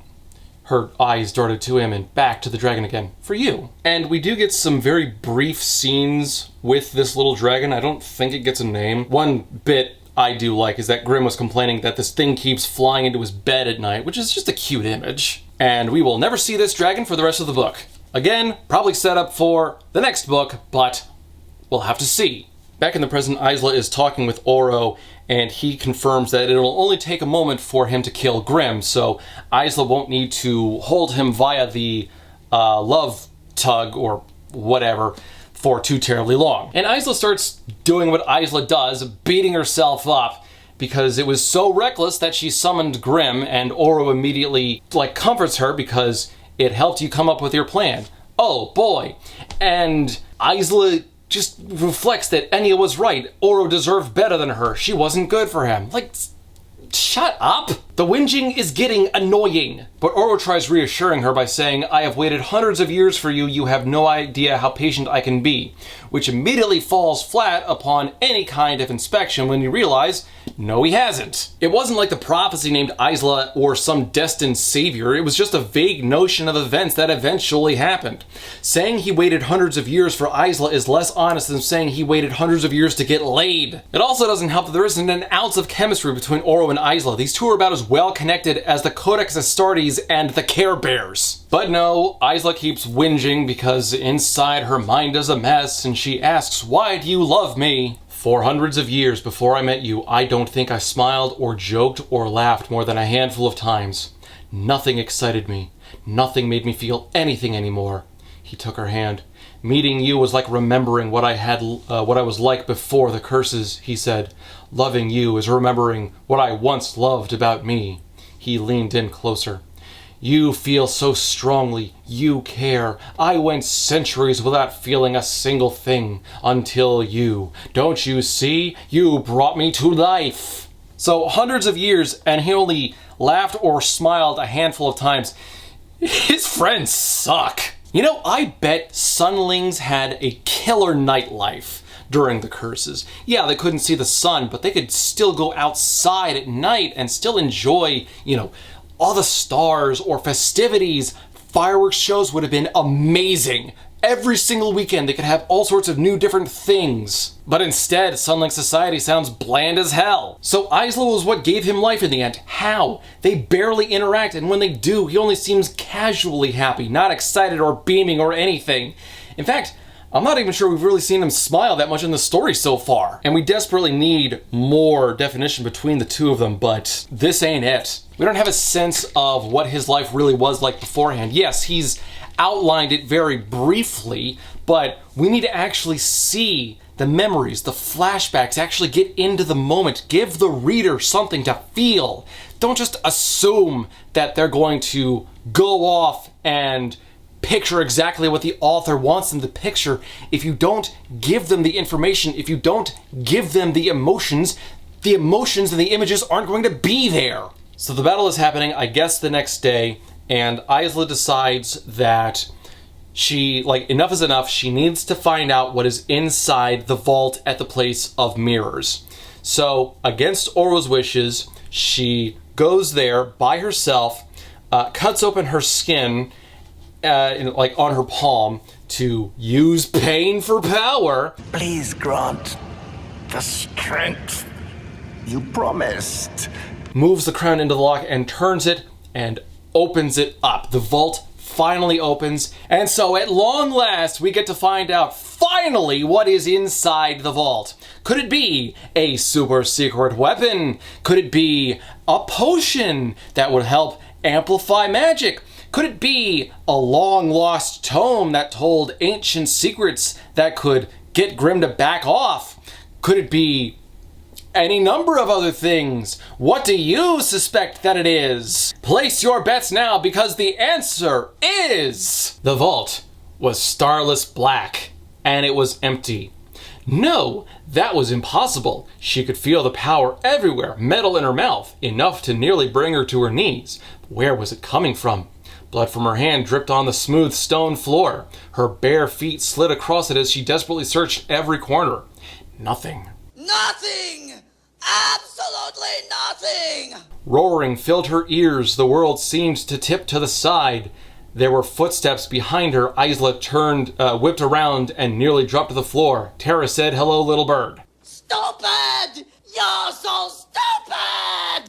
So congratulations to anyone who actually thought nothing would be in the vault. And Tara, despite being a horrible villain, starts strutting around, totally proud of herself, saying, "Do you feel proud, little bird? Do you feel proud when you should feel ashamed?" And I'm gonna be honest, ashamed of what? Like, using the whole pain thing to amplify her power? Why is that shameful? It's stupid, sure, but it works, so it's not that bad. It's not like Tara, who is a literal traitor, a villain, a murderer, a liar, and a whole host of other issues. And the fact that she's walking up smirking right now shows that she has absolutely no remorse for the multiple crimes that she has committed previously. So Isla tries to counter Tara's claim about, you should feel ashamed by listing off her various crimes, which includes the plan to seduce the king, which, okay, that wasn't good, but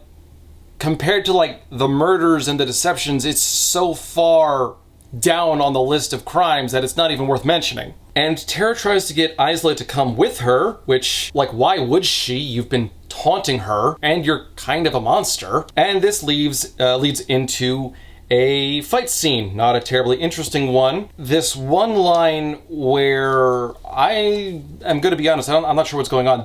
So they're inside the Place of Mirrors, the big glass circus tent thing. Before her sword could skewer Tara against the wall, her teacher made her own blade cut from the side of a cliff.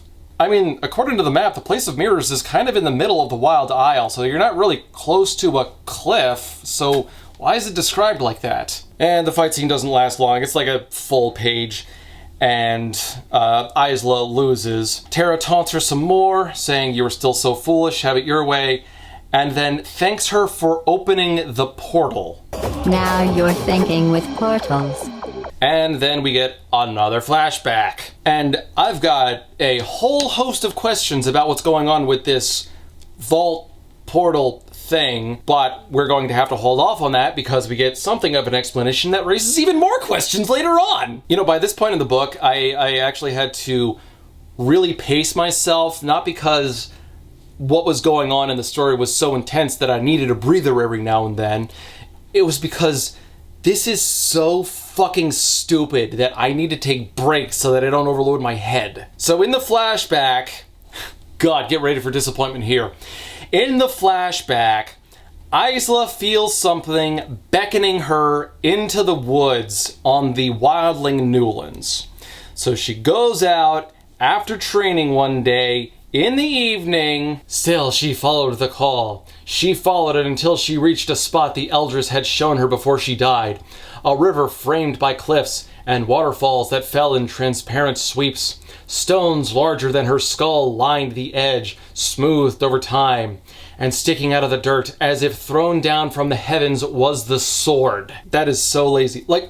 Did it just appear and just started calling to her? Because it's been missing for at least a couple of days. Why is it only now beckoning her? How could she feel it in the first place? Sure, maybe there's some sort of a connection through her nightshade half that she just doesn't consciously know about, but god damn does that scream of convenience. This is a contrivance of the highest magnitude. You see, the problem was Aster had written herself into another corner because the sword was gone and now she needed to recover it somehow, even though it could be anywhere on the planet, including somewhere in the ocean. Good luck at that point. Sometimes the best solutions are ones where it seems like there's no way the protagonist can possibly win, but because of being clever, using guile, or whatever, they manage to overcome an issue and triumph in the end. Hell, that exact reason is why I love Andy Weir as a writer.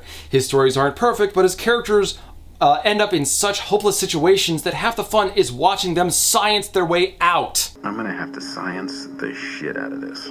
But Aster can't be fucked to do that, so she just hands Isla these wins one after the other. It is so aggravating just watching these incredibly easy wins getting handed to her over and over again. And then it gets worse because Isla is sitting in her room holding the sword, and Grim portaled into her room and paled. Heart Eater, he said, where did you find that? He just used his magic. The sword should disappear again. These are your rules, Aster. You set them up. And then this leads into multiple conversations about multiple revelations and twists, some of which are more disappointing than others. None of them being all that fulfilling because some of them is information that we already know. And Isla starts this by describing that she already feels betrayal rooting itself inside her chest. So anyway, Grim was still working on finding the Drek sword, as I'm going to call it. It is never called anything more than the sword, so Drek sword for now. Grim sent his best general with the star stick to follow a lead, and that general apparently ended up on the Wildling Newland, where when a mommy and a daddy love each other very much, and Grim reveals that it's rare but non-rulers can have flares. His general had one. He was impervious to curses. Again, screams of conveniences.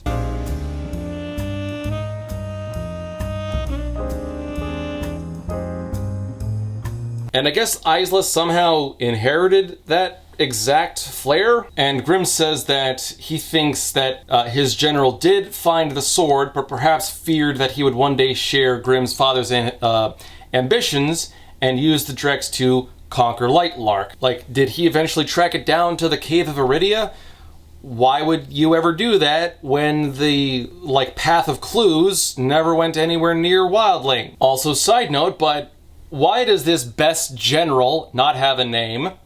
Why is Aster so lazy? Look, he's not a prominent figure, but giving even side characters like that a name gives a little bit more life into the story, makes it a little more believable. And Grim does believe that the general guy found the sword, but how? At no point in the chain of events is there room for another player. And this guy was only sent out 2 decades ago, and the chain of events that led to the theft of the swords has been described as going back multiple decades. Now, maybe the nameless general did chance across the sword and just never reported in, but that feels unverifiable. Nathan Drake can't go into a grocery store without some villainous organization finding out about it. Why would you have all of these different thieving groups just give up on a sword that would grant them control over an unstoppable army? Even if you apply Occam's razor to the moment, it sounds much more reasonable for the general to have just given up on the pursuit because he fell in love with Isla's mother. The sword doesn't need to be a factor at that point. It's just, he never found it. And that's not even the dumbest revelation in this chapter. Why would he think that? She demanded. Her father had gone to great lengths to make sure Grim couldn't get the sword.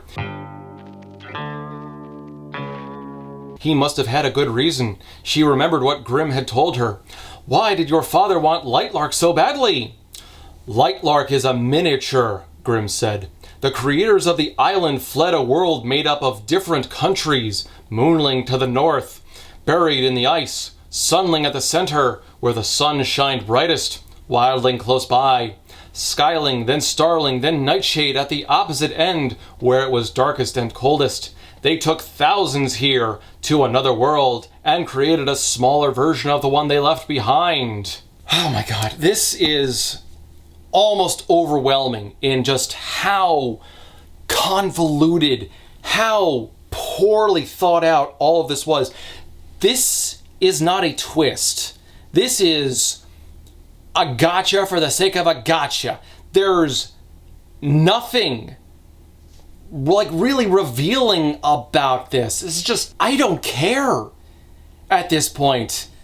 There's so much changing suddenly. It feels like a punishment more than a fun twist. We barely have a firm understanding of what this world is supposed to operate like, with its multiple conflicting magic systems, with its impressively vapid societies, with its nondescript players on the stage dancing about. True backstory of the world: everyone came from another world, so I'm assuming that means another planet. It was bigger than what the world of Lightlark was. Realms were divided into different countries, so it was functionally identical to Lightlark as well. But at some point, thousands of citizens went through a portal or something and made it to Lightlark. Did Lightlark get colonized? Was it created entirely like this like the planet at large? Fuck if I know. Also, this contradicts the earlier claims from the rebels. They said that everyone used to live as one, and the rulers and realms were built to keep people in check and establish a power imbalance. And if this is true, then how could the rebels have possibly uncovered anything that confirms any of this? The motives of the planet's establishing leaders has come into question because, depending upon what headcanon you believe, their motivations are entirely different. Did they escape a war-torn planet and provide a safe world for their people? Did they want to rule a paradise and subjugate their citizens? Also, if everyone came from a different world, presumably with an entirely different hierarchy, then how does anyone know that killing a ruler kills a realm? How does Grimm know any of this? Why are there ancient secrets just being left behind for any jackass to come grab them up? This world has been around for thousands of years, it sounds like, but some ancient piece of paper that tells some world-shattering secret and is accepted as gospel can survive all of this time? It's not impossible, but it happens so frequently that it's becoming a meme. And it's becoming obnoxious. How many times Isla is presented with some new mind-blowing revelation without any shred of evidence to back it up?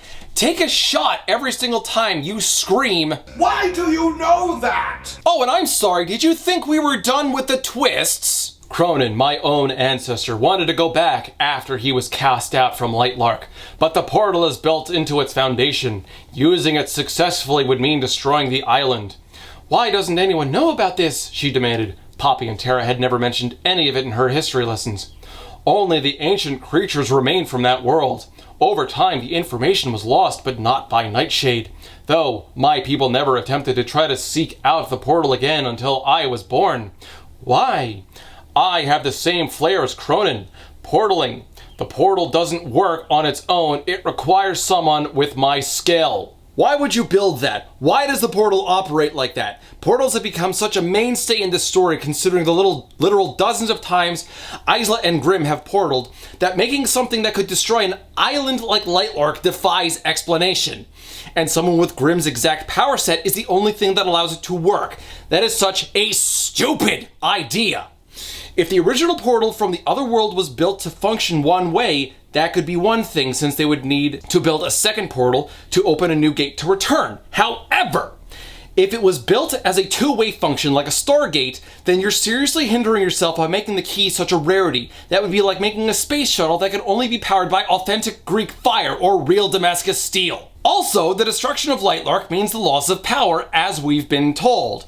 Using the portal would destroy the island. Citizens could be spared, but that's a whole other detail. Powers would then slowly fade over a few years, meaning the single key needed to activate the portal could never be made again. What dumbass architect designed something so flimsy? At least the Death Star got a logical answer for its weakness, but I'm struggling to come up with any reason why anyone would build a portal like this. Also, Grimm says that Cronin wanted to return to the other world. Why? Why did they leave in the first place?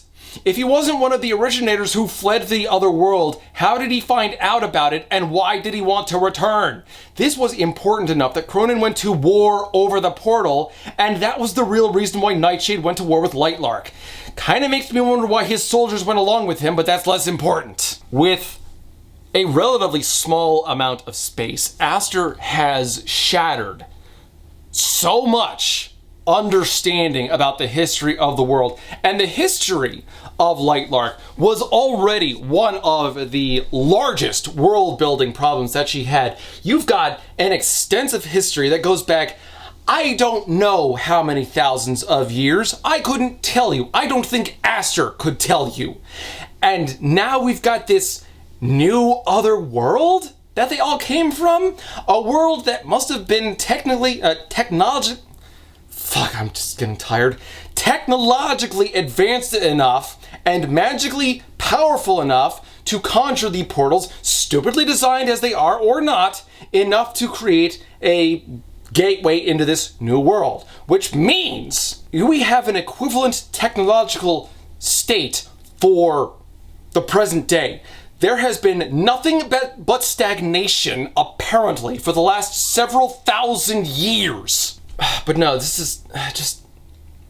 everything about this moment is so impressively frustrating, because I don't want to say that these can't possibly work, but in order to institute them, Aster has to shatter our already very scant understanding of Lightlark and how this world works. Every time she introduces a new rule into the world, it somehow contradicts with prior rules that we've already been given. Like, I don't know how this works. I don't know why this is set up the way that it is. The portal exists in such a way that if it's used, it destroys everything nearby. Why?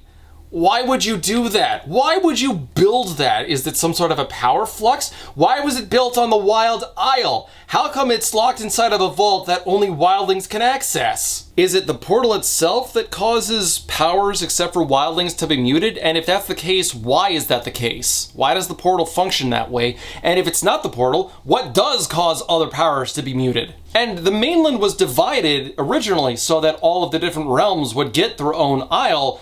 Was the Wild Isle just assigned by chance? How did the portal wind up under Wildling control to the point where they put their stupid circus tent on top of it? There's so many questions that I have in this moment, but I'm gonna be honest, I am physically exhausted reacting to this garbage all over again.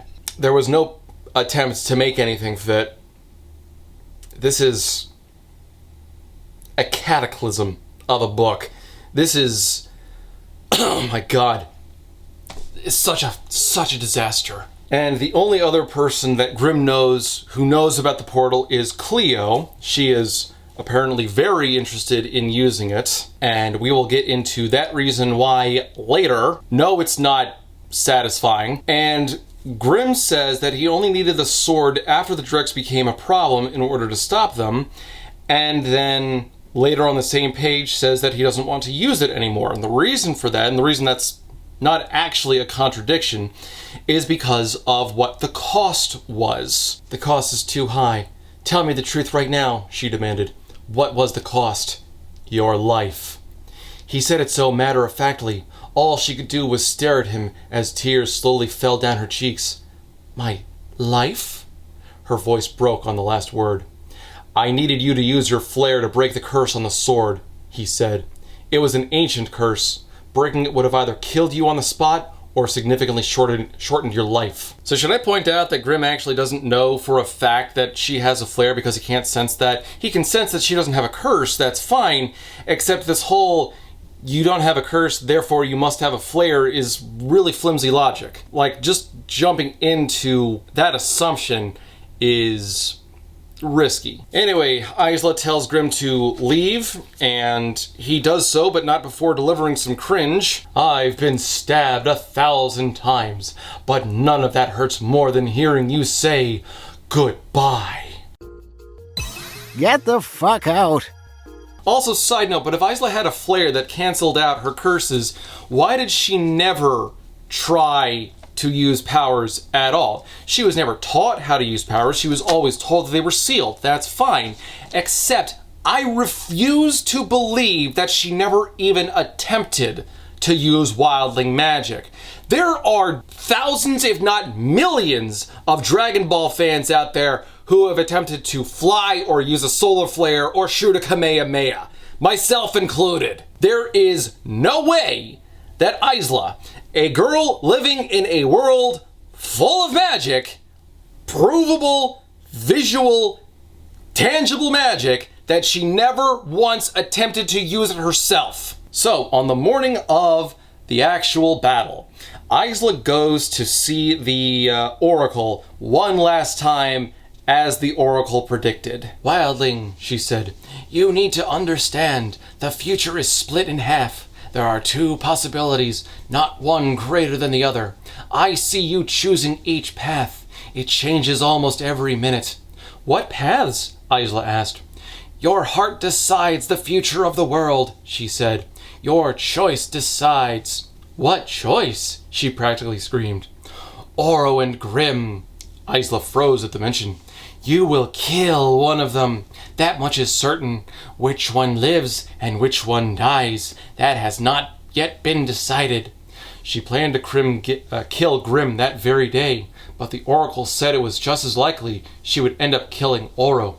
It couldn't be true. Now that she had her memories back, she didn't want to kill either of them. And then the Oracle just disappears. So the Oracle promised that this was going to be like her last prophecy, and this isn't really a prophecy. This is more like Aster just teasing the readers about making a choice in the stupid love triangle. Here's my choice. Carpet bomb everybody. The only correct answer in the Twilight love triangle is the Winchester brothers. Although I will also accept Blade. Or Buffy the Vampire Slayer. The core problem with this kill Grim or kill Oro thing is that the choice hardly seems like a choice by this point. If you wanted a moral quandary of a choice, look at Mass Effect. There are dozens of examples you could list. I was more conflicted the time I romanced Liara in the first game, Tali in the second game, and then I had to make a choice between the two of them in the third game. But whatever happens, I want to be with you. I bet you say that to every guy who gets you a homeworld. Only the cute ones. So far, we have every reason to see Grim dead, but none for Oro aside from how little personality or chemistry with Isla he has. For Aster to do this moment well, we would need to come into this choice with some notion or expectation that Oro could possibly be a good choice for killing. But Aster hasn't demonstrated any skill in setting something like that up. There's still time to pay that off, but the only real card Aster has to play is that Oro knew about the portal, or the real backstory, or the stupid plan from the rebels about killing him anyway. The rebel plan is a stretch though, since they have no evidence to back any of that stupid Nexus thing up. Meanwhile, Grim has actually done horrible things and is forcing people to join him or die, so he's got the totalitarian angle going on when he could have very easily explained himself about this portal idea. And again, I know that Grim is going at this from the angle that he wants Isla to remember everything, but that's stupid at this point. Why drag this out? Why not just try to sit down with her and actually communicate like a fucking grown-up and explain everything to her, simply, without threatening the lives and the futures of everyone on the planet? I can't believe that I get to use this twice in one video, but this evil plot could have been an email! Additionally, we don't really understand the stakes or have a scope for what it really entails. Sure, the fate of Lightlark is at stake, but in what way? How can we rely on the info we're given, especially in this series where everything has to have some dumbass twist? What does saving Grim do for the island as opposed to saving Oro? This is very badly set up. Final note, but I don't like the idea of the binary choice as it's set up here. You can do a binary option well when the two sides are fierce enough in their devotion to their cause, but what cause is Grim fighting for? Sounds like he just wants to rule with Isla as his queen. What cause is Oro fighting for? The status quo? I am actually screaming myself hoarse because this is just that frustrating. And you know what? We haven't even gotten to the climax yet. It gets worse. There's more stupid to be had, because in this chapter we finally get the Battle of Lightlark. Oh my god, this is one of the worst climactic battles I've ever read.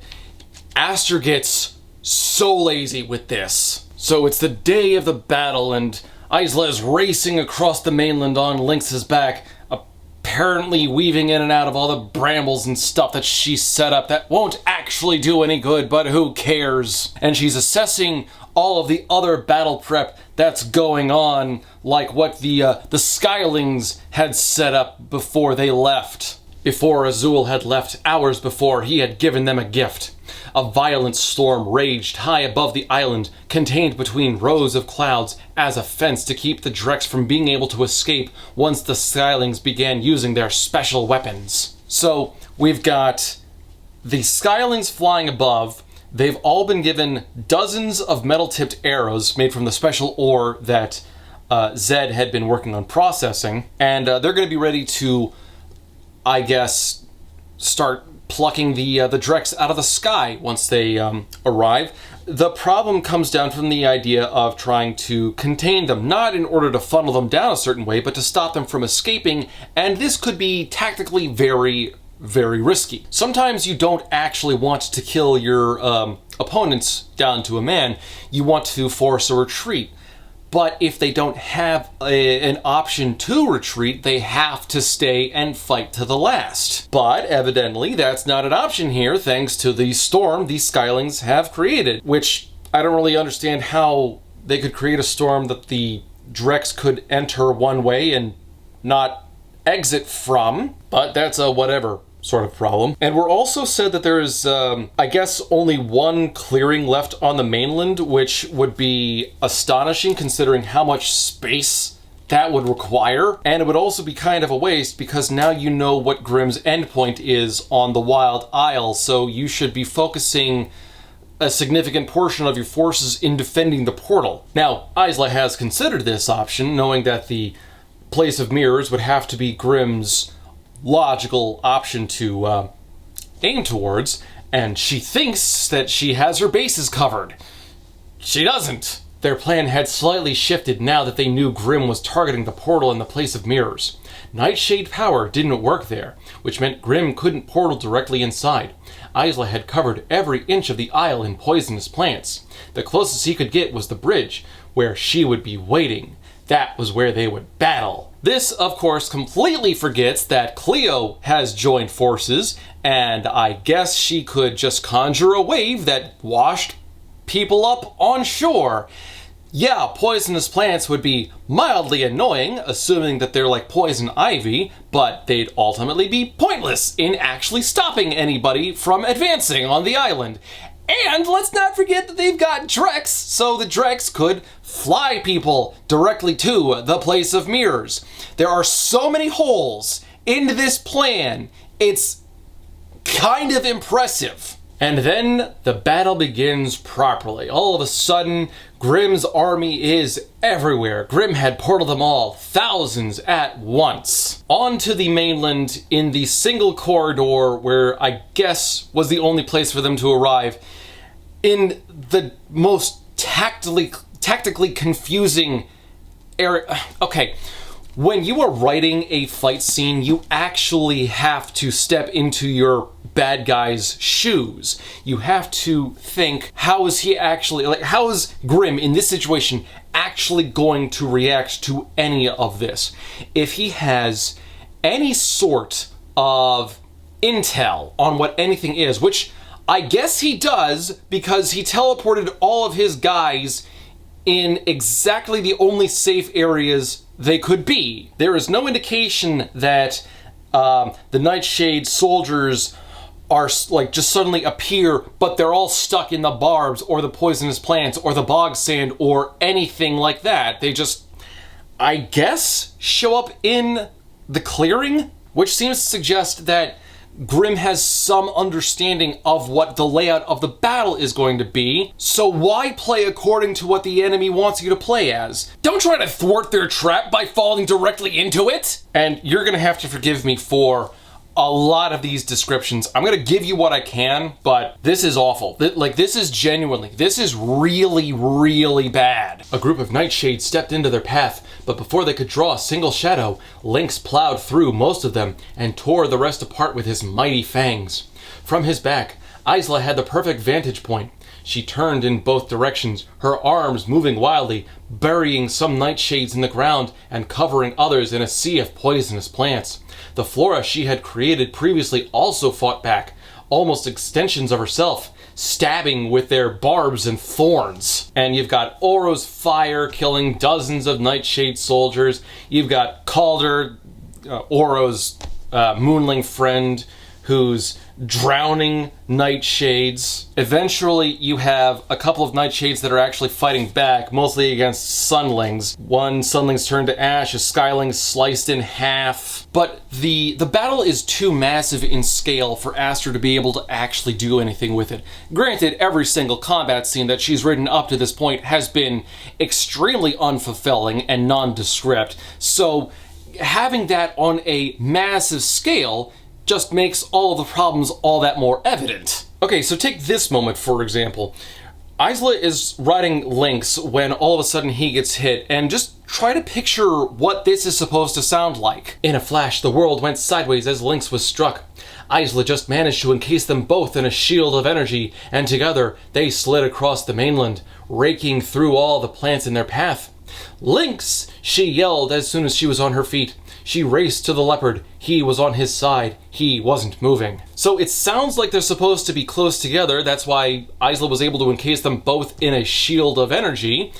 Not sure how she can do that all of a sudden, but whatever. But then she raced to his side? Like, these are bad words to choose because now we don't really get a good idea of what the distance between them is. It sounds like she's got to be in close proximity, but then using raced to the leopard to describe how fast she must have moved to close the distance, it sounds like she's further away than she probably was. Now, Lynx isn't dead, but he was badly hurt. She buried her face in his fur, relief cold through her blood. Shadows had eaten through part of his armor.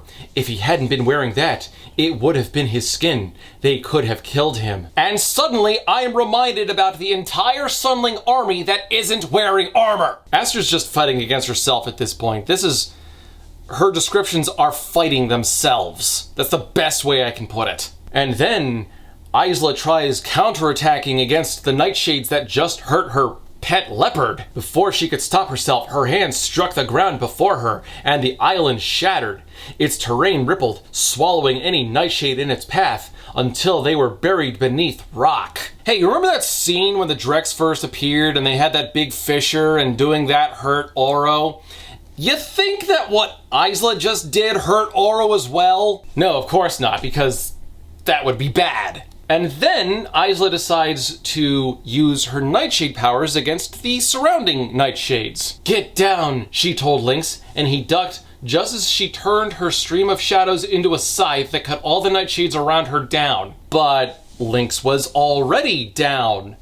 Why does he need to duck when he's already on his side wounded? This reads like it came from a different draft. What is going on? Anyway, we focus on the wider battle as the nightshades are being boxed in towards, I guess, the center of the island. Don't ask me for confirmation. I can't give it. And now it's time for part 2 of the plan, as Isla uses her star stick to leave the battlefield. Now, she thought, grabbing her star stick from its place along her spine.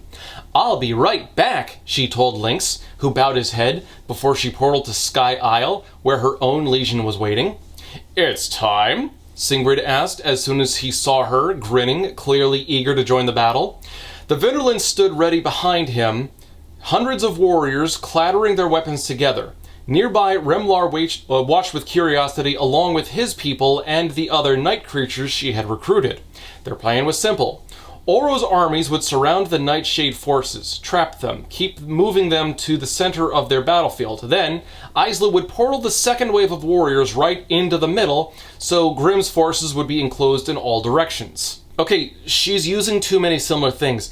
The Nightshades are being moved to the center of the battlefield, and Isla wants to teleport more warriors into the middle, which would not enclose along the Nightshades. The Nightshades would not be enclosed from all directions at that point. This is a very sloppy. And why are the Vinderlands on Sky Isle? They were supposed to be on Moon Isle. And why even have them that far off from the battle at all? In the event that anything happens to Isla, as it nearly did a moment ago, all of a sudden their reinforcements are completely cut off because they would have to go that much farther from here to, I guess, about here? Why not have them wait off in these ruins? Or in the woods right here. You're a little closer, maybe put them in the Agora or the Abbey or something. Have them closer, have them able to actually assist when it's time. And that's without touching on how ridiculous it is that Isla is able to open a portal for hundreds of soldiers. Barely a month ago, she struggled to teleport a dozen people. Now she can teleport hundreds with little effort. There is no sense of power scaling at all in this world. It makes no sense. She's just as strong as she needs to be in order for the plot and the fight scene to happen the way that Aster planned it to. Also, by this point, the readers still have no idea what any of the night creatures or whatever they are. Sure, they pledged allegiance to Isla, but it happened off-page, and we have no idea what they believe, why they believe it, or where their loyalties and priorities lie. For all we know, this is a trick to side with Nightshade and destroy Lightlark's forces from the inside. I doubt that would happen, since it's more clever than what I think Aster's capable of, but can anyone actually describe what any of the night creatures look like, or what their powers are? For that matter, can anyone tell me what Remlar's people are called? And a small note, but I forgot who Singrid was while I was reading this. But the forces of Lightlark aren't the only ones with reinforcements coming. Then a woman came from the sea on the back of a swell that dwarfed even the Singing Mountains. The water crashed across the mainland, and the soldiers were covered, then frozen where they stood. They couldn't move their legs. And this is Cleo arriving and starting off the battle with a strategy that was so effective, you have to wonder why they didn't start with this. They are apparently in the middle of the mainland, and she was able to conjure, I don't know if she's by herself in this or if there are moonlings on the other side of the wave to get it started, doesn't matter, it worked apparently.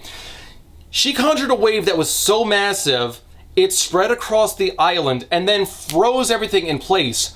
Why didn't the Nightshade start with this?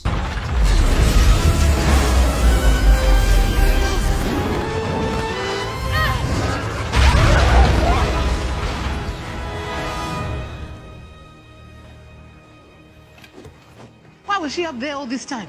If they had done that, then Grimm would have been able to teleport his forces onto the battlefield afterwards when all of the Sunlings were frozen in place.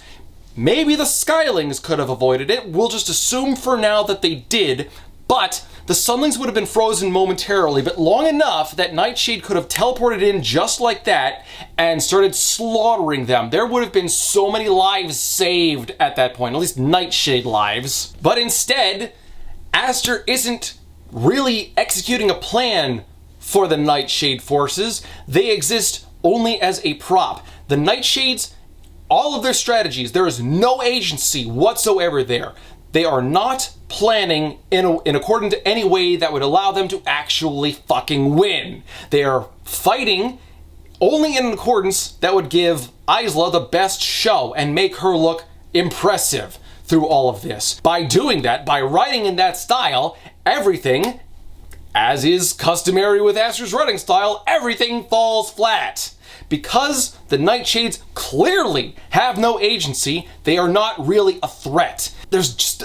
I am so frustrated by this because everything is on display just for the sake of making Isla look good and showing off a few moves that Aster hasn't been able to come up with, like this entrance that Cleo just had. These are just nifty little moments that she couldn't fit anywhere else in the book, so she wanted to use them for a climactic battle, and it doesn't work. And then we get a little bit of conversation between Cleo and Isla, and we get some understanding for why Cleo is fighting with Grimm in the first place. "Why are you doing this?" Isla asked. "For him!" No, that's terrible. "For him," she said, her son. "I don't understand." Cleo reached down into her collar and pulled out the necklace she wore. The blue stone shimmered. The other world has power we can't begin to fathom. Souls can rise once more. She understood now. Cleo believed there was a chance to see her son again. Once more in a long string of things. How do you know that? Even if this other world has the power to do that, you have to wonder, why did they leave it in the first place? What is the cost of going back, aside from blowing up the island? What are they going to walk into? Is there really going to be any kind of a power vacuum or a power structure in place that will actually allow them to show up at all? Is the portal on the other side going to explode if they try to use it? Are they going to lead to any kind of cataclysm for the other world?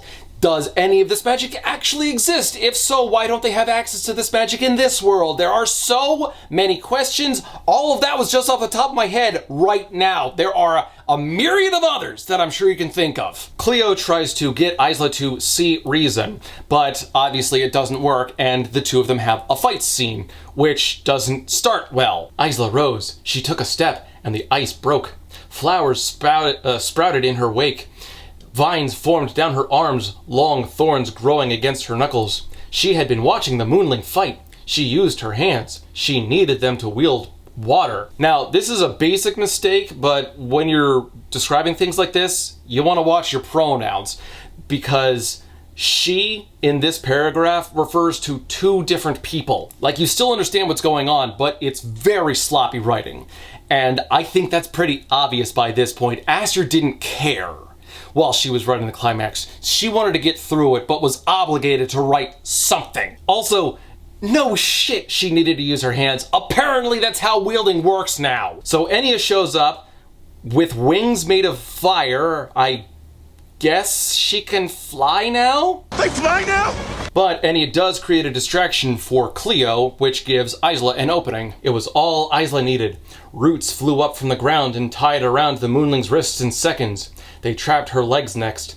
One wrapped around her neck for good measure. Flowers bloomed on the restraints. Isla plucked one. I mean, you could have allowed Enya to have a moment of glory, but no, Isla's got to be the one at the center of everything. And it's only then that Isla remembers that Cleo was supposed to have a legion.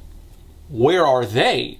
Something that she should have considered a while ago, because Cleo was supposed to have an armada. And then, oh my god, this moment, this one actually got me to scream while I was reading it. So the Drex show up, and they're everywhere. The Skylings are doing what they can, but Isla thinks she might need to help, so she does what she can, but she gets jumped by Nightlings in one of the most perplexing mistakes of the book. Isla breathed in and out, trying to focus her energy to the sky. She had one of the metal-tipped blades in her belt. With a shot of power, she might be able to take one of the beasts out. Just as she was about to try, a Drex dipped low, and she was knocked off Lynx with the force of its wings. She hit the ground, and the air was stolen from her lungs. Lynx lunged for her, but was immediately surrounded by nightshades. She gasped for breath, watching helplessly as he was surrounded in shadows. No. Two figures came crashing down from the sky, Ciel and Avel. Relief rained down her spine. Thank you, she croaked as Ciel reached a hand to help her up. So it sounds like there's nightshades everywhere, and Ciel and Avel just show up and they don't do anything. They just help Isla to her feet and then nothing. Well, I mean, there is something. We get this. Even now, they were still watching out for her. Even Ciel's kind face twisted in shock as a Drex talon went clean through his stomach. Avel's scream shattered the world. She rushed to catch her twin in her arms, her hands shaking as she tried to keep all of the parts that were falling from him together. No. With a roar, she turned the Drek to ash. She fished in her pockets for one of the last remaining vials of Wildling healing elixir. She poured it all over Ciel's injured hand, shaking. It was too late. His eyes were cold and unblinking. Avel cradled her brother in her arms and screamed. This was her fault. Ciel was trying to help her. Drex landed all around, tearing limbs. You need to get up. Isla told Avel. They're going to. She refused. She cradled her brother and wouldn't even look at her. Tears swept down Isla's face as she created a small dome of Starling energy around them both, hoping it would hold. When did she learn how to use Starling energy? So Ciel and Avel are disastrously bad at their jobs as bodyguards. They're never around when they're needed, and when they are around, they're never needed. I mean, let's not forget the last kidnapping attempt by the rebels. She was just walking by herself and then got abducted. Easy as that. And the other thing that gets my attention is the way at which Avel, I think it was Avel that survived. Yeah, Avel just immediately abandons the battle, and her bodyguarding duties are comedically bad. Now, granted, an emotional response here is not completely uncalled for. Her twin brother just died, and that's tragic. But she still has a job to do.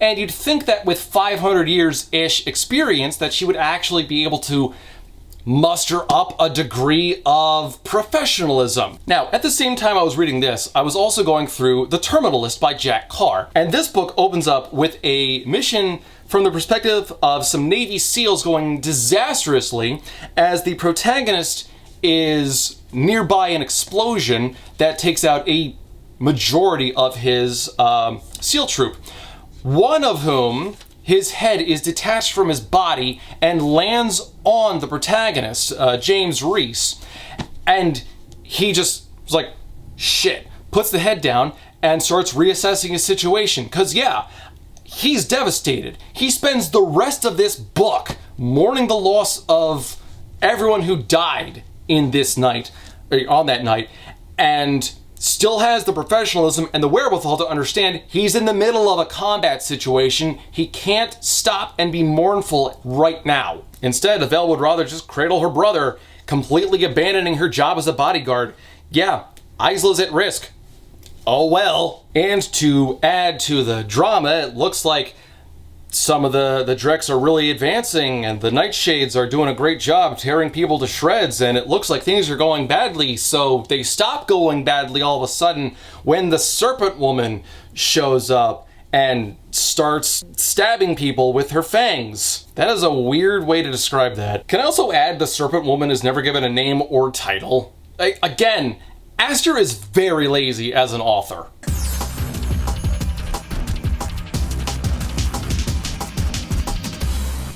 So the battle is going well, except for when Aster needs it to not. So Isla just gets on Lynx and runs away from the battle. She actually runs to the bridge that leads to the Wild Isle and waits there for several minutes. And then waits for several minutes more. And then, all of a sudden, she's surrounded by Nightshades, one of whom is Grim. And then we get another flashback. In the flashback, Grim shows up to Isla's room and says a scar has opened up in a place it never has before. So, you know, the Drex are attacking another Nightshade village, and it could be fatal. It could be very dangerous for Grim. He might die in this one. And he wanted to see Isla one more time, and he says, "My entire world was night and you lit a match. No matter what happens to me in this life, I'll find you in the next one. I'll always find you. What I feel for you can never be extinguished. Like the nighttime sky, it is infinite. You and me, we're infinite."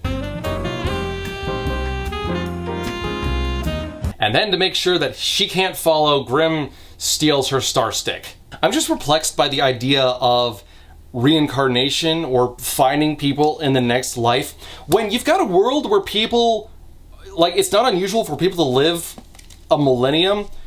What does the next life really mean to them? The lifespans are such a problem in the world building with some of the dialogue that Aster has chosen. It doesn't paint a clear image. Also, speaking of the star stick, that's a good reminder. Why hasn't Isla been using that for recon at all? Because remember, she did that before in Lightlark when she opened up a portal and checked on the Wildling Newlands to see how Poppy and Tara and all the others were doing. Thanks to the flashbacks, she should remember all the places she's been to on the Nightshade Newlands, so she should be able to get recon from all sorts of places, apparently without being noticed. I'm not sure how that works, but whatever. Like, Poppy and Tara didn't notice the portal when Isla was watching them in the last book. And then we go back to the present, and Grim tries wooing Isla, And then Oro shows up and they fight. Before Grim could take another step, Oro's arms went wide and the sea rushed from hundreds of feet below.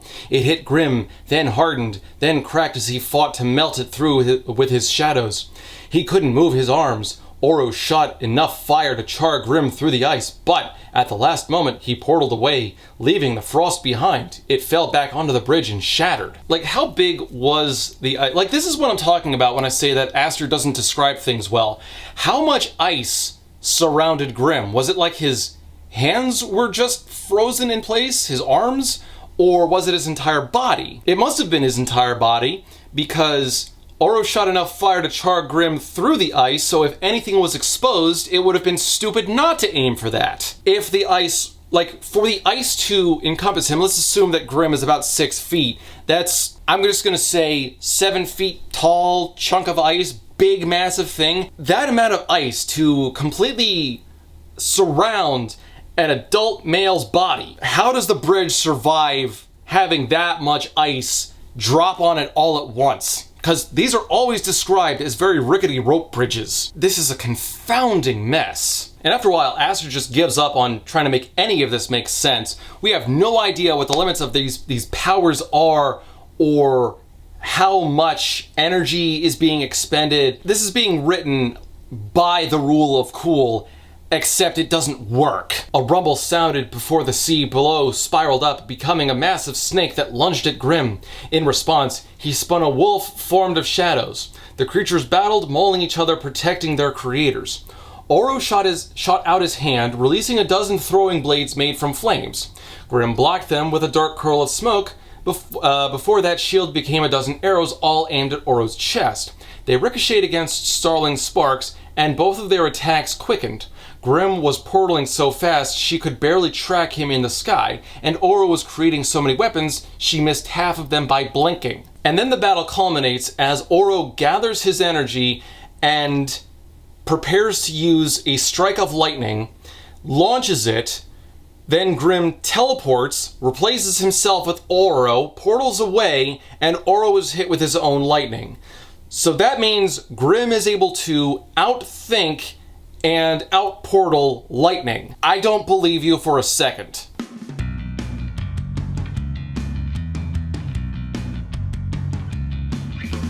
So Oro is down, wounded by his own attack, and Grim is moving in for the kill.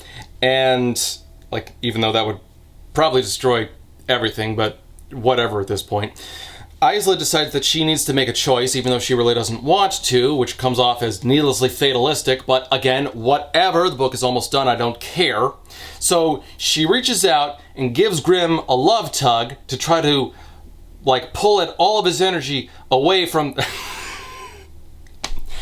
I'm sorry, crass humor is the only thing I've got left at this point. This book is so draining. So Isla starts to try to drain Grim's life force when we get another flashback. Oh boy, I bet you're all so thrilled to hear that. So this is moments after the last one when Grim stole her star stick and left, and she's just pining over how terrible this is. No, this wasn't happening. She hadn't finally found someone who understood her only to lose him. What's there to understand?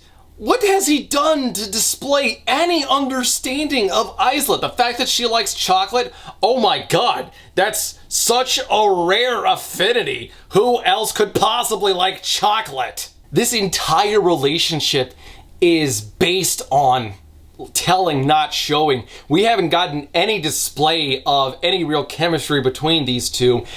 And what's worse is that they're still better defined than Isla and Oro. And then, it gets really fucking stupid. So, just a refresher, Isla's in her bedroom, Grim is somewhere on the Nightshade Newlands, probably somewhere that she's never been before, and she was not going to give up on him. Thousands of miles were no space at all, not for them. He was right, they were infinite. She reached out, looking for her demon, for him, the one who had pressed shapes against her skin, the one who didn't know he had a dimple because he so rarely smiled. Her mind emptied of anything other than him. She could see him in her head, could smell him, could feel him. She reached out with every ounce of herself, threw her marrow through the world, and found him. When everything else cleared away, the universe fading like ash and smoke, only a link remained. She could feel it now, tying them together. Isla didn't think about what it meant, not then. The thread was wrapped in power and she didn't know how to use it. It slipped through her fingers, but she had one ask, one request: take me to him. With the sword in her hands, she grasped Grimm's power to portal with every inch of herself and vanished. Yup, Isla's first use of magic was, in fact, giving Grimm a love tug and stealing his power to portal, even though he was nowhere near and she has no idea how to use magic and has never used magic before and didn't even know that she was part Nightshade for most of her life, and actually didn't really reflect in that in any way that should have reflected between Terra and Poppy, but that's a separate point. So let's remember that this is a flare. Isla, I guess, is able to use love to pull a flare from somebody else, not just baseline magic. Okay, that means going forward, any other book means that Isla is going to have to be able to pull Aura's ability to tell when people are lying to him. No one should be able to lie to Isla ever again. And of course, let's not overlook how amazingly lucky it was that she was not only able to tap into someone else's magic on her first try ever, she was able to tap into a flare and create a portal to wherever the hell Grimm is right now. This is not completely unsubstantiated to the point where it feels like Astra's just pulling stuff out of her ass, but it's really damn close. So she portals into the middle of a battle. There are people dying all over the place. Grimm is doing what he can to stop the Drex that are attacking the Nightshade village, and it's not really enough. Nightshade soldiers, I guess they're there, aren't doing well, and Isla's standing there with the Drex sword, and she didn't know what to do, but she figures it out easily enough. So she grabs the sword and her pain provided passage. Everything she was made of spilled out. The sword shook beneath her hands, then her fingers slipped, and when her hands hit the ground, death was unleashed. From her poured an endless wave of shadows. The Drex shriveled and died. The soldiers became clouds of blood. Everything that wasn't him disappeared. And so she has single-handedly saved the day, but at what cost? Because apparently this was unlocking the sword, I guess. Okay, whatever. It was enough to kill her, but not before she left Grimm with a message saying pain is not the strongest. Love. And then her heart went still. And then we get another scene from the present. So back in the present, Isla is still draining Grimm's power, and this allows Aura to counterattack him. So he makes a sword out of Starling energy and is about to kill Grimm when Grimm says, "If I die, she dies," indicating Isla. Aura freezes for a moment and is like, "Oh my god, you didn't!" And then we get another flashback! And this is where Isla wakes up after the last flashback scene where she died. She couldn't cheat death, Grimm couldn't either, so it didn't make sense how she was still living. Wink. And then we go back to the present. And so we jump back to the present with the answer on how Isla is alive in the first place if the Drex sword supposedly killed her. "You bound her to you," Oros said, voice shaking with anger, with shock. She remembered now Grimm's explanation in the past. She knew binding someone to oneself meant sharing a life, not just powers, but life itself. One could not die without killing the other.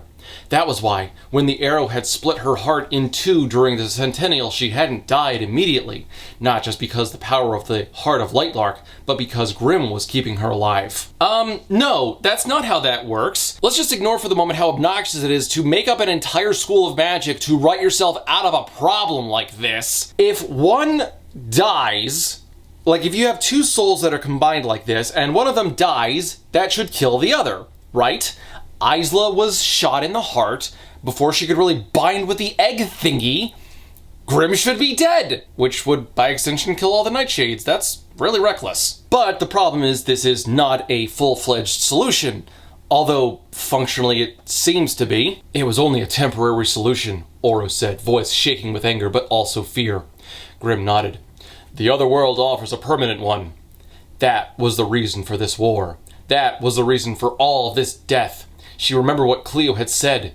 In the other world, souls can rise once more. He wanted to open the portal to save her life. No, this is stupid. This is very stupid. Why are you going through all of this just to save her life? If that actually is a solution, okay, you can work with that. Why did you start a war for it? That's the stupid part. Do you think that Isla wants this? Do you think Isla wants a senseless battle that forces her to reconstruct the face of Lightlark, uproot so many people, so many citizens from their lives, when they, like, everything on the island is already destabilized, and now the war effort, everything they've had to do for the war in order to prep the island, has destabilized their lives even more. They should have been focusing on reconstructing the Starlings, on getting trade back, on trying to establish treaties between all these nations. And instead, they've had to build up defenses for the horror of Nightshade coming and invading them. Not to mention how this has fractured trust between other realms beforehand. Who's going to actually trust Cleo now at this point? She went and she joined the enemy almost immediately. And that's on top of everything that has happened in this battle thus far. The possibly hundreds of people who have died horribly. Is this what Grimm thinks Isla wants? He's supposed to understand her like no other. Does Isla want all this death and destruction? What the hell? Not to mention that he almost killed Oro, which would have, if everything is to be believed up to this point, would have ended magic, if not every life on the planet. This entire thing happened because Grimm sucks ass at talking to people. And this is supposed to be cute. Grimm is a monster on a level that hasn't been seen in this world for centuries, and it's supposed to be cute. Not to mention all the trauma that Isla is experiencing now that our memories are coming back. Cause hey, you remember that thing when she opened up the vault for the first time and she got that horrible vision about all the death and destruction and the Drex tearing people apart and her dying? The vision was not a look at the future, not an example of the lengths Grimm would go to get her. It was a memory. And Grimm wasn't the one who had summoned those shadows, wasn't the one who had killed those hundreds of innocent people. It was me, she said. It was me. It was me. It was me. It was me. It was me. She saw herself returning to the place where it had happened, where she had offered her all of her power she didn't know she had to save Grimm. She saw the village on the outskirts of the scar, charred. There were only shapes of people, of children, where they once stood. She saw herself collapsing on the ground, sobbing, screaming, I did this. I did this. And this, of course, begs the question, okay, if the vault itself was always empty and was actually just some sort of a portal somehow, don't ask me to explain that either, the whole thing was empty. But if it didn't actually have any magic in there, and how could it? It somehow was possessed so that no Nightshade powers could be used. How then did Isla get the vision?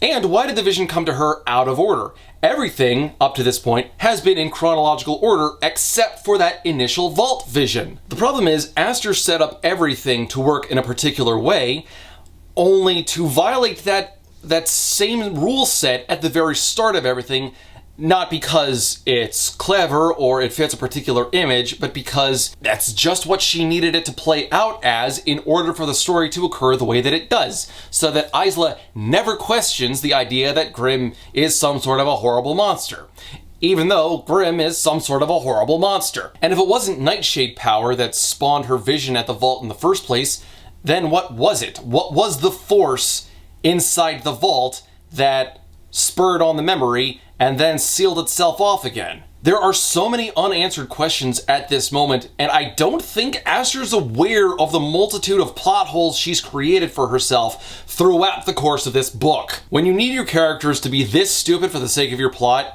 you have bad characters. Go back to the drawing board. Now, Isla is starting to collapse under the weight of all of this recent remembered trauma, and Oro is doing what he can in order to reassure her, and she's lashing out, screaming, "Get away from me, let me go," trying to get herself away from him because Enya was right. Oro deserves so much better. And Oro's doing what he can in order to help her, and it doesn't really work because, she keeps trying to pull away, and then we get another twist in the story because, god damn it, Aster doesn't think you need to do anything else for the sake of a novel. "Let me go," she bellowed, her voice thick, tears falling into her mouth.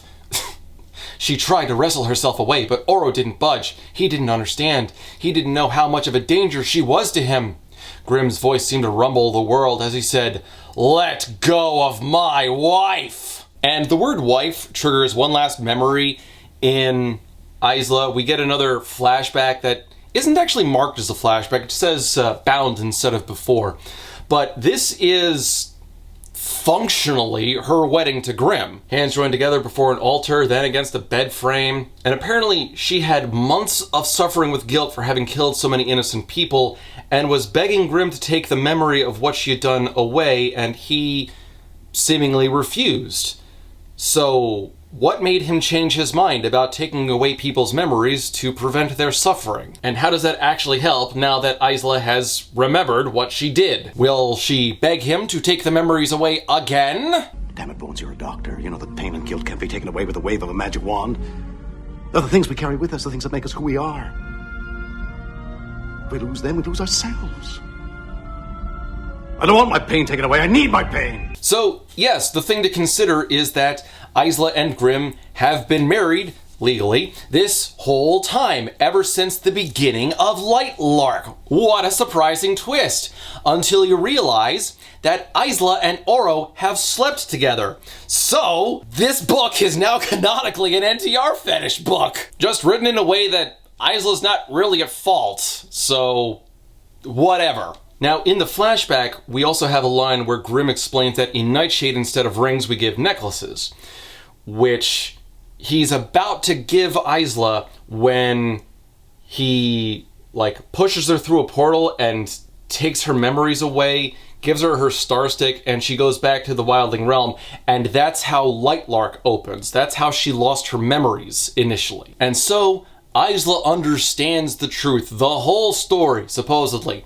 And she hears the screams in the background as the battle is still going on. Who knows how many dozens, if not hundreds of people have died as a result of this. This just forces Isla to ask Grimm a question. Death, so much useless death.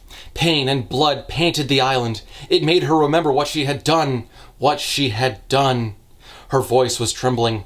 "If I go with you, will you leave? Will you stop the attack?" she asked. "No," Oro said, the word a plea. Grimm's answer was immediate. "Yes." No! Yeah! Again, not really a choice here. This is, once more, coercion. This battle never had to take place in the first place. If Grimm had just waited for Isla's memories, even to threaten the battle, if you've got to make an argument that by threatening the battle, Isla had to force the memories back, you can try to make that argument. It's still not a great argument, because he could still communicate with her. Grimm never had to bring his army here. This battle never had to happen. Everyone involved in the battle never had to die. All Grimm had to do was show up by himself, portal away out of danger if he had to, and just, beg Isla for an audience or something to find out what she remembers and then actually communicate with her. This is almost as bad. I'm not sure if this is worse than the end of Breaking Dawn, with the Knot battle that was all just a memory, reading a conjuration of the future, rather. One that never actually ends up happening. Only in Twilight, those people didn't actually die. In this one, they did. So, like, I guess from a human value perspective, Nightbane's climax is worse. And then Isla reaches for Grimm's hand because she was a monster just like him, even though, no, she really wasn't. Grimm orchestrated this entire goddamn mess because he didn't want to communicate. And I think there's something that Aster is trying to build with this whole she was a monster nonsense, but we'll get to that in a little bit for the summation. And Oro is just left standing there. I'd hate to say that he's being cucked, but I mean, the image is there now. So before Grimm could portal them to Nightshade, she turned and said, "I love you, Oro." She closed her eyes tightly, felt tears sweep down. She took Grimm's hand, "But I love him too." And because of his flair, he knew it was true. Now, you're probably wondering where the story goes after that. Like, what kind of a counter is Oro going to have to this? He doesn't have one. That was the end of the book. I know, that sounds like I just stopped reading in the middle of a paragraph. That was a terrible place to end it on. But that's the end of the book! So you remember one of the things I mentioned in the very beginning of the video was Aster saying that once you get to the end of the book, you'll know if you've gotten to the end. I mean, aside from how stupid that is, yeah, there's gonna be a third book. And I've already forgotten the title. It's like Sky Dance or something. There was a video by Crowcaller, I'll leave a link in the description so you can check it out. But apparently the third book is going to be the start of Isla's villain arc. And I don't buy that for a second. At most, I think she's gonna put on some heavy mascara and start wearing black, and that's going to be the extent of how villainous she becomes. I mean, considering how Aster seems to portray images, I don't think she understands at all how to make a character actually villainous and, like, actually maintain that as an image. Isla wiping out that village, for example, was not an act of monstrous aggression. That was completely incidental because she didn't know how the sword or breaking the curse on the sword was supposed to do anything. And again, that was all just a result of Grimm being really bad at communicating. Yeah, so that was Nightbane. It was terrible. I think I said that Lightlark was a 3 out of 10 at best. Nightbane's a 2 out of 10 at best. I would honestly probably put it closer to a 1. Because there were so many contradictions, not just within itself, but within Lightlark. Like, these books, oh my god, there are so many contradictions between the both of them. Like, I would sit here and list them all out, but that would be too lengthy, and my voice is already starting to go, as you can probably tell. I just got over a cold. I shouldn't be talking this much. The majority of this book was a complete waste of time. It feels like filler. It feels like the unnecessary middle section you just got to include in order to set up the next story. It's kind of like the 6th Harry Potter book, which was largely set up for the 7th Harry Potter book, whose name I forget, like Deathly Hallows was 7. Half-Blood Prince, that was the 6th. I'm tired. But do you see what I meant when I said that the flashbacks kind of became the focal point of the story? So many elements in the present didn't really amount to anything. Nothing consequential in the end anyway. A lot of it was just set up for a battle that never had to happen in the first place and wouldn't have happened if Grimm wasn't such an utter shit. The point of the book was the love triangle, but the book wasted chapter after chapter poking at things that didn't really matter, like the side characters, the magic systems, and plot, all elements that didn't affect the love triangle in any meaningful capacity. All the while, Aster was barely detailing the love triangle or the characters involved. It was like she was satisfied with just telling the reader that the love triangle was happening, but wasn't really interested in delving into what it was, or what it meant, or even what the characters involved really meant to each other. I've got nothing for the characters.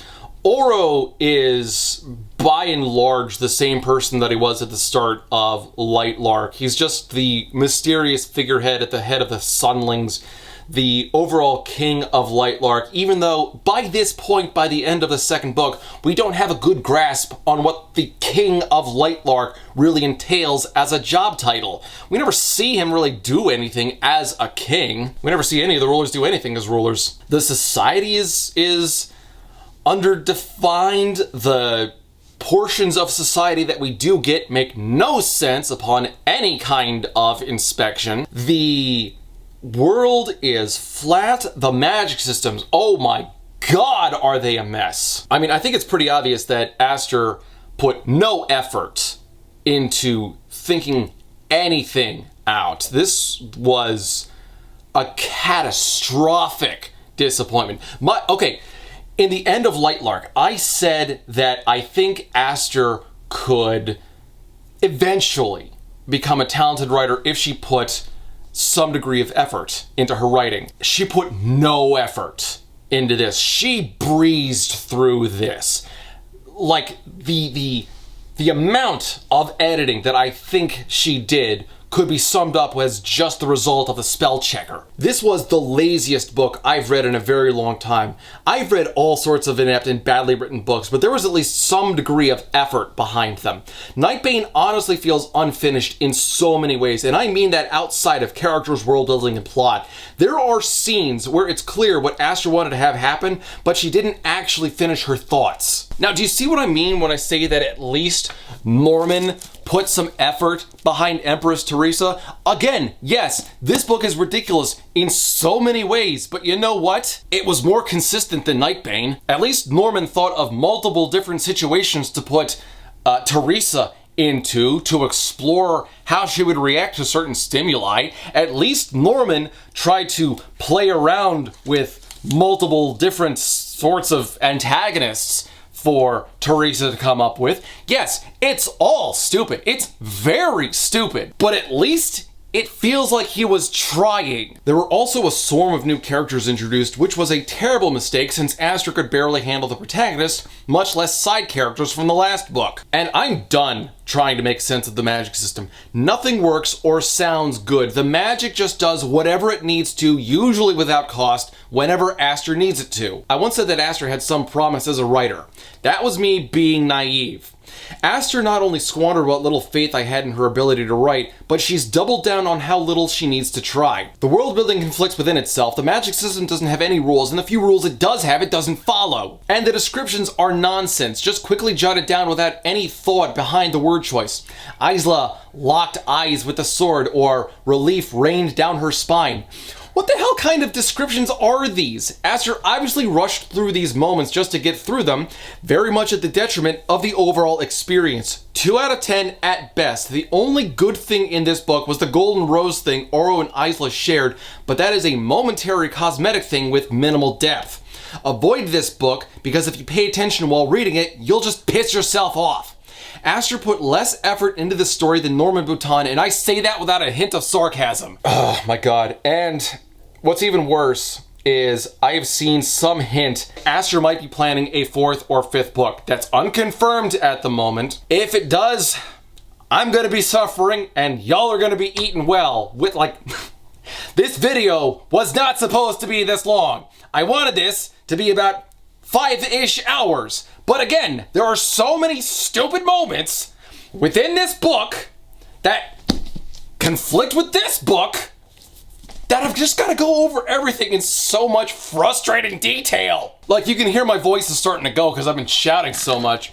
I have been drinking so much water to try to cope and soothe my throat, I couldn't feel myself drowning. This is dog shit. So, the second Aster disaster is finally concluded, and I can go on to any other project I want at this point. I won't, obviously. Y'all like to see me scream and suffer, so we're actually going to be returning to another series that we have started recently. Now, I did give the first book some degree of props. I think I have settled on a 5 out of 10 for its rating. Not great, but not terrible. But I have heard a lot of negatives about the sequel.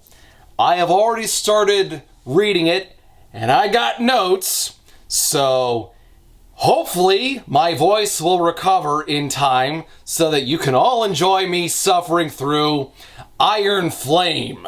We're off to a good start. I'm about 120 pages in so far, 130 actually. It's got some good things, and it's got some really not good things, so maybe it'll balance out. Maybe it'll be a 6 out of 10. Maybe it'll be a 3 out of 10. I don't know at this point. We'll have to see. And we've got so many other books for me to choose from. God only knows what I'm gonna wind up with after Iron Flame. So if you've got suggestions or if something's getting popular on Book Talk, let me know and I'll torment myself through it. And hopefully I can get my own novel published at some point, so keep an eye out for Luminorious. It'll be about time for me to put my money where my mouth is and show people if I have any semblance of talent for writing. God, at this point, if I don't, all of the ranting I've done over the last couple of years will be really embarrassing. I mean, not this embarrassing, but hey, we'll have to see.